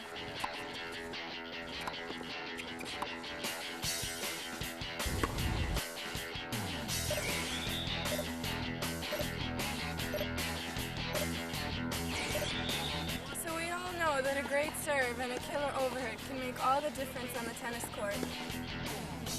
But when you want to own that court, a smooth ground stroke is the key to victory. Today's trade trick, the two-handed backhand.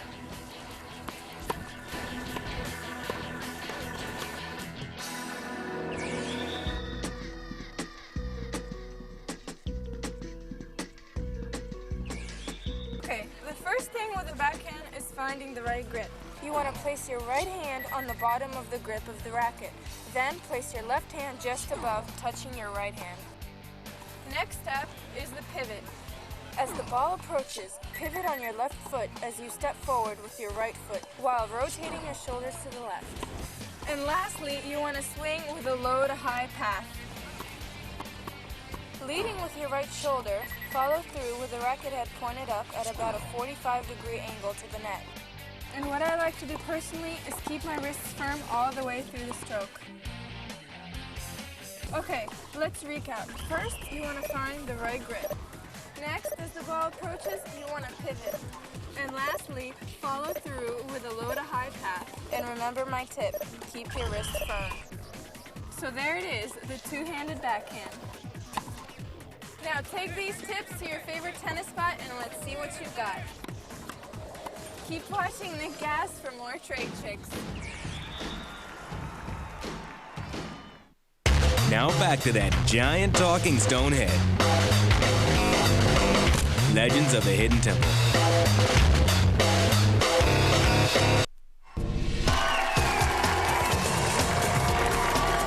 Welcome back. You two have proven yourselves worthy, and now you've earned the right to enter Olmec's temple. But before we get started, here's some information to help you retrieve the belly button of Buddha.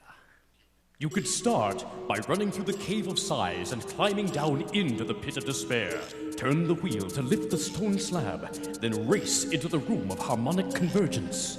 Stand on the right 2 steps, and you could choose to go up into the Heart Room or into the Bamboo Forest. If you escape, you might have a chance to enter the Tomb of Ancient Kings.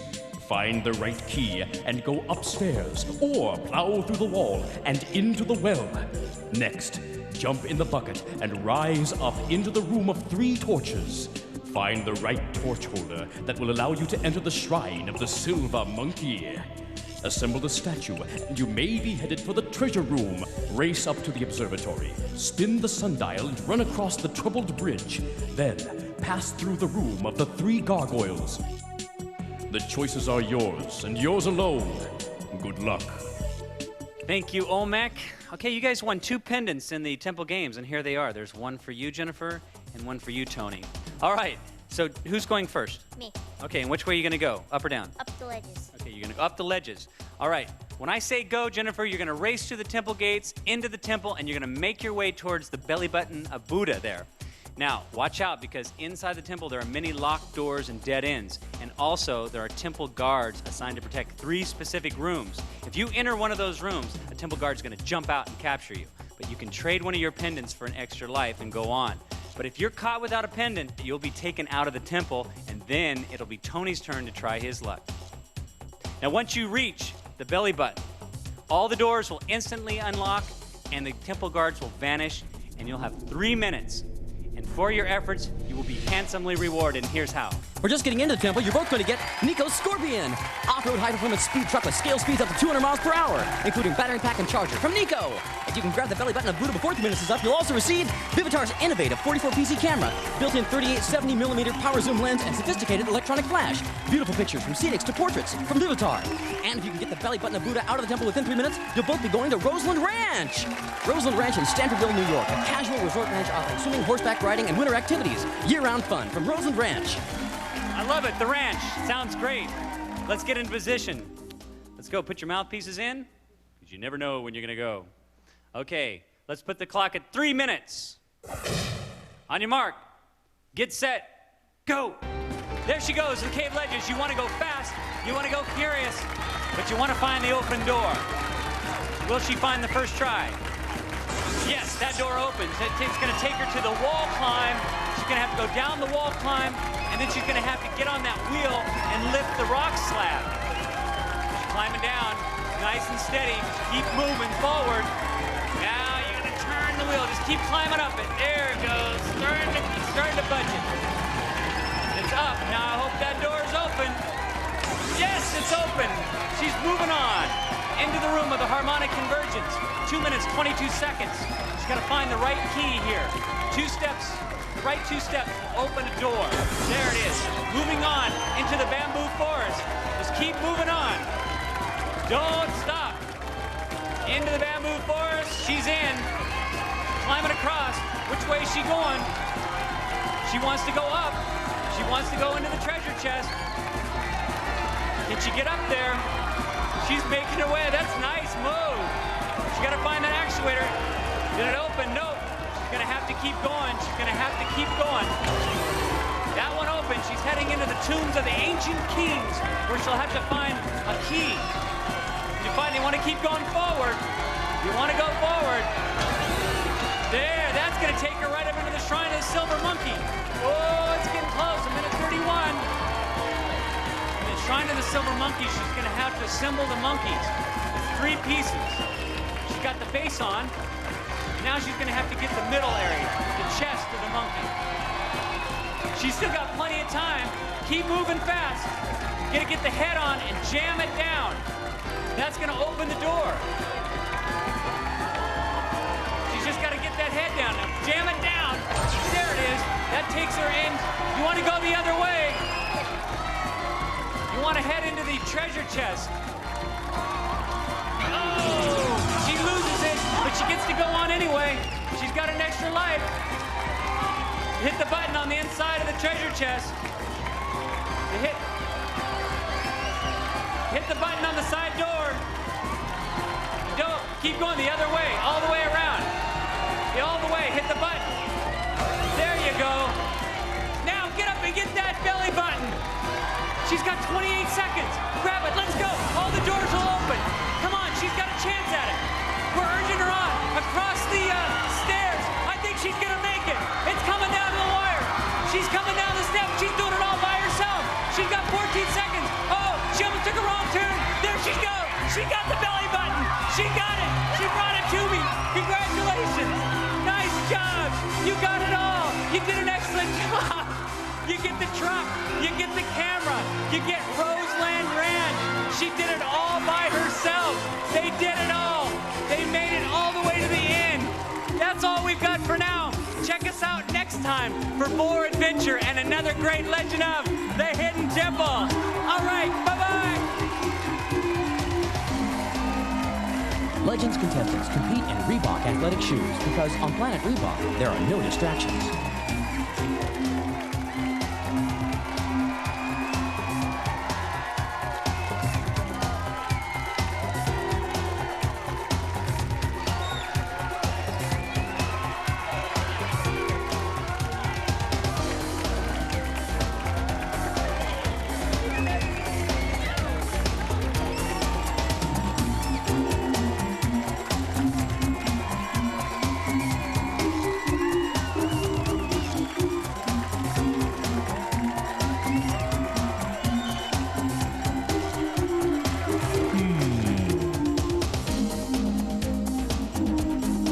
Legends of the Hidden Temple was recorded in front of a live studio audience in Nickelodeon Studios at Universal Studios, Florida.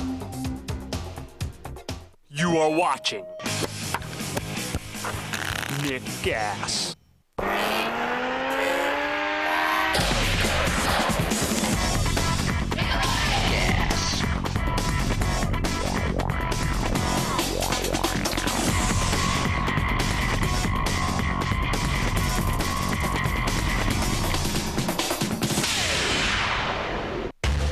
Next, the Great Frame Game.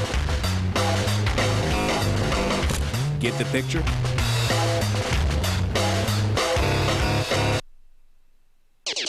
To gain the right perspective, you need to be selective. Connect the dots is your objective. It's time to get the picture.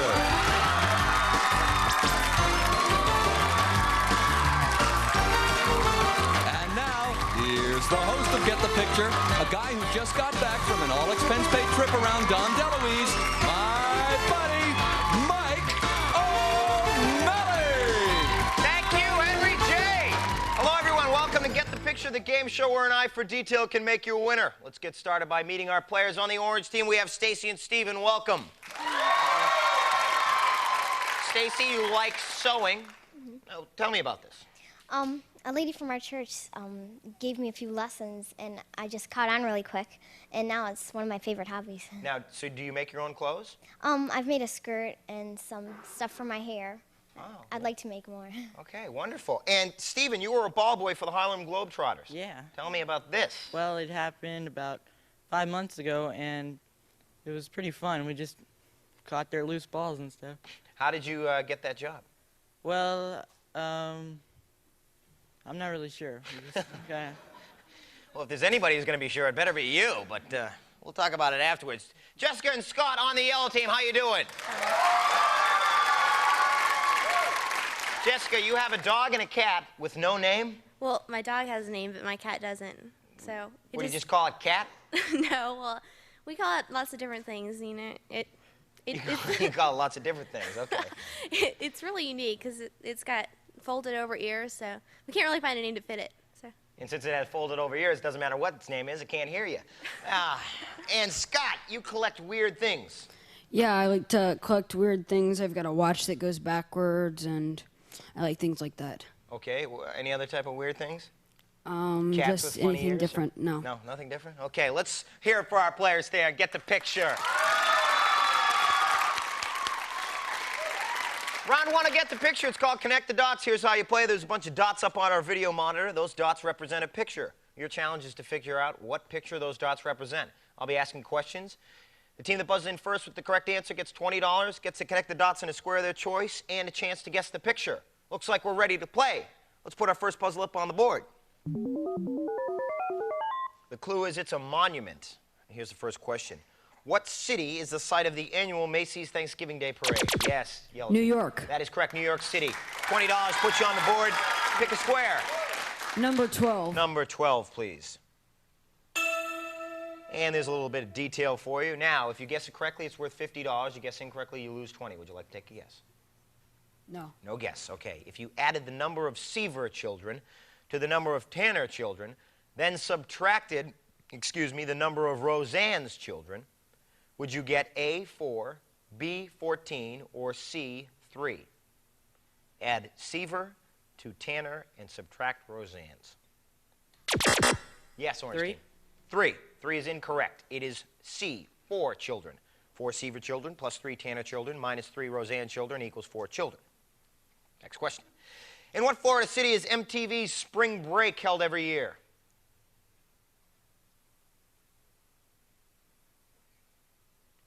Daytona. On what TV show did comedian Whoopi Goldberg play a futuristic bartender? Yellow team. Star Trek: The Next Generation. That is correct. $20 more. Put you at 40. Pick a square. Number 10. Number 10, please. And there's a power surge. Okay, this power surge called Clue Me In. Clue Me In. Chance for you guys to get an additional $20 and also an extra piece of the puzzle. Let's see if you guys can get a clue here. You'll be seeing pictures. You need to describe them in one-word clues to your partner here. Now, if you want to go on to the next one, just tell me next. We'll go on to the next one. You have to get 3 in 30 seconds. Are you ready? Ready. Okay. On your mark, get set, go! Red. Apple. Wax. Candle. Paper. Another clue. Drawing. Think of them all together. Red, wax, paper, drawing. Next. Next picture. Candy. Chocolate. Just keep describing it. Cane. Candy cane. Okay, that was a lollipop, and the first one was crayons. Let's get back up to the podiums. All right, since you were unsuccessful at that, Orange Team, you get $20. All right, we're going to reveal an actual portion of the puzzle in that square.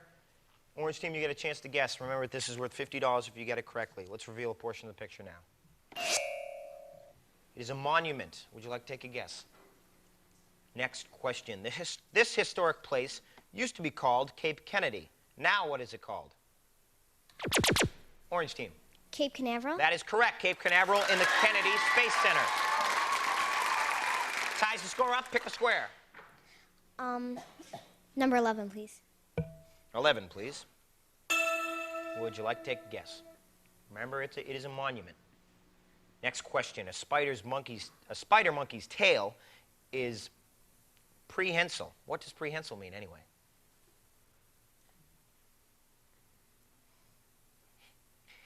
Anyone.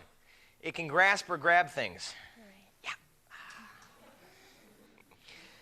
One morning at dawn, two crusty old fishermen set out in their boats from opposite ends of a bay. Each had a generous supply of vanilla pudding pops, plus plenty of ice-cold orange juice with real pulp. Now, by noon, their pudding pops were melting at the rate of about 1 every 38 minutes. And the ice in their juice containers was melting at about 1 cube every 12 minutes. If they fish until 6, and the fish aren't really biting, and the temperature has fallen off a full 20 degrees since noon, what is your partner's name? Orange team. Stacy. Stacy, judges? That's right.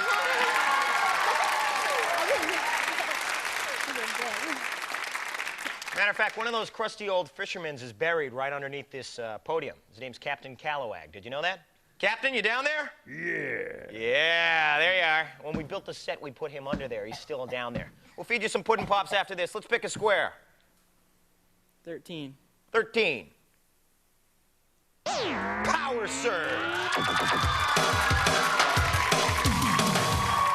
Where are you guys going here? You're staying right there. This one's called data distortion. We have a big computer that can twist and distort pictures. You need to identify 5 of them in 30 seconds. Let's get 30 seconds on the clock. On your mark, get set, go.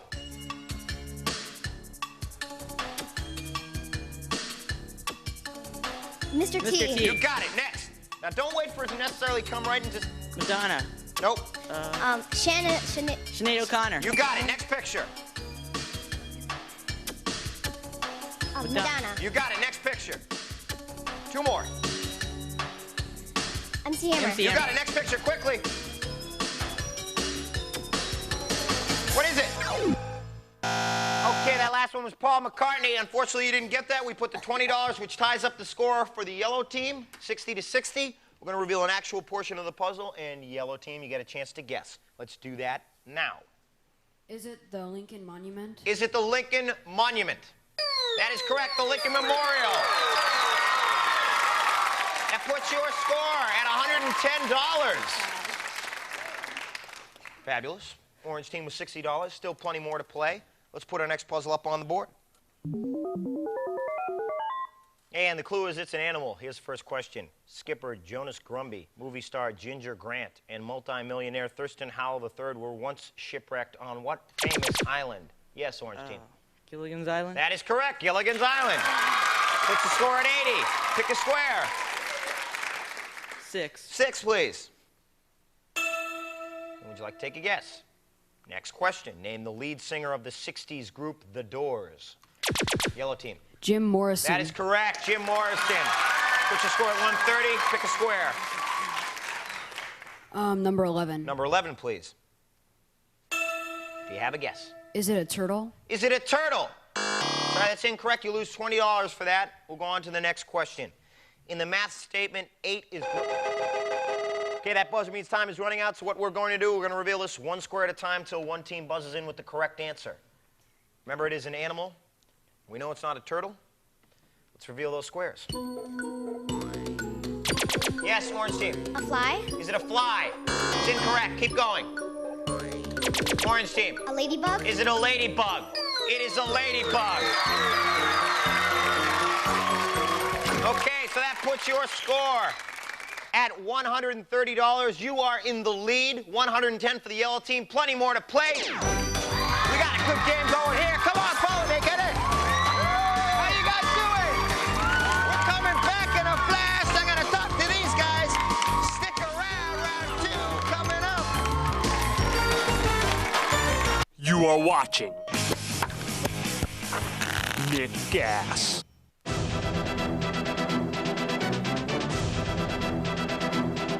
Heroes of the game. The neighborhood. The definitive haven of safety for the youth of America. But in one backyard, a girl named Patty was running for her life. Patty had to make her way out of the middle. Patty was caught in the precarious predicament known as pickle.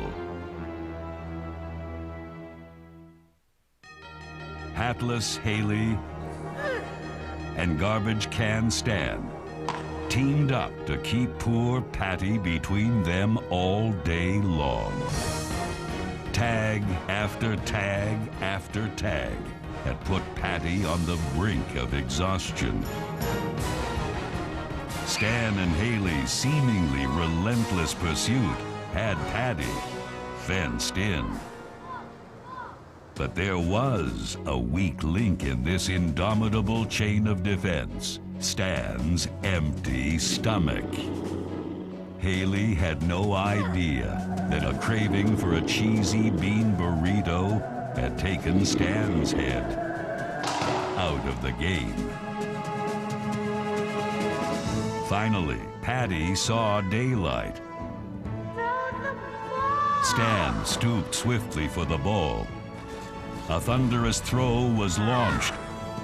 As Patty dove head first, her fate hung in the air. Safe. Haley was dejected as Patty brushed herself off and rightfully claimed the glove. And as Stan ran for the kitchen, Patty pondered if she would miss being in the middle. Yeah, right. This pickle professional no longer belongs in the middle. She belongs in the fraternity of champions we call heroes of the game. Hey, you want to improve your skills? Get fit? Gain that competitive edge? Then pay attention, because I got another skill drill. All right, soccer players, lace up if you want to improve your ball control. I call this skill drill Happy Feet. All you need for this one is a ball and room to play. That should be enough. First thing to do is put the ball directly in front of you. Start by tapping the top of the ball with your right foot. Then switch to your left. Once you start getting comfortable, you can pick up the pace. Good job. As you're doing this drill, imagine the ball is a big giant egg. So you just gotta barely tap it, or you'll make it crack. And keep those knees high, because the goal is to make sure the ball moves as little as possible. Keep it going. Doing this skill drill will give you fast feet and improve your ball control out there on the field. There ain't no time for standing around. Get out there and practice. You know, sometimes this drill reminds me of an Irish jig. Ha! Now back to the great frame game. Get the picture?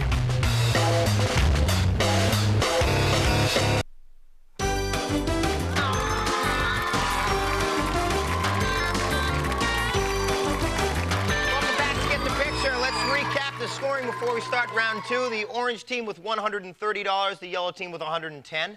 We'll be playing a game called Dots in round two, and the stakes are much higher, so the lead can change hands very quickly. We'll put a picture up on the board, and then I will be asking questions that will require 2, 3, or even 4 answers.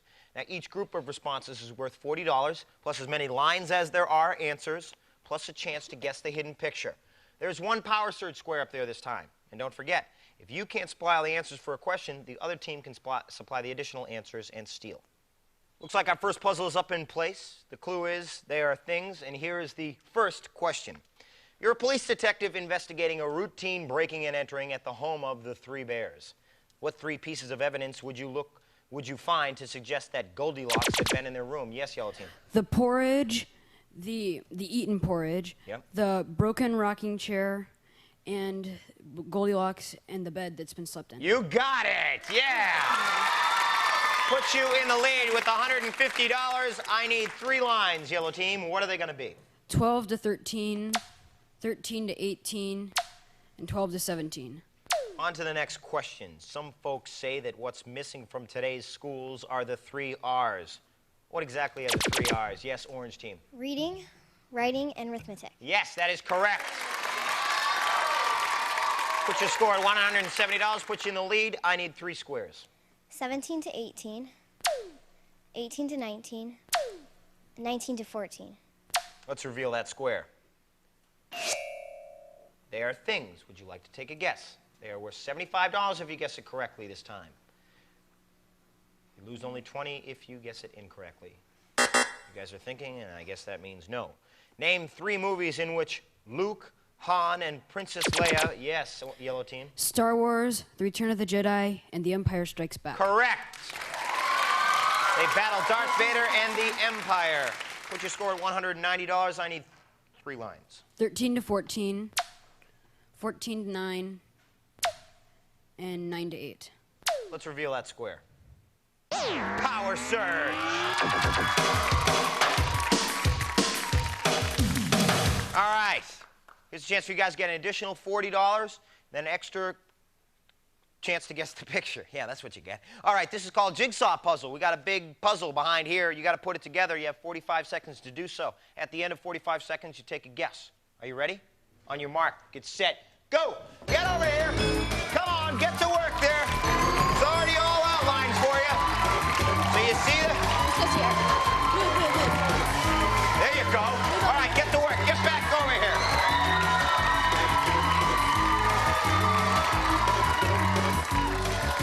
Nope, nope. Nope, nope, oh, nope. There you go. There you go. Come on, time running out. Yeah, yeah, good work. Good work. Get it. One more piece. One more piece.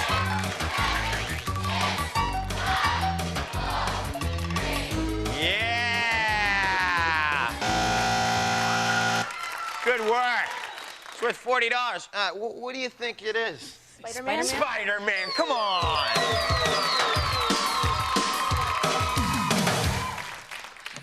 $40 more for you guys brings your score to $230. We're going to reveal an actual portion of the picture in that bottom square there. Let's do that now. Okay, they are things. Would you like to take a guess? Sailboats? Are they sailboats? They are sailboats. That is $75 more, which brings your score to $305. Orange team with $170. We still have more to play in round 2. Let's put our next puzzle up on the board. Looks like it's in place. The clue is it is a place. Here's the first question. When your mom or dad carves up the Thanksgiving turkey and they ask you what kind of turkey you want, what are your 2 choices? Yes, yellow team. Dark or light? That is correct. Dark or white or light. 2 lines. 13 to 8 and 8 to 7. Next question. Name 4 movies starring Michael J. Fox. Yellow team. Back to the Future, Back to the Future 2, Back to the Future 3, and The Hard Way. That is correct. $40 for the yellow team. 4 lines. Okay, 12 to 7, 7 to 8, 8 to 9, and 9 to 14. Let's reveal that square. It is a place. Would you like to take a guess? No. No. No. Name 3 hit singles by the incomparable Whitney Houston. Yes, yellow team. I'm Your Baby Tonight, All the Man That I Need, and One Moment in Time. That is correct. $40.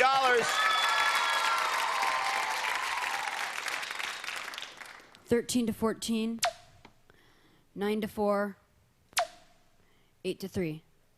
Let's reveal that square. And do you have No. a guess? Next question. 4 U.S. states meet at a singular spot in the Southwest called Four Corners. Yes, orange team. Yes, orange team. No guess. Okay. I'll reread the question. 4 U.S. states meet at a singular spot in the Southwest called Four Corners. Can you name 3 of the states? Arizona, Colorado. Colorado. Nevada. I'm sorry, that's incorrect. Arizona, Colorado, New Mexico, and Utah. Next question. Name 3 movies starring Patrick Swayze. Yellow team. Roadhouse, Ghost. Dirty Dancing. You got it. $40 more. And 3 lines, please. 3 to 4. 14 to 19. And 13 to 18. Let's reveal that square. It's a place. No guess. Next question. Name 2 islands in the West Indies. Yellow team. Jamaica and Aruba. Jamaica's 1, Aruba, judges? That's correct, $40 more.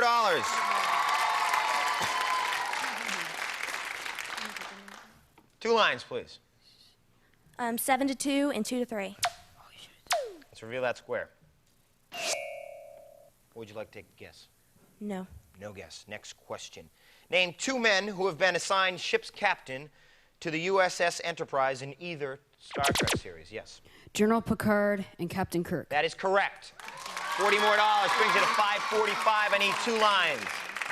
18 to 19 and 17 to 18. Another square, please. Again, it's a No. place. No. Next question. Niagara Falls is on the border between what 2 countries? Orange team. Canada and the U.S. That is correct. Canada and the U.S. $40 more brings you to 210. I need 2 lines, please. 12 to 17. One more. 17 to 22. 17 to 22. Let's reveal that square. Okay, orange team, chance to guess. The mall. Is it the mall? It is the mall. $75 more brings your score up to $285. Yellow team still in the lead with $545. And that buzzer means that time has run out in round 2. $285 for the orange team. Nice score, but today's winners with $545 are the yellow team. Orange team, we have $285 for you to split. We got some great prizes for you. Thanks for being with us. Tell them about them, Henry J. You'll each take home British Knights athletic footwear. BK's, the latest, greatest, baddest, most awesome sneakers around. BK's, British Knights. And from Eastpak, the leader of the pack. Bags for school, play, and travel. Eastpak bags are stylish, tough, and built to last. Yours from Eastpak. And now, back to more fun with Mike.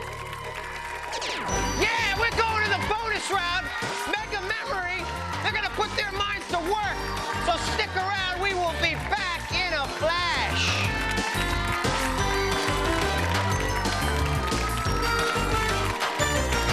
You are watching GaS. From the 4 corners of your world, this is Global GaS.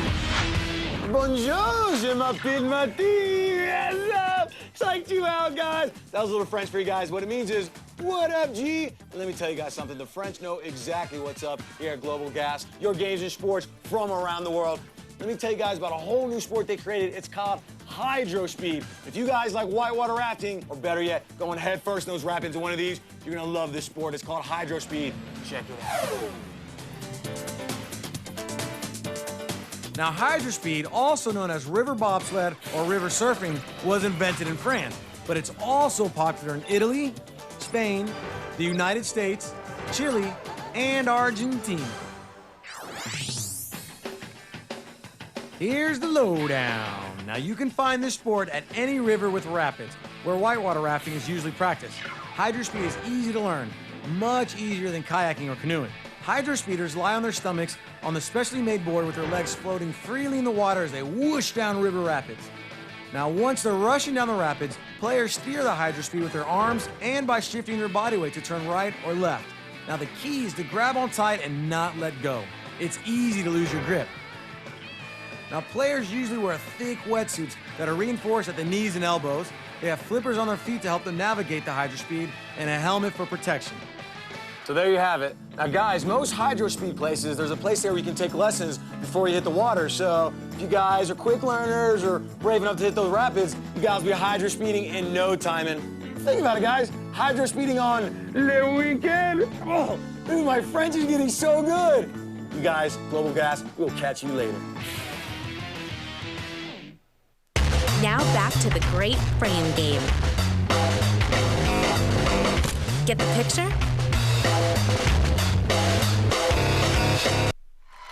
Hello, welcome back to Get the Picture. We are in the bonus round of Mega Memory, where today's winners, the yellow team, have advanced with a score of $545. Congratulations. Okay, we are playing Mega Memory. We'll give you 10 seconds to show you 9 pictures. You're going to take a little time to memorize them, and we'll cover them up as I read off a clue for each picture. You need to hit the corresponding button on the Mega Memory keypad. okay? For the first 6, you get $100 apiece. After that, you're playing for this, Henry J. Mike, today's grand prize package includes Schwinn. New bikes, new thinking. Visit your local Schwinn dealer and see Schwinn's latest selection in bikes and fitness equipment. Then, give your fingers a workout with your new Casio keyboard. Casio CT390 full-size electronic touchbank keyboard. Play up to 210 different instrument sounds. Other features include 20 PCM tones and auto rhythms. It's from Casio. Get all 9 matches, and you and a friend will spend a week training just like the real astronauts at the U.S. Space Camp in Alabama or Florida. Space Camp, it's really out of this world. Good luck. And now back to our very own space cadet, Commander O'Malley. Thank you, Henry J. All right, the theme of today's Mega Memory is objects. Let's show them the pictures, guys.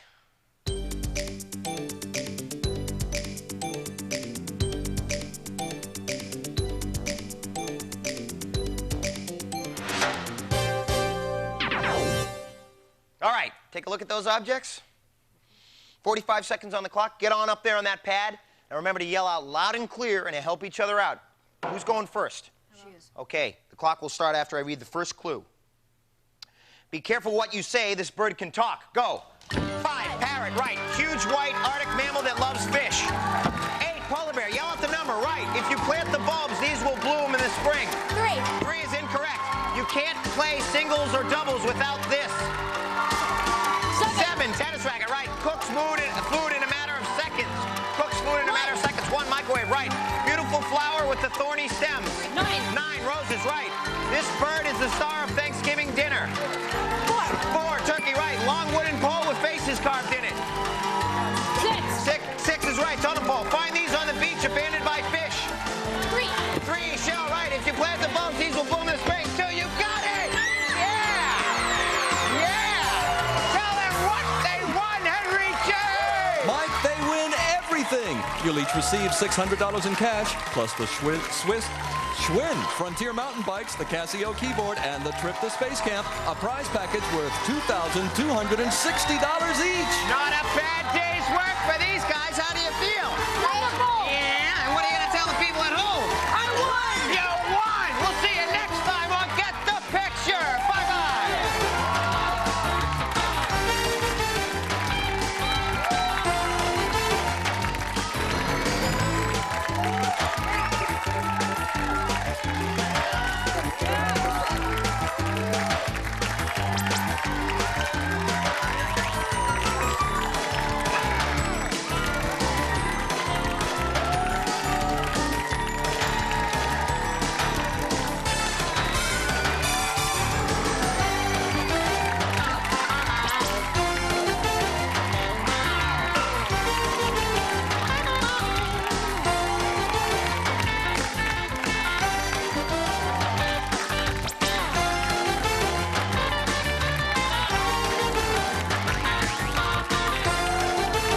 Picture was taped before a live audience in Nickelodeon Studios at Universal Studios in Orlando, Florida.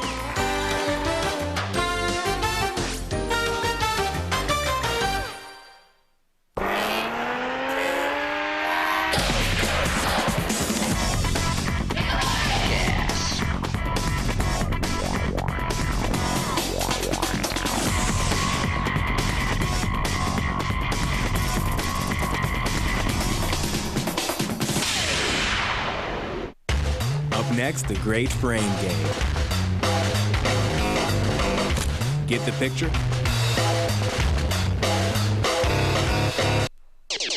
To play this game to perfection, you've got to make the right connection. So use your powers of perception. It's time to get the picture.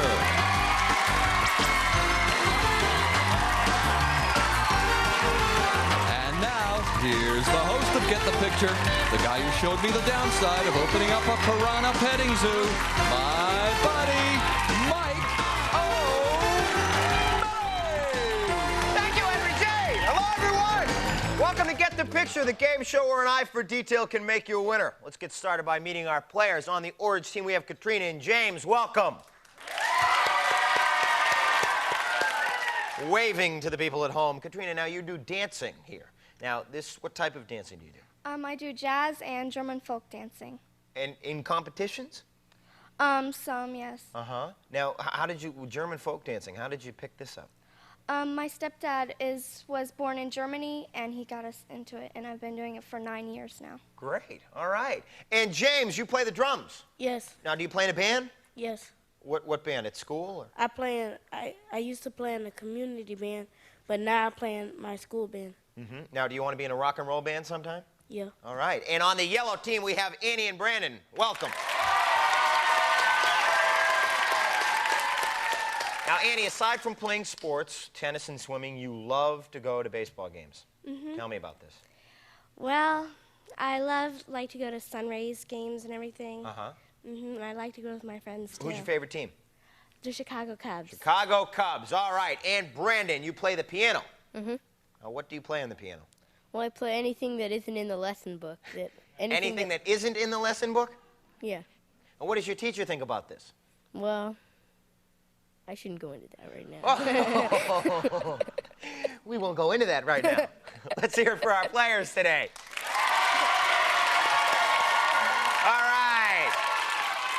Round one of Get the Picture is called Connect the Dots. Here's how you play. We put a bunch of dots up on our video wall. Your challenge is to figure out what picture the dots represent. Now, I'll be asking questions. Team that buzzes in first with the correct answer gets $20, gets to connect the dots in a square of their choice, and a chance to guess the picture. Oh, we are ready to play. Let's put our first puzzle up on the board. And the clue is it's an animal, and here's the first question. How many scoops of raisins are in every box of Kellogg's Raisin Bran? 2. 2. Yes, yellow team.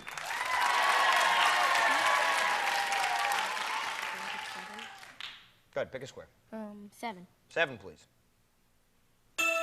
Okay, there's some detail for you now. If you guess the picture correctly, it's worth $50. You guess incorrectly, you lose 20. Would you like to take a guess? All right, now get your hands up there on that buzzer and make sure you wait for me to call on you. This singer's name makes it sound like he needs a shower, and I'll Give All My Love to You is one of his big hits. Name the singer. I'll Give All My Love to You is one of his big hits. Sounds like he needs to take a shower. Keith Sweat. What's the coolest thing about being president? I say it's getting your own airplane. By the way, what's the name of President Bush's own personal airplane? Anyone? Bueller. Air Force One. Which one of these bowls is not the site of a college football game? A, the Sugar Bowl, B, the Aloha Bowl, or C, the Vienna Sausage Bowl? Yes, Orange Team. Vienna Sausage That is correct, the Vienna Sausage Bowl. Pick a square. 2. 2. Would you like to take a guess? No. On to the next question. The second Rescuers movie took place in what country? Yellow team. Australia? Australia is correct. The Rescuers down under. Pick a square. 6. 6? Let's see it. And your chance to guess, if you like. No guess. Next question. Name the perky exercise nut on TV who's always talking about his sweating to the oldies videos. Yes, Orange Team. Richard Simmons? That is correct. Richard Simmons. Sweating to the oldies. Right. Pick a square. Square 11. 11, please. And do you have a guess? It's an animal. No. No guess. Tie score at $40. Let's say you've decided to borrow a friend's plane and teach yourself to fly. Now, everything is going fine until you suddenly start to lose altitude because the plane is too heavy. There's no cargo or passengers on board, so the only way to survive is to dump out some of the gasoline. Now, if each gallon of jet fuel weighs 10 pounds and the tank holds 327 gallons of fuel, and it's 27 miles back to the airport, and you'll need at least 78 gallons of fuel to get back, where does the president live? Orange Team? Washington, D.C. That is correct. The White House in Washington, D.C. Pick a square. Pick a square. Square 10. Square 10, please. Power surge! Okay, this is called Clue Me, and now Power Surge chance for you guys to get an extra $20 and see an actual portion of the picture. She will be giving clues to you, James. All right? One-word clues. You'll be seeing the pictures up there. If you want to go on to the next one, just say next. You need to get 3 in 30 seconds. Are you ready? Okay. On your mark. Get set. Go. You sharpen. Pencil. You got it. Next picture. You wear them. The sun. One-word clues, please. Sun. Shades. Glasses. Eyeglasses. You got it. One more. It flies. Airplane. You got it. Nice. 3 in 30 seconds. Good work. Back up to the buzzer there.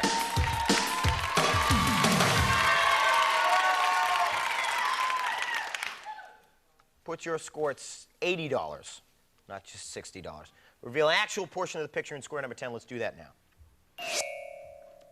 It is an animal. Would you like to take a guess? No, you would not. Next question. Name the only woman so far to serve as a justice on the United States Supreme Court. Anyone? No. Justice Sandra Day O'Connor. Next question. There are no Hulk Hogans, but these big, fat Japanese wrestlers sure make a lot of noise when... Yes, Sumo wrestlers. That is correct. Sumo wrestlers. Japanese wrestlers. Pick a square. 14. 14, please. Do you have a guess? It is an animal. No guess. Next question. If you're on a trip to your alma mater, where are you going?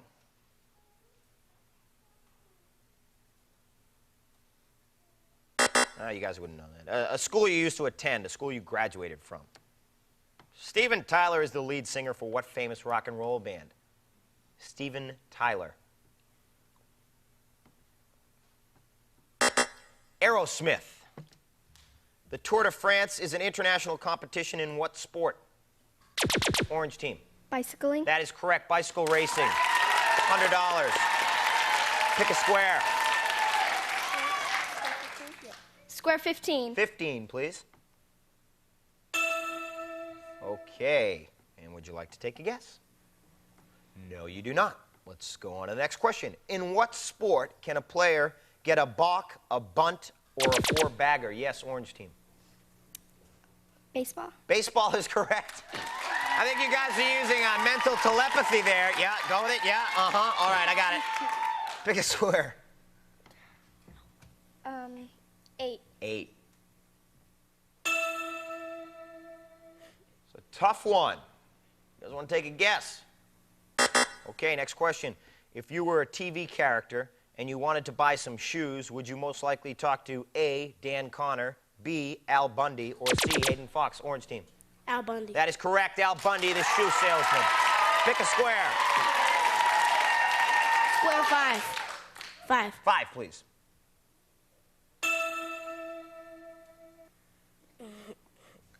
What do you think, guys? Is it a bat? Judges, did they get that in? Did they get their guess in by the time of the buzzer? Yes. Is it a bat? It is a bat. You got it. Brings your score to $190. Good work there. Took a while, but that's all right.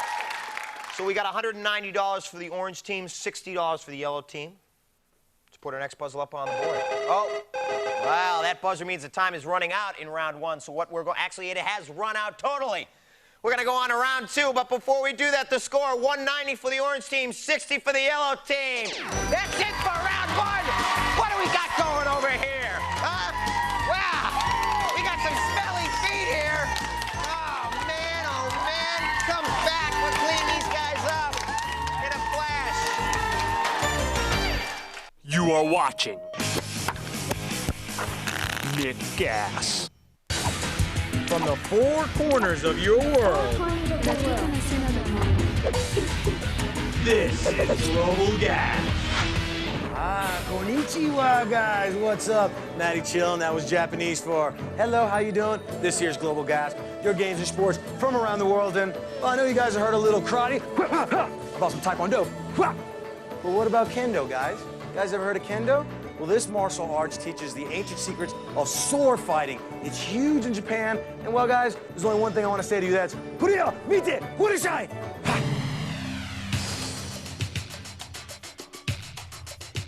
Kendo was invented in Japan, but this sport is really hot right now in Canada, the United States, Korea, and the Netherlands. All right, here's the scoop. Kendo matches take place in an area that's 30 to 36 square feet. Now for the match, contestants wear the traditional jacket called uwagi, a hakama, which are long pants that kind of look like a skirt, a mask called men, and a koti, which is their padded glove. Now the sword, called a shinais, is made of bamboo bound with waxed cord. Points are given for blows to the left or right side of your opponent, a hit on either wrist, a little tap on the neck, or my favorite, a bop on the top of the head. Ouch, man. Now the name of the point struck must be called out by the attacker and okayed by the judges. The fighter who scores 2 points first wins the match. And get this sport is not only for professional swordsmen. In Japan, Kendo study is required for all high school students. How sweet is that?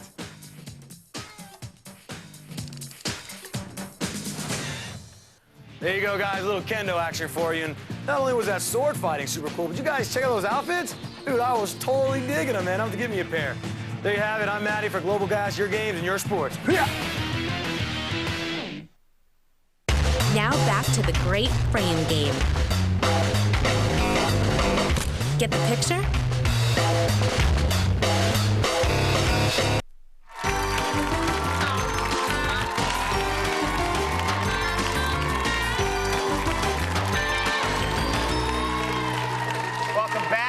Get the picture. Let's recap the scoring before we start round two. $190 for the orange team, $60 for the yellow team.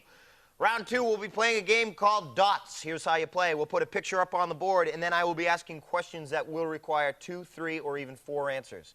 Now, each group of responses is worth $40, plus as many lines as there are answers, plus a chance to guess the hidden picture. There's one power surge square up there this time, and don't forget, if you can't supply all the answers for a question, the other team can supply the additional answers and steal. Okay? Looks like our first puzzle is in place. Your clue is it is a food, and here's the first question. What 2 colors would you mix to produce orange? Yellow. Red and yellow. Red and yellow, that is correct. $40. 2 lines. 8 to 13 and 13 to 14. 8 to 13 and 13 to 14. Okay, next question. Name the 2 leagues in Major League Baseball. Yellow team. American League and National League. Correct. $40 more. Hitting right back in it. 2 more lines. 9 to 14 and 8 to 9. And that completes the square, so let's reveal it. It is a food. Now, if you guess it right this round, you get $75. If you guess wrong, you lose only $20. I have no idea. By the look on your face, I would say you're not going to take a guess. So we'll go on to the next question. Name 2 of the leading actors from the movie Parenthood. Yellow team. Steve Martin and... It's 1. Rick Moranis? That is correct. $40 more. Right back in the game. 2 more lines, please. 7 to 8 and 7 to 12. Next question. Name 3 U.S. states that are on the border between the U.S. and Canada. Yellow team. Montana, North Dakota, and Washington. That is correct. Taking the lead. 12 to 13. 3 lines. 12 to 17, 12 to 13, and 13 to 18. Okay, let's reveal that square. Power surge! Yeah! All right. Now, this power surge is called Jigsaw Puzzle. Chance for you guys to get an additional $40. We're going to give you 45 seconds to put this puzzle together that's behind this black thing right here, okay? Put it together. At the end of 45 seconds, you take a guess. 45 seconds on the clock. On your mark, get set, go! Go get it! Come on! Now, the shapes are all set out there for you, so work together here, guys. There you go. Come on, you only got 45 seconds. Good work. Beautiful. Come on, get some more out there. I think this puzzle's bigger than you there, son. But you're getting it there. Okay, good work. Good work. Where's it go? Where do you see it? There you go. 2 more pieces. Come on. Come on. Hurry. Hurry. Yeah. Okay. Go ahead. What is it? Surfer. Surfer. $40 more.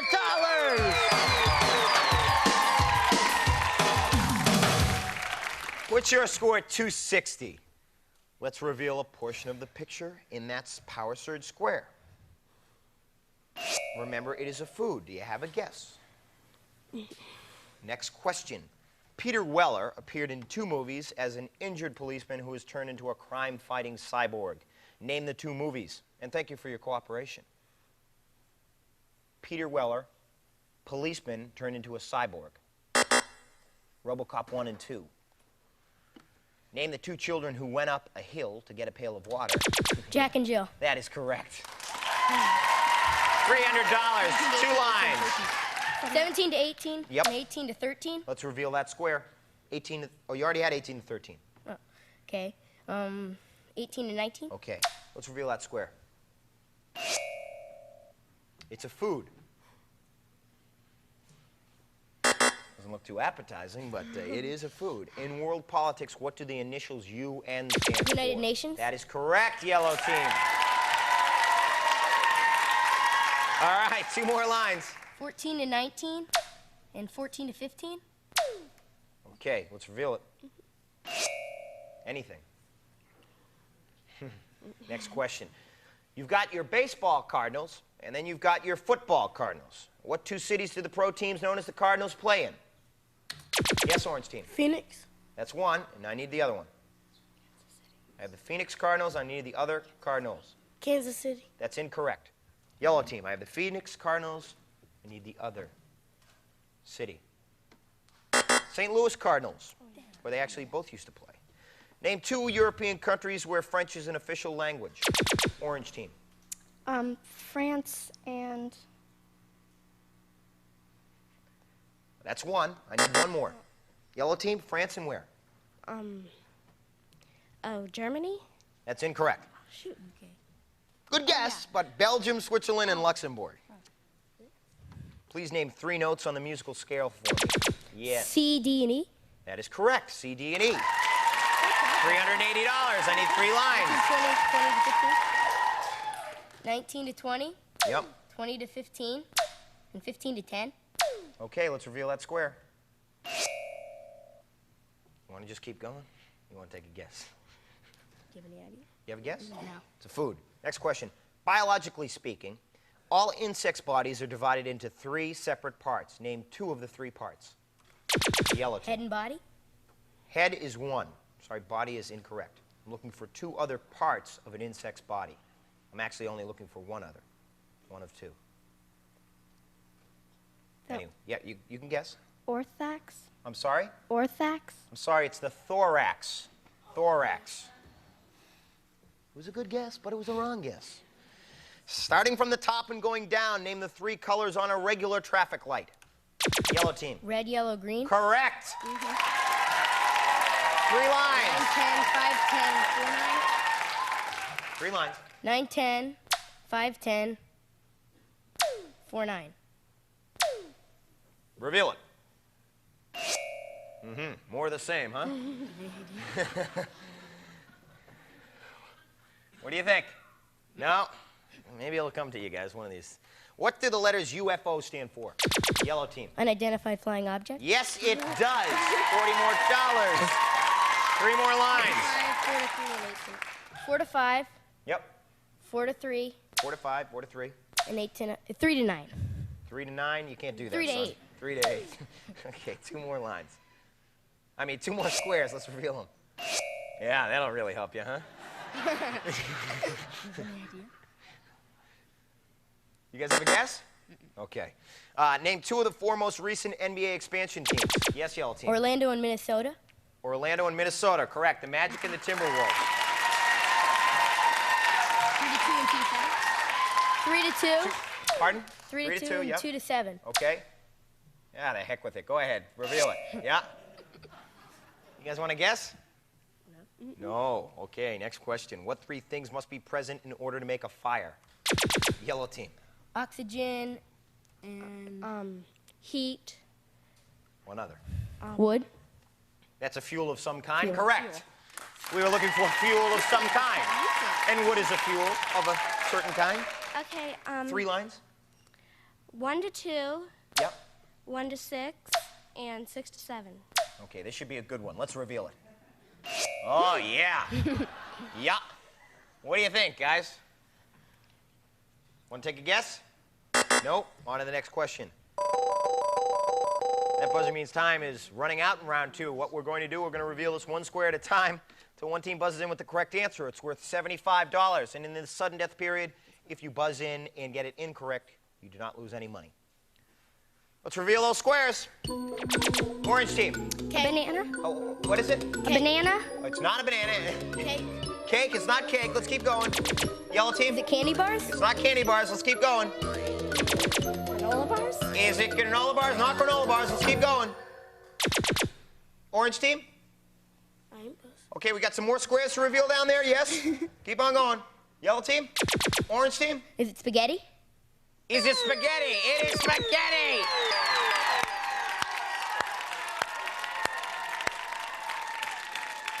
We had a bunch of guesses there, didn't we? But we finally did get it, and it was spaghetti. And the winners of today's team are the yellow team with $615. Winners of today's team, did I say? Winners of today's game, I should have said. $190 for the orange team. You get to split that. Some great prizes. Thanks for being with us. Henry J., tell us about the prizes.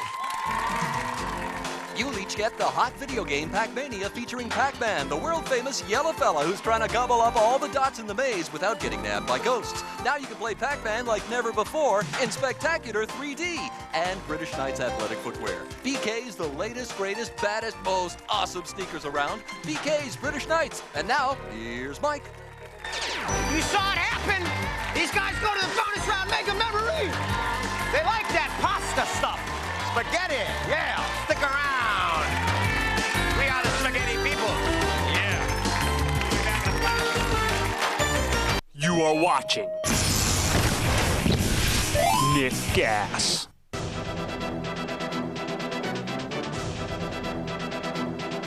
Heroes of the game.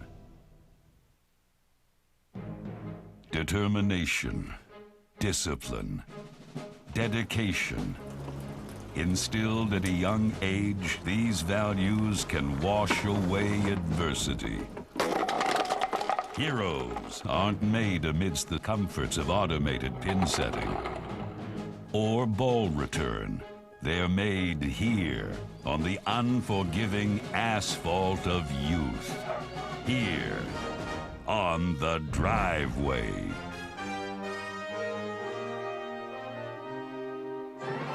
Driveway Dave Patinsky had a dream. To bowl a perfect 300 score, like his role model, Bob Learn Jr., a man better known as Mr. 300. In order to emulate his hero, Dave would need to roll 12 strikes in a row.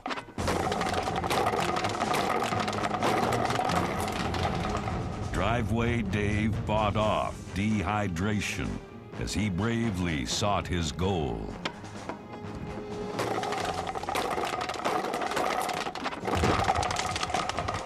Now the moment of truth was at hand. Tension mounted as Dave prepared for his final roll. For inspiration, he looked to his mentor, Bob Learn Jr. Before every roll, Mr. 300 always displays his love for the game.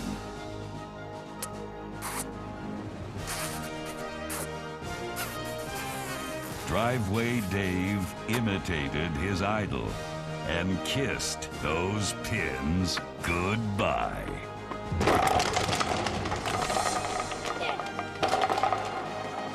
Driveway Dave now had a new nickname, Mr. 300 Jr.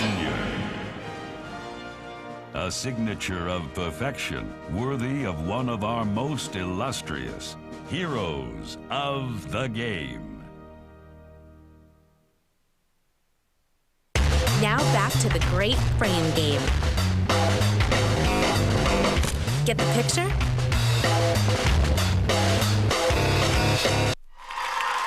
Welcome back to Get the Picture. We're here in the bonus round, Mega Memory, where the yellow team has advanced with a score of $615. Mega Memory, here's how you play. We'll give you 10 seconds to take a look at 9 pictures up on our board. Then we will cover them back up. I'll read off a clue for each picture. You need to hit the corresponding button on the Mega Memory keypad. For the first 6, you get $100 apiece. After that, you're playing for this, Henry J. Mike, today's grand prize package includes the Singing Machine, the portable home entertainment system that makes you the entertainment. Perform and record your favorite hits with complete musical accompaniment by the Singing Machine cassette arrangements. Plus, from Eastpak, the leader of the pack, bags for school, play, and travel. Eastpak bags are stylish, tough, and built to last. Yours from Eastpak. Make all 9 matches, and you and a friend will spend a week training just like the real astronauts at the U.S. Space Camp in Alabama or Florida. Space Camp, it's really out of this world. Good luck. And now back to ground control with Major Mike. Thank you, Henry J. All right, the theme of today's Mega Memory is grab bag, just a bunch of different things. Let's show them the pictures.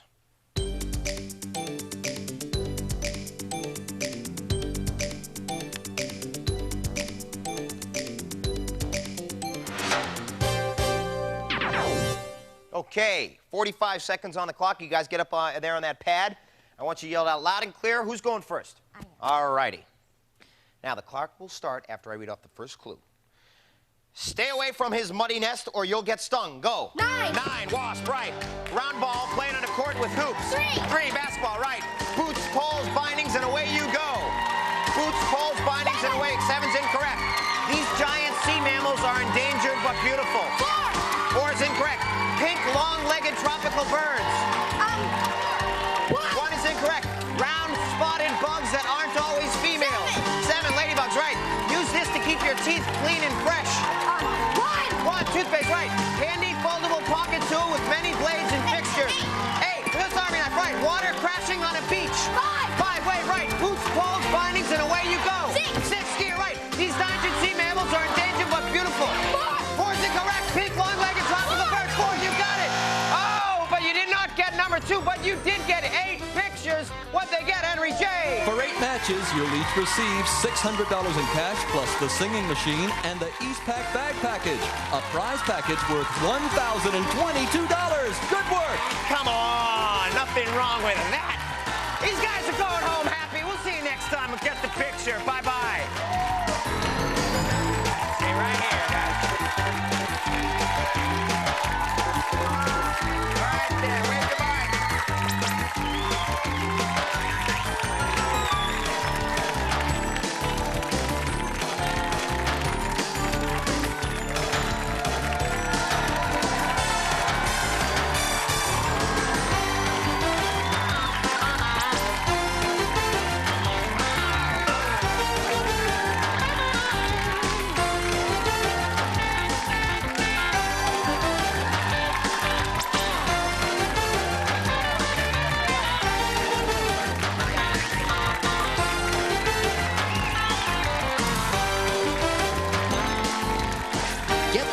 Was taped before a live audience in Nickelodeon Studios at Universal Studios in Orlando, Florida.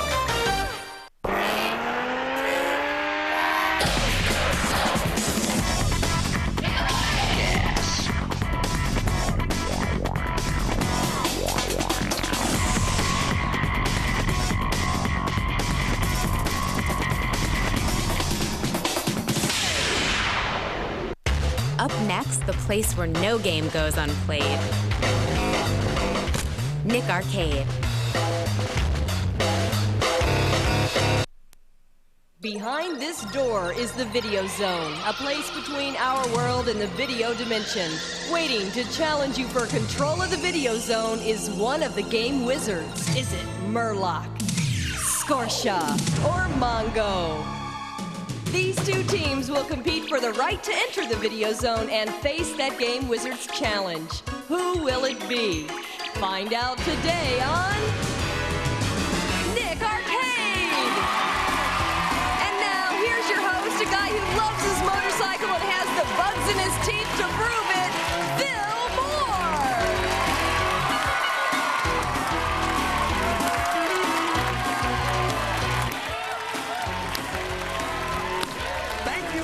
And welcome to Nickelodeon Arcade, where your video savvy and video game skills are put to the ultimate test. I'm here today with Megan of the yellow team and Shauna of the red team, who are about to play the face-off game Meteoroids. And in this game, you have to use your laser photonic cannon to zap these meteors before they get past your view screen. Whoever has the highest score at the end of 30 seconds will get 25 points and control of Mikey, our video adventurer, for the start of round 1. Ladies, grab your cannons. Ready, set, go.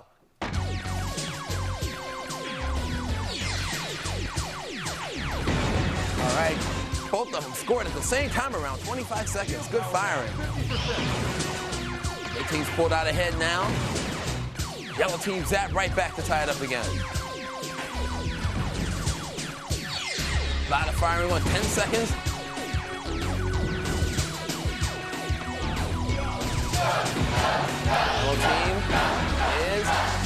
Yellow team is the winner. Way to go. Let's go play some more.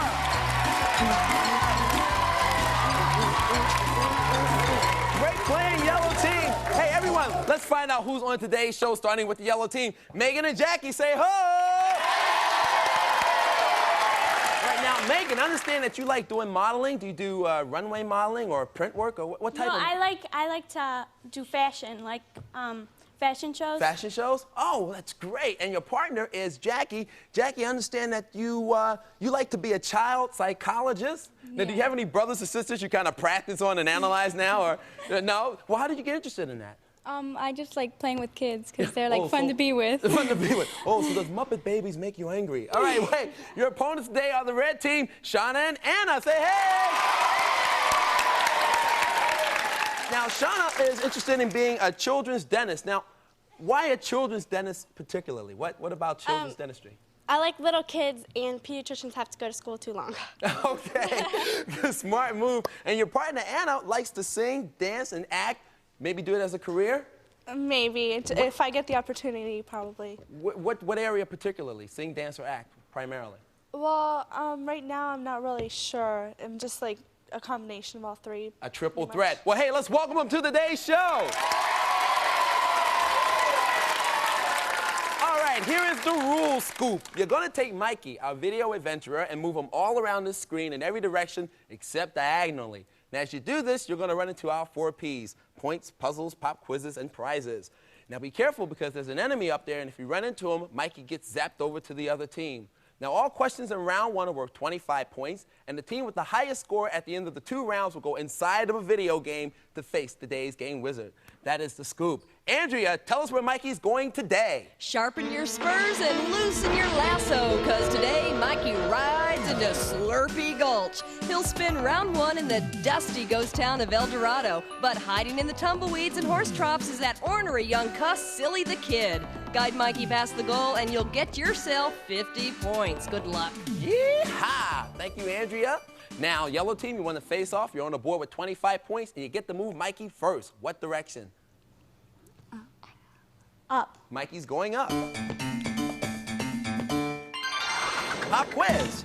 Hands on your buzzers. I have a question. Buzz in and give me the correct answer, and you'll get 25 points and control of Mikey. The question is about Western states. The Colorado River starts in Colorado and empties into what body of water? A, the Pacific Ocean, B, the Gulf of California, or C, the Ophionoke Swamp? Yellow team. Pacific Ocean. Ooh, that is incorrect. Red team, do you know? Gulf of California. The Gulf of California is it, yes, all right.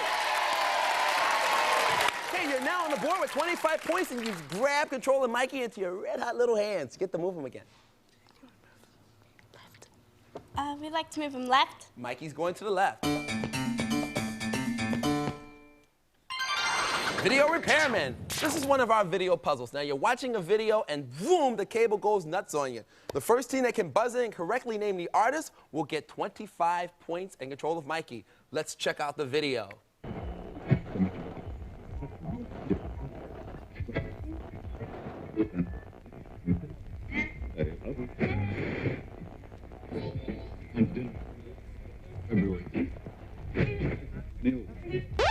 Red team?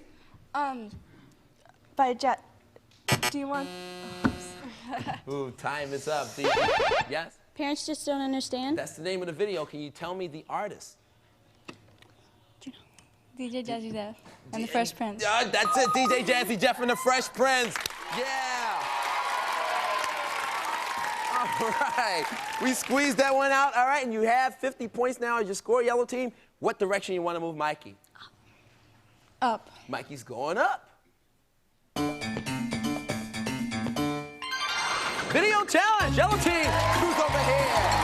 Mosey on over here, partner. Mosey on over here. Megan's like, I don't want to talk to you. I want to play the game. All right, now in this round, you get to add more points to your score and maintain control. Who's going to be playing? I should have guessed. Okay, Jackie, hang on to the board. Now, you get to choose from today Airbusters, The Legend of the Mystical Ninja, Vapor Trail, Cyberlip, and Gradius 3. Which one would you like to play? Vapor Trail. Vapor Trail, head on over there. Come on with us, Jackie.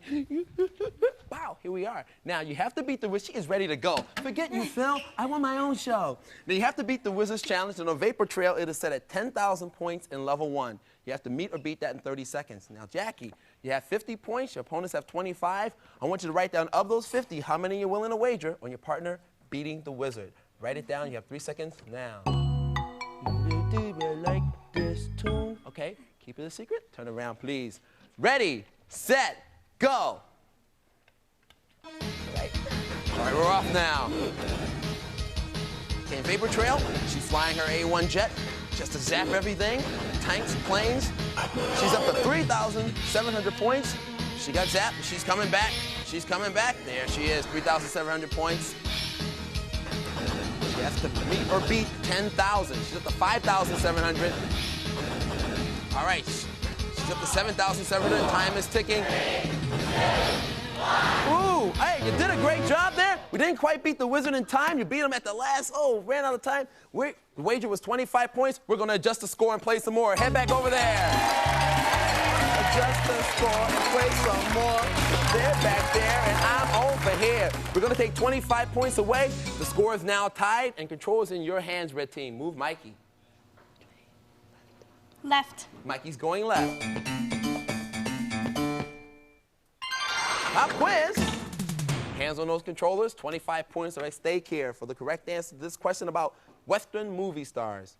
Which young gun played Billy the Kid in the 1988 movie Young Guns? Yes, yellow team. Christian Slater. Ooh, that is incorrect. Red team, do you know who played Billy the Kid? Ooh, was Emilio Estevez. Emilio Estevez. Okay, another question for you. Ooh, maybe not. That sound means that we are running out of time. We're going to zip Mikey straight to the goal. And we are now in a situation that we call sudden death. So the correct answer here will get you 50 points and the goal for round 1. Hands on your buzzers. Question is about Western movie stars. Before she took up with a guy named Jason Patrick, Julia Roberts was engaged to which one of the young guns? Yellow team. Canoe Reeves. That is incorrect. Red team, do you know? Yellow team again. I'm sorry, you asked already, yellow team. Do you know red team? Kiefer Sutherland. Kiefer Sutherland. All right. Hands still on your controllers there to buzz in. Name the son of Western star Tex Ritter, who went on to star in TV's Three's Company and the Problem Child movies. Red team. John Ritter. John Ritter is it. Yeah, you got the ball. All right, red team. Hey, everyone, let's just take a look at the board and see where everything was. All right, there's prizes all around. Nobody got them? All right, that is it for round 1. Red team, you have 75 points. Yellow team has 25. But hey, in round 2, the points are double. Anything can happen, Farman. So come on and check it out with us.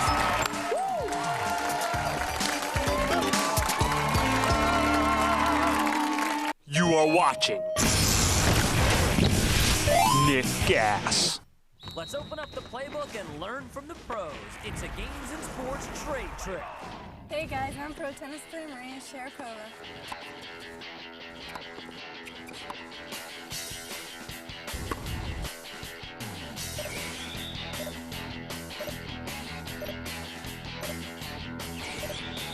So we all know that a great serve and a killer overhead can make all the difference on the tennis court. But when you want to own that court, a smooth ground stroke is the key to victory. Today's trade trick, the two-handed backhand.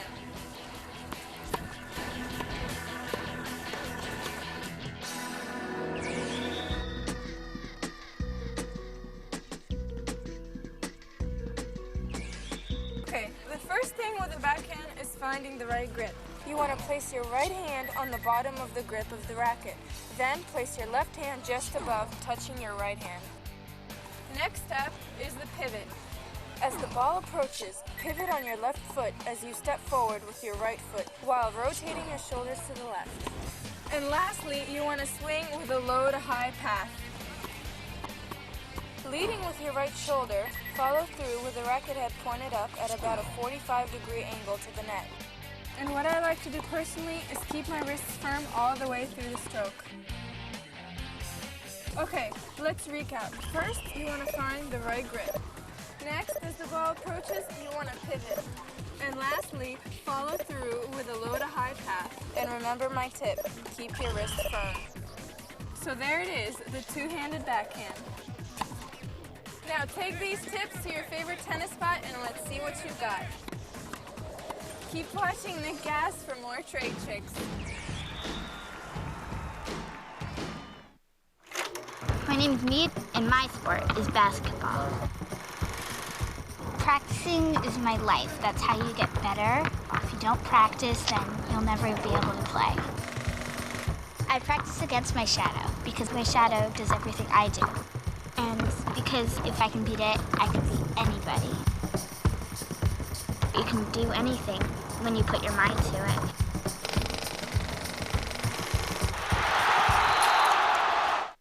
Now back to the place where no game goes unplayed. Nick Arcade.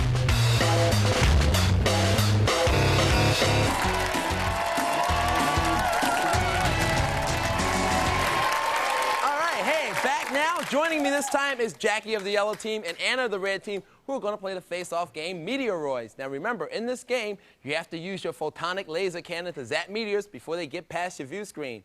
Whoever has the most points at the end of 30 seconds will get 50 big points and control of Mikey, our video adventurer, for the start of round 2. Ladies, grab your controllers. Ready, set, go. All right, red team is first on the board. Yellow team is taking over the lead. We have a tie score at 18 seconds.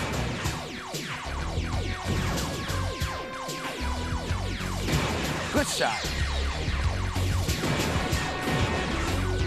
We are down to the last 5 seconds. 4, 3, 2, 1. Hey! Red team, pull it off. Let's play some more. Great playing, red team. You got the face-off. Andrea, where's Mikey going in round 2? In round 2, Mikey's gone west to gaze into the baby Grand Canyon. But Mikey's problems ain't over yet, because that scoundrel Silly the Kid is hiding out there somewhere just waiting to ambush. Guide Mikey past the goal, and your reward will be 100 points. Rope and varmints. Thank you, Andrea. Now, don't forget, the 4 Ps are still up there. The points, puzzles, pop quizzes, and prizes. Video challenge is still there, and Silly the Kid. Beware of him. Now, all questions in round 2 are worth 50 big old points, and the team with the highest score at the end of this here round will be going inside our video to take on today's game wizards. All right, red team, you are up to 125 and you have control. You get to move Mikey. Up. Mikey's going on up. Pop quiz. The correct answer to this question will get you 50 points and control. Question about Western cartoons. When Wile E. Coyote shops for gizmos and gadgets to catch the Roadrunner, what mail order company does he use? Red team. TNT. TNT is incorrect. Do you know yellow team? No. Acme. The Acme. Everything is Acme, this, that, and the other thing. Okay, hang on. Still about Western cartoons. He was almost called Texas Tiny, Wyoming Willie, or Denver Dan. But they finally named this Bugs Bunny cartoon enemy after a park in California. Who is he? Yellow team. Yogi Bear. No. Yes, red team. Do you have any idea? Well, varmints, Yosemite Sam, varmints. Yosemite Sam. I just like doing that. Hi, Mom. Okay. Next question. The Roadrunner may go pretty fast in cartoons, but in reality, Roadrunners run about A, 25 miles per hour, B, 15 miles per hour, or C, 60 miles per hour. Red team. B. B, 15 miles per hour is it, yes! You had 50 points to your score, and you get to move Mikey again. Right. Mikey's going right. It's a video challenge. Mosey over here. It's a video challenge. Come on, my dear. It's a video challenge. Video challenge. How are ya? How are ya? How are ya? Video challenge. You get to add more points to your score, and control of Mikey will be yours. Who's going to be playing? You will? Yeah. Okay. Hang on to the board. Anna, you get to choose from Airbusters, The Legend of the Mystical Ninja, Vapor Trail is out of it because we used it, Cyberlip, and Gradius 3. Airbuster. Airbuster. Pop right over to Airbuster and mosey on over this way with us, partner. Now, you have to beat the Wizards Challenge in 30 seconds, and on Airbuster today, it is set at 7,000 points. You have to meet or beat that in 30 seconds. Now, Shauna, you have 175 points. Your opponents have 25. Of your 175, I want you to write down how many points you're willing to wager on your partner beating the Wizard. You have 3 seconds. Write it now. Yaw-haw. Okay. Hide it, please. Turn around. Ready, set, go. Ooh, she flamed out right at the beginning. Ha, there's another one back. All right, she's firing, she's firing, she's firing, she's firing. All right, lots of good points there. She's up to 3,900, 4,500. She has to meet or beat 7,000 in 30 seconds. She's making some good moves here. She's done it, yeah! All right, woo, way to go. All right, turn around, let's find this wager. 15 points to wager. We're gonna adjust that score. Let's go and play some more. Head on back. Thank you. All right, we're gonna add those points to your score. You are now sitting at a nice, comfortable 190, and you still have control. What direction would you like to move Mikey? Down. Mikey's moseying on down. Pop quiz. All right, hands on those controllers. 50 points will be yours if you can answer this question about Western clothing. What are you wearing if you're sporting a sombrero? Yellow team. A hat. That's it, yes. A hat. You have now taken control of Mikey in your hands, and you're up to 75 points. Move him again. The right. Mikey moseying on to the right. A prize! You get this no matter what. Andrea, tell them what it is. The Laguna Sportswear family of products offering contemporary sportswear and accessories for men, women, and children for great looks on or off the beach. Laguna, we fit your style. Congratulations. Congrats, and mosey to Mike's store again. Okay. Up. Mikey's moseying up this time. Flash frame. This is another one of our video puzzles. Your job in this puzzle is to identify 3 out of 5 fast food items in a burst of video imagery. 3 out of 5 fast food items. Flash it for them. Red team. Pizza, French fries, and chicken. Pizza, French fries, and chicken are 3 of them. Hey, let's just show them everything up there. There's the chicken. There's the fries. There was a taco in there. You got the pizza. And the other one was a hamburger. And you also have 50 points in control. Move Mikey again. Right. Mikey's going right. A prize. Now you get to take home this. Andrea, give him the scoop. Chinon's Pocket Zoom Ultra Auto Zoom camera with auto load, autofocus, and auto composition. So small it fits in your pocket. Furnished by Chinon. Congratulations. Great move there, red team. Move Mikey again. Never mind, I'll have to pop him down because that sound tells us sudden death is once here again. This question will get you 100 points and the goal for round 2.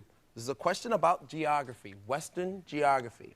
The question is, the famous Carlsbad Caverns are located in what Western state, also known as the Land of Enchantment? Is it A, New Mexico, B, Arizona, or C, Nevada?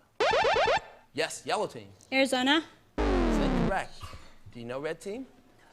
Nevada. No, that is incorrect again.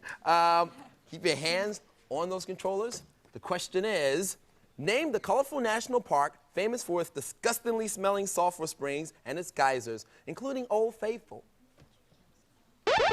Red team. Yellowstone. Yellowstone is it. You've got the goal. Let's just take a look at the board real quick here and see where everything was.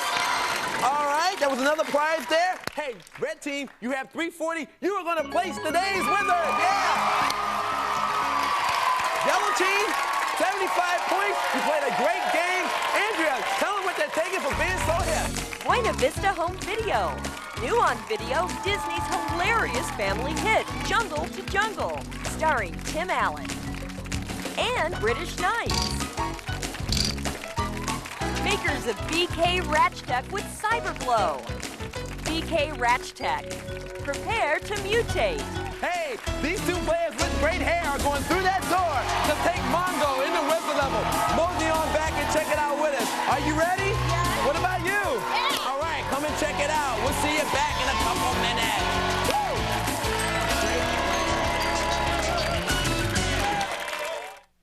You are watching Nick Gas. Hey, games and sports fans, get ready for another Nick Gas timeout. This time out, we're playing along with pro snowboarder Kelly Clark. Hey everybody, it's time for some snowboarding trivia. Okay, the snowboard we know of today actually evolved from a snow toy back in the 60s. What was that snow toy called? Was it A, the ski board, B, the Snurfer, C, the mono ski, or D, the snow screamer? Go ahead, give it some thought.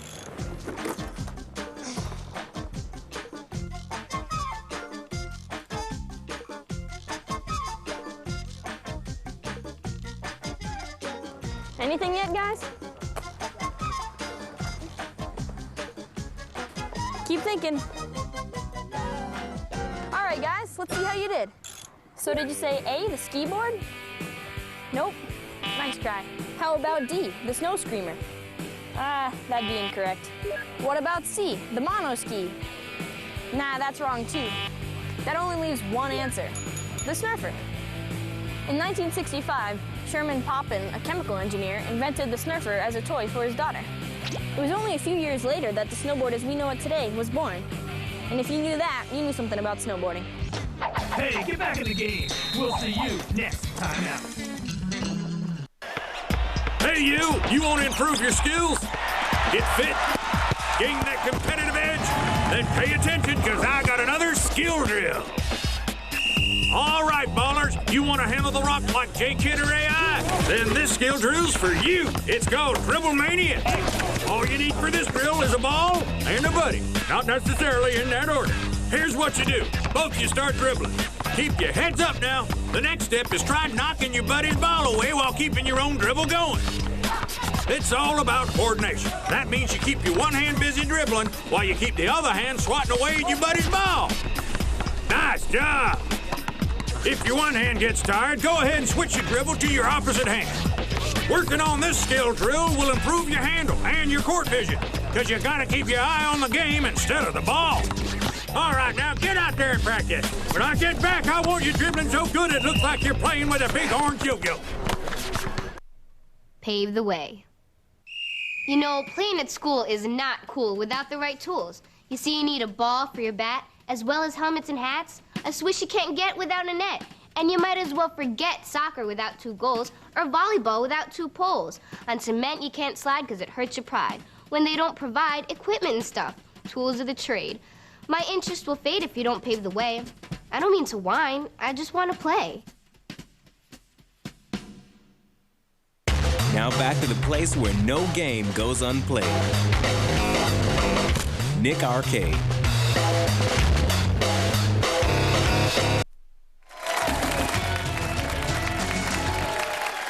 Okay, I'm back right now with Shauna and Anna, who are about to go through that door to play the bonus level. Now, you have 1 minute to get through all 3 levels. After the first 2, if there's any time left, then the 2 of you will go and battle Mongo in the wizard level. Now, for each item you pick up, you'll get $50, and for each level you get past, you will get a great prize. Now, here is your challenge. In level 1, Anna has to find 3 coins hidden on both levels of the ancient tomb while trying to dodge the power-draining 4 spikes, arrows, hammer, and mummy. Touch the beam of sunlight when it appears to open all doors and destroy the enemies. Get all 3 coins and your team will get this. Schwinn! New bikes, new thinking. Visit your local Schwinn dealer and see Schwinn's latest selection in bikes and fitness equipment. Now Now in level 2, Shauna must collect 3 coins while on a runaway rail car. Jump and duck to avoid hanging timbers, cactus, tumbleweeds, and rats. Touch the luck stone to restore full power. Get all 3 coins and your team will get this. Explore your world in the best-selling World Book Encyclopedia. 18,000 articles, 29,000 illustrations. From dinosaurs to space exploration, you'll find it in World Book. Now, with the time left, you'll both take on Mungo in the wizard level. Catch 3 floating orbs while avoiding dangerous enemy blasting creatures. Touch the spinning hourglass and you'll freeze everything for 5 seconds. Beat Mungo by catching all 3 orbs and you too will win today's grand prize. Andrea! You'll be going to Universal Studios Florida, home of Nickelodeon Studios, where you can ride the movies. Live the action of blockbuster movies at the largest motion picture and television studio outside of Hollywood. In Orlando, you'll be staying at the Quality Inn Star Quality Resort overlooking Universal Studios Florida. Known for its spacious rooms, gracious service, and outstanding value. Star Quality Resort, where the stars stay. Good luck. All right, hey, that is it. Go to that door and make some moves on Mungo. Go in there and get him. Yeah. Okay, now remember, there are 3 coins in the first level that have to be gotten. A lot of things to avoid. A lot of jumping and ducking in the second level to get the 3 coins in there. All right, ready, set, go. Head start. All right, she is off. Ooh, hammer got in the head, took 1 power unit away, but she's still going. All right, first coin has been had. Waiting for that beam of sunlight. All right, hey, run down those stairs and grab those last 2 coins. All right, she's making it around. Great time. All right, go ahead. Like 40 seconds, great time. Nipped down the feet there, took 1 power unit away. All right, she's nipped again. That's 1 coin. She's down to 2 units of power at 30 seconds. The second coin is hers. She's got some power back. All right, the third one, they're gonna face the wizard at 22 seconds. Go! All right, 1 orb. All right, they're making it up the stairs. Be careful, there's Mungo. 15 seconds, they're down to 2 power units. Hurry, hurry, there's the 12 power units. All right, watch, oh! Go, go, go, go! Yeah! They did it! They beat the wizard. They got the camera. They got the mountain bikes. They got the World Book Encyclopedia. They got the trip to Universal. Woo! Hey, listen, I hope you had a good time. Then they come out of here. Great job. Woo! Hey, listen, we'll see you next time on Nick Arcade. Woo! Yes.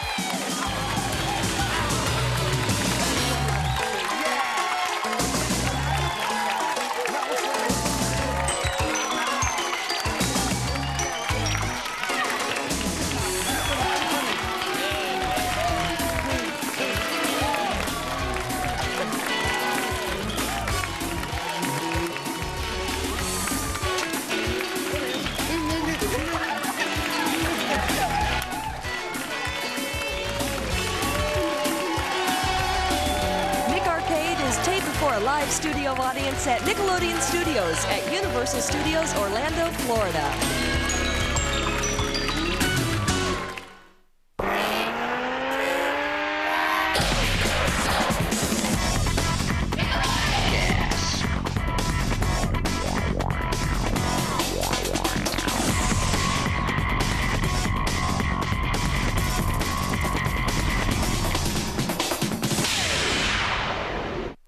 Up next, the place where no game goes unplayed. Nick Arcade.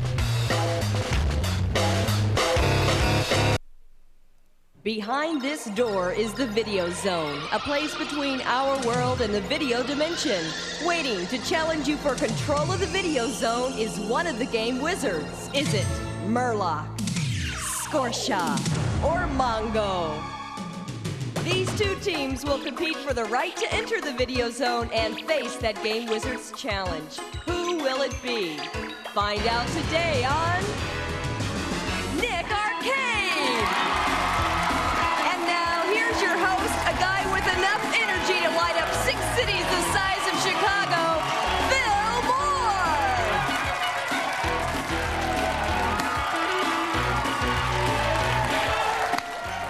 Thank you, Andrea, and welcome to Nickelodeon Arcade, where your video savvy and video game skills are put to the ultimate test. I'm here today with Josh of the yellow team and Kenny of the red team, who are about to play the Faceoff game, Meteoroids. Now, in this game, you have to use your photonic laser cannon to blast these meteors before they get past your view screen. The player with the highest score at the end of 30 seconds will get 25 points and control of Mikey, our video adventurer, for the start of round 1. Guys, grab your cannons. Ready, set, go. All right, yellow team starts off on the board. Red team's on now. We're at 20 seconds. Good firing going on here. Both teams been hanging on to the lead so far. We're down to 10 seconds. 5, 4, 3, 2, 1, and it's going to be the yellow team. All right, hey, let's go play some more. Good plan. All right. All right, yellow team, great playing. You got the face off. Let's find out who is on today's show. Starting off with the yellow team, Josh and Portia. Hey! Now, Josh, I understand you like to draw cartoons. What are some of your favorite characters to draw? Let me see. Garfield. Garfield? Do you have any original ones that you draw?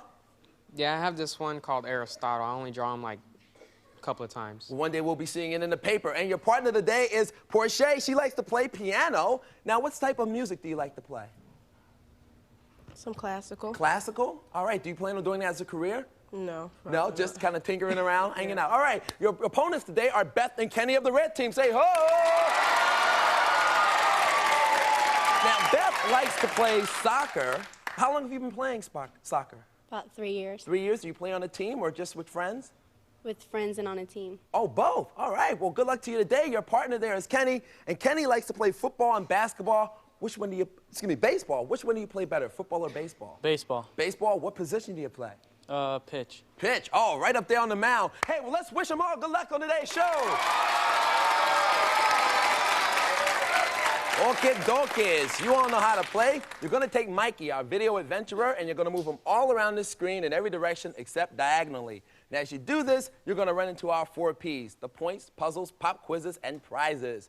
Be careful, though, because there's an enemy up there, and if you run into him, controller Mikey zips over to the other team. Now, all questions in round 1 are worth 25 points, and the team with the highest score at the end of the 2 rounds will go inside of our video to face today's game wizard. I'm done talking. Andrea, tell us where Mikey's headed today. Hold on to your sombreros, amigos, because Mikey's headed for Slurpy Gulch in the Wild, Wild West. In round 1, he'll be hiking a trail along the Baby Grand Canyon, but look out because waiting to nail him is a pint-sized pioneer named Silly the Kid. Get Mikey past the goal and you'll get 50 points. Go, partners. All right, varmints, that's the scoop there. Yellow team, you won the face-off. You have 25 points. You get to move Mikey first. What direction?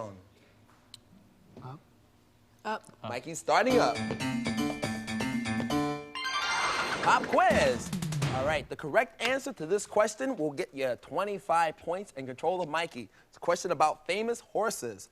What is the name of Wilbur's talking horse? Red team. Mr. Ed. Oh, I think that's right, Beth. You got 25 points, and control of Mikey is now in your hands. You get to move him. Right. Mikey's going right.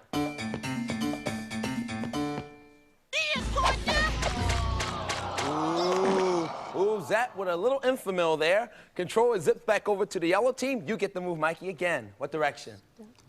Down. Mikey's heading down. Pop quiz. Ooh, it seemed like only yesterday we were there. All right, this question is about Mexico. Correct answer, 25 points. The Rio Grande River separates Mexico from what country? Yes, red team.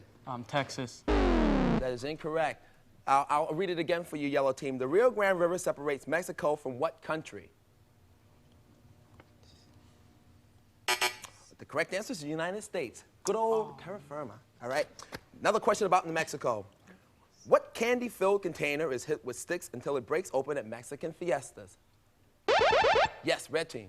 Piñatas. Piñata. I have trouble too yet. Piñata, that's it. All right. You have 25 more points. You're up to 50, and control is back in your hands. Move the Mikester again. Down. Down. Mikey's headed down. Video challenge. Red team, come here. Come on over here, mosey and with me environment. Come on and mosey. Right here. This is good. All right. Hey, video challenge. You get to add more points to your score and maintain control of Mikey. Who's going to be playing first? I am. You're going to play Beth? Okay, Kenny, you hang on to this. Beth, today you get to choose from Airbusters, The Legend of the Mystical Ninja, Vapor Trail, Cyberlip, and Gradius 3. Which one would you like to play? The Legend of Mystical Ninja. All right over to Mystical Ninja. Come on with us, Kenny. Now, she's ready. Hell, turn around here for a second. Let me tell you what this deal is. You have to beat the Wizard's Challenge, and on Ninja, you have to beat it. It is set at $60. You have to meet or beat that in 30 seconds. All right, now, Kenny, you have 50 points. Your opponents have 25. Of your 50, I want you to write down how many points you're willing to wager on your partner beating the Wizard's Challenge. You have 3 seconds to write it down now. Whoops, hang on, wait, we have to do it again. Here, do it real fast. He had it upside down. Shh, let's not, 3 extra seconds. Go ahead, do it. Nobody sees it. Okay, all right, good. Turn around, you have 30 seconds. Ready, set, go.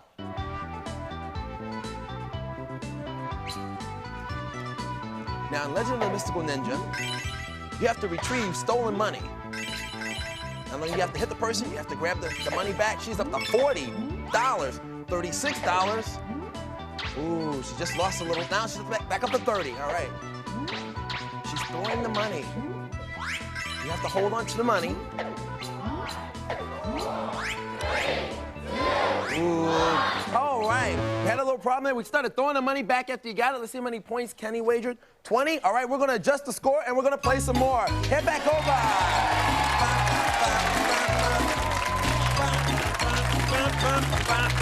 All right. Unfortunately, time was not on your side there. You're down to 30 points. You're still in the lead, though. Yellow team, you have control of Mikey. You get the move. In what direction? 4, right. To the right. Okay, Mikey's going to the right. A prize! Hey, you get this no matter what happens. Andrea, tell them about it. Yo, from Casio, a rap keyboard with 25 instrument sounds for rapping along, plus a voice effector and built-in mic. So fresh, only from Casio. Congratulations. Yeah, that is yours, and you get the move, Mikey, again. What direction? No, we have to do time bomb if we go up to... It's the summit happening here. To the right. Oh, Mr. Host over here. Forward. What direction? Forward. Okay. Pop quiz. Hands on the buzzers. This is a question about Western plants. What is the state flower of Texas? Yellow team? It's the all plant. No? Do you have a guess for me? A poupon? No, that's incorrect. Red team, listen for the choices here. What is the state flower of Texas? Is it A, the yellow rose, B, the blue bonnet, or C, the pink carnation? Yes, red team. The yellow rose. Yellow rose, incorrect. It's the blue bonnet. I thought the yellow rose because of the little song thing. Who would have? Go figure. All right, another one. Hands on your... Oop, that sound's telling me that we are almost out of time, so Mikey's going to go zip straight to the goal. We're in a situation called sudden death. I got a question for you. The correct answer will get you 50 points and the goal for round 1. This is a question about Western landmarks.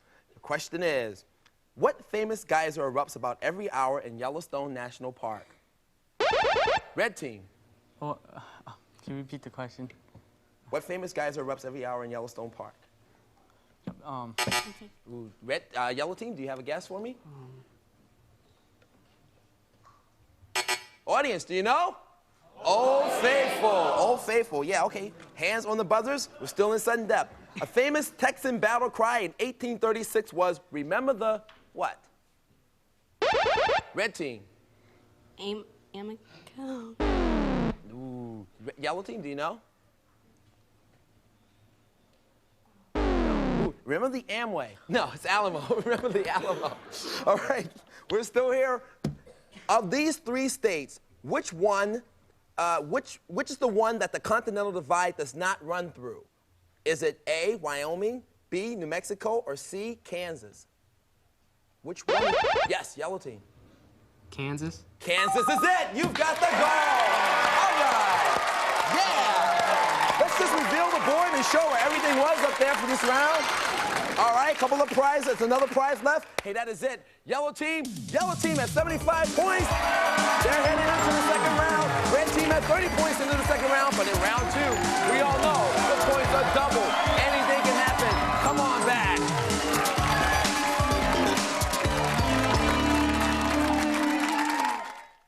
You are watching GaS.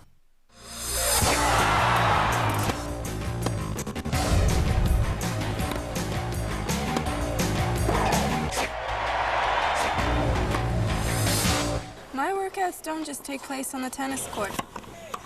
It's time to sweat, fitness style. Strengthen. Stay up. I've always had to work on my fitness. It's a big part of your game.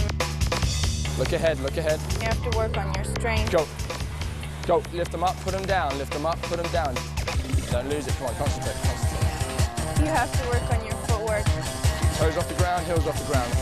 I'm out 4 or 5 times a week doing fitness after I play. Lock it out both sides. I usually do a lot of movement stuff, some core stuff. Go 8 times. Touch your heel to the ground. Even more, even more. Look ahead, look ahead. It takes a lot of endurance out of you. Okay, guys, workout over. See you next time on GaS. I need a break.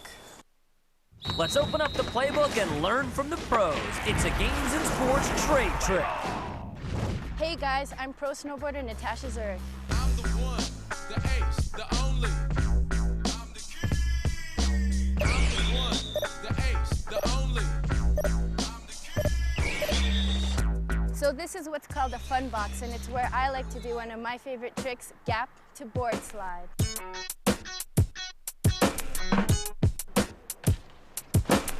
The first important thing about this trick is to have enough speed. The reason you need speed is because you need to clear the top flat part of the box first. Once you do that, you're on to the next step. The second part of the trick is to turn your board to board slide. That means turning your board 90 degrees while you're in the air. And lastly, come off the box nice and smooth for a landing. And what I like to personally do is to bend nice and low so I can stay in control. Okay guys, so let's recap. First, you want to make sure you have enough speed. Then you want to turn your board 90 degrees to board slide. And lastly, you just want to come off the rail for a smooth landing. All right guys, let me show you how it's done.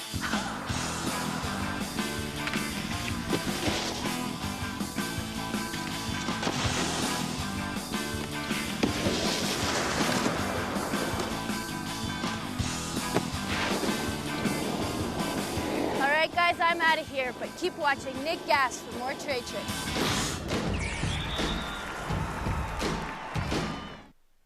Now back to the place where no game goes unplayed. Nick Arcade.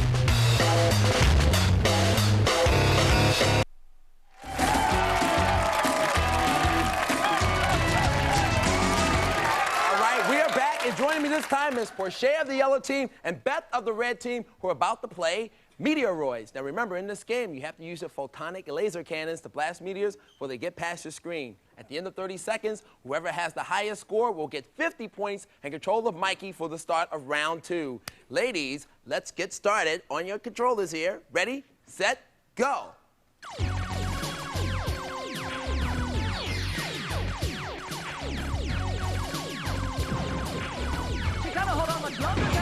Ooh, Scotty's on board. Red team is first on the board with a score. Red team scores again. We're down to 15 seconds. All right, yellow team is on board. We are now under 10 seconds. Heading down to the final 5 seconds. The winner is going to be red team. All right, hey, let's head back over and play some more arcade. Let's go. Red team got the face-off, made up some points. Hey, let's find out where Mikey's going this time. Andrea, tell us, please. Well, Hoss, board up the windows and pin up the hogs, because Mikey's ambling into the ghost town of El Dorado. But out there to jump his claim is that very young gun, Silly the Kid. Guide Mikey past the goal, and you will saddle up to 100 points. Thank you, Andrea. Red team, you brought up and caught the lead with the 80 points there from winning the face-off, and you have control of Mikey. Get to move him. What direction? Right. Mikey's going right. Pop quiz. Here's the question. Question about Western slang, and the correct answer will get you 50 points, because in round 2, they're doubled. What shortened form of how do you do would a cowboy use? Yellow team. Howdy. How does it, partner? You got the point. And you have control of Mikey. You're up to 125. Move him again, please. Yeah. Up. Mikey's going up. Video challenge. Yellow team. All right, come on over here. Come on, both of you. Come on. Mosey on over to my stall. All right, here we are. Oops, all right, we're just switching it. Let's dance a little bit. All right, now you know the situation. You get to add more points to your score and maintain control of Mikey. Who's going to be playing? I am. You're going to play? Okay, you hang on to this for me. Now, Josh, you get to choose from Air Busters, Legend of the Mystical Ninjas out of it, because it's been used, Vapor Trail, Cyberlip, and Gradius 3. Which one of those 4 would you like to play?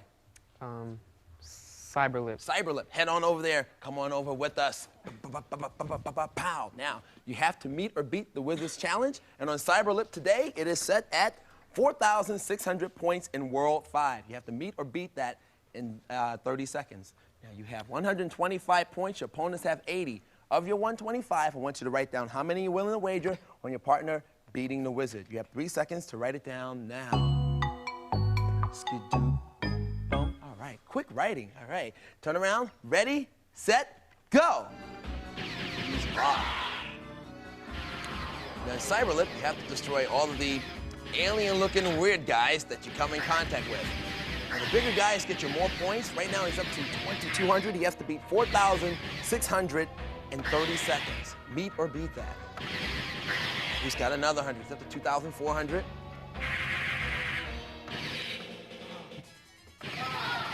Time is ticking. It's up to 2,500. Ooh, just not enough time. Some good plan, Josh. Let's see how many points per Shay. 30. She wagered 30. We're going to adjust the score and play some more. Oh, it's there. Get back over. I'm looking for the thing. Oh, maybe I should just open up my eyes. Okay, we're going to take the 30 points away. You're still ahead with 95, and control is now back in your hands, Red Team. You get to move Mikey. Right. Mikey's going right. All right, flash frame. This is one of our video puzzles. Your job is to identify 3 out of 5 different office supplies that you'll see in a burst of video images. First person that can name 3 out of the 5 office supplies, buzz in, and we'll get you 50 points. Let's flash the frames.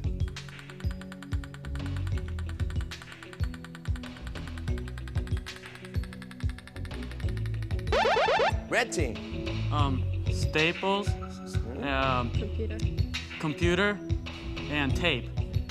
Is that right? Ooh, that is right. Yellow team. Can you name 3 of them? Okay, let's roll the tape some more for them. Let's take a look at the end.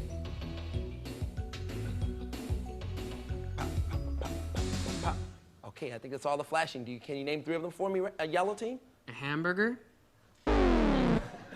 Well, let's take a look. Let's take a look and show you what the 5 office supplies were.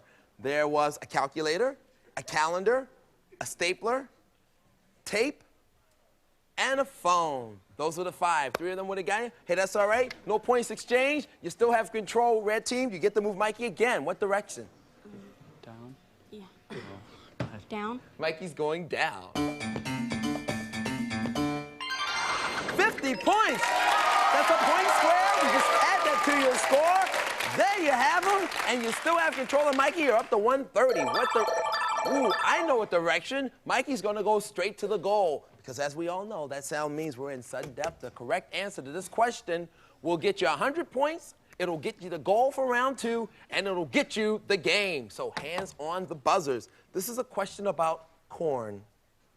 Mexicans like a flat, round cake out of cornmeal. It is called what? Yes. Tortilla. Tortilla is it. You got it, Red Team. You got the goal. Let's just reveal the board and take a look where everything was up there. All right.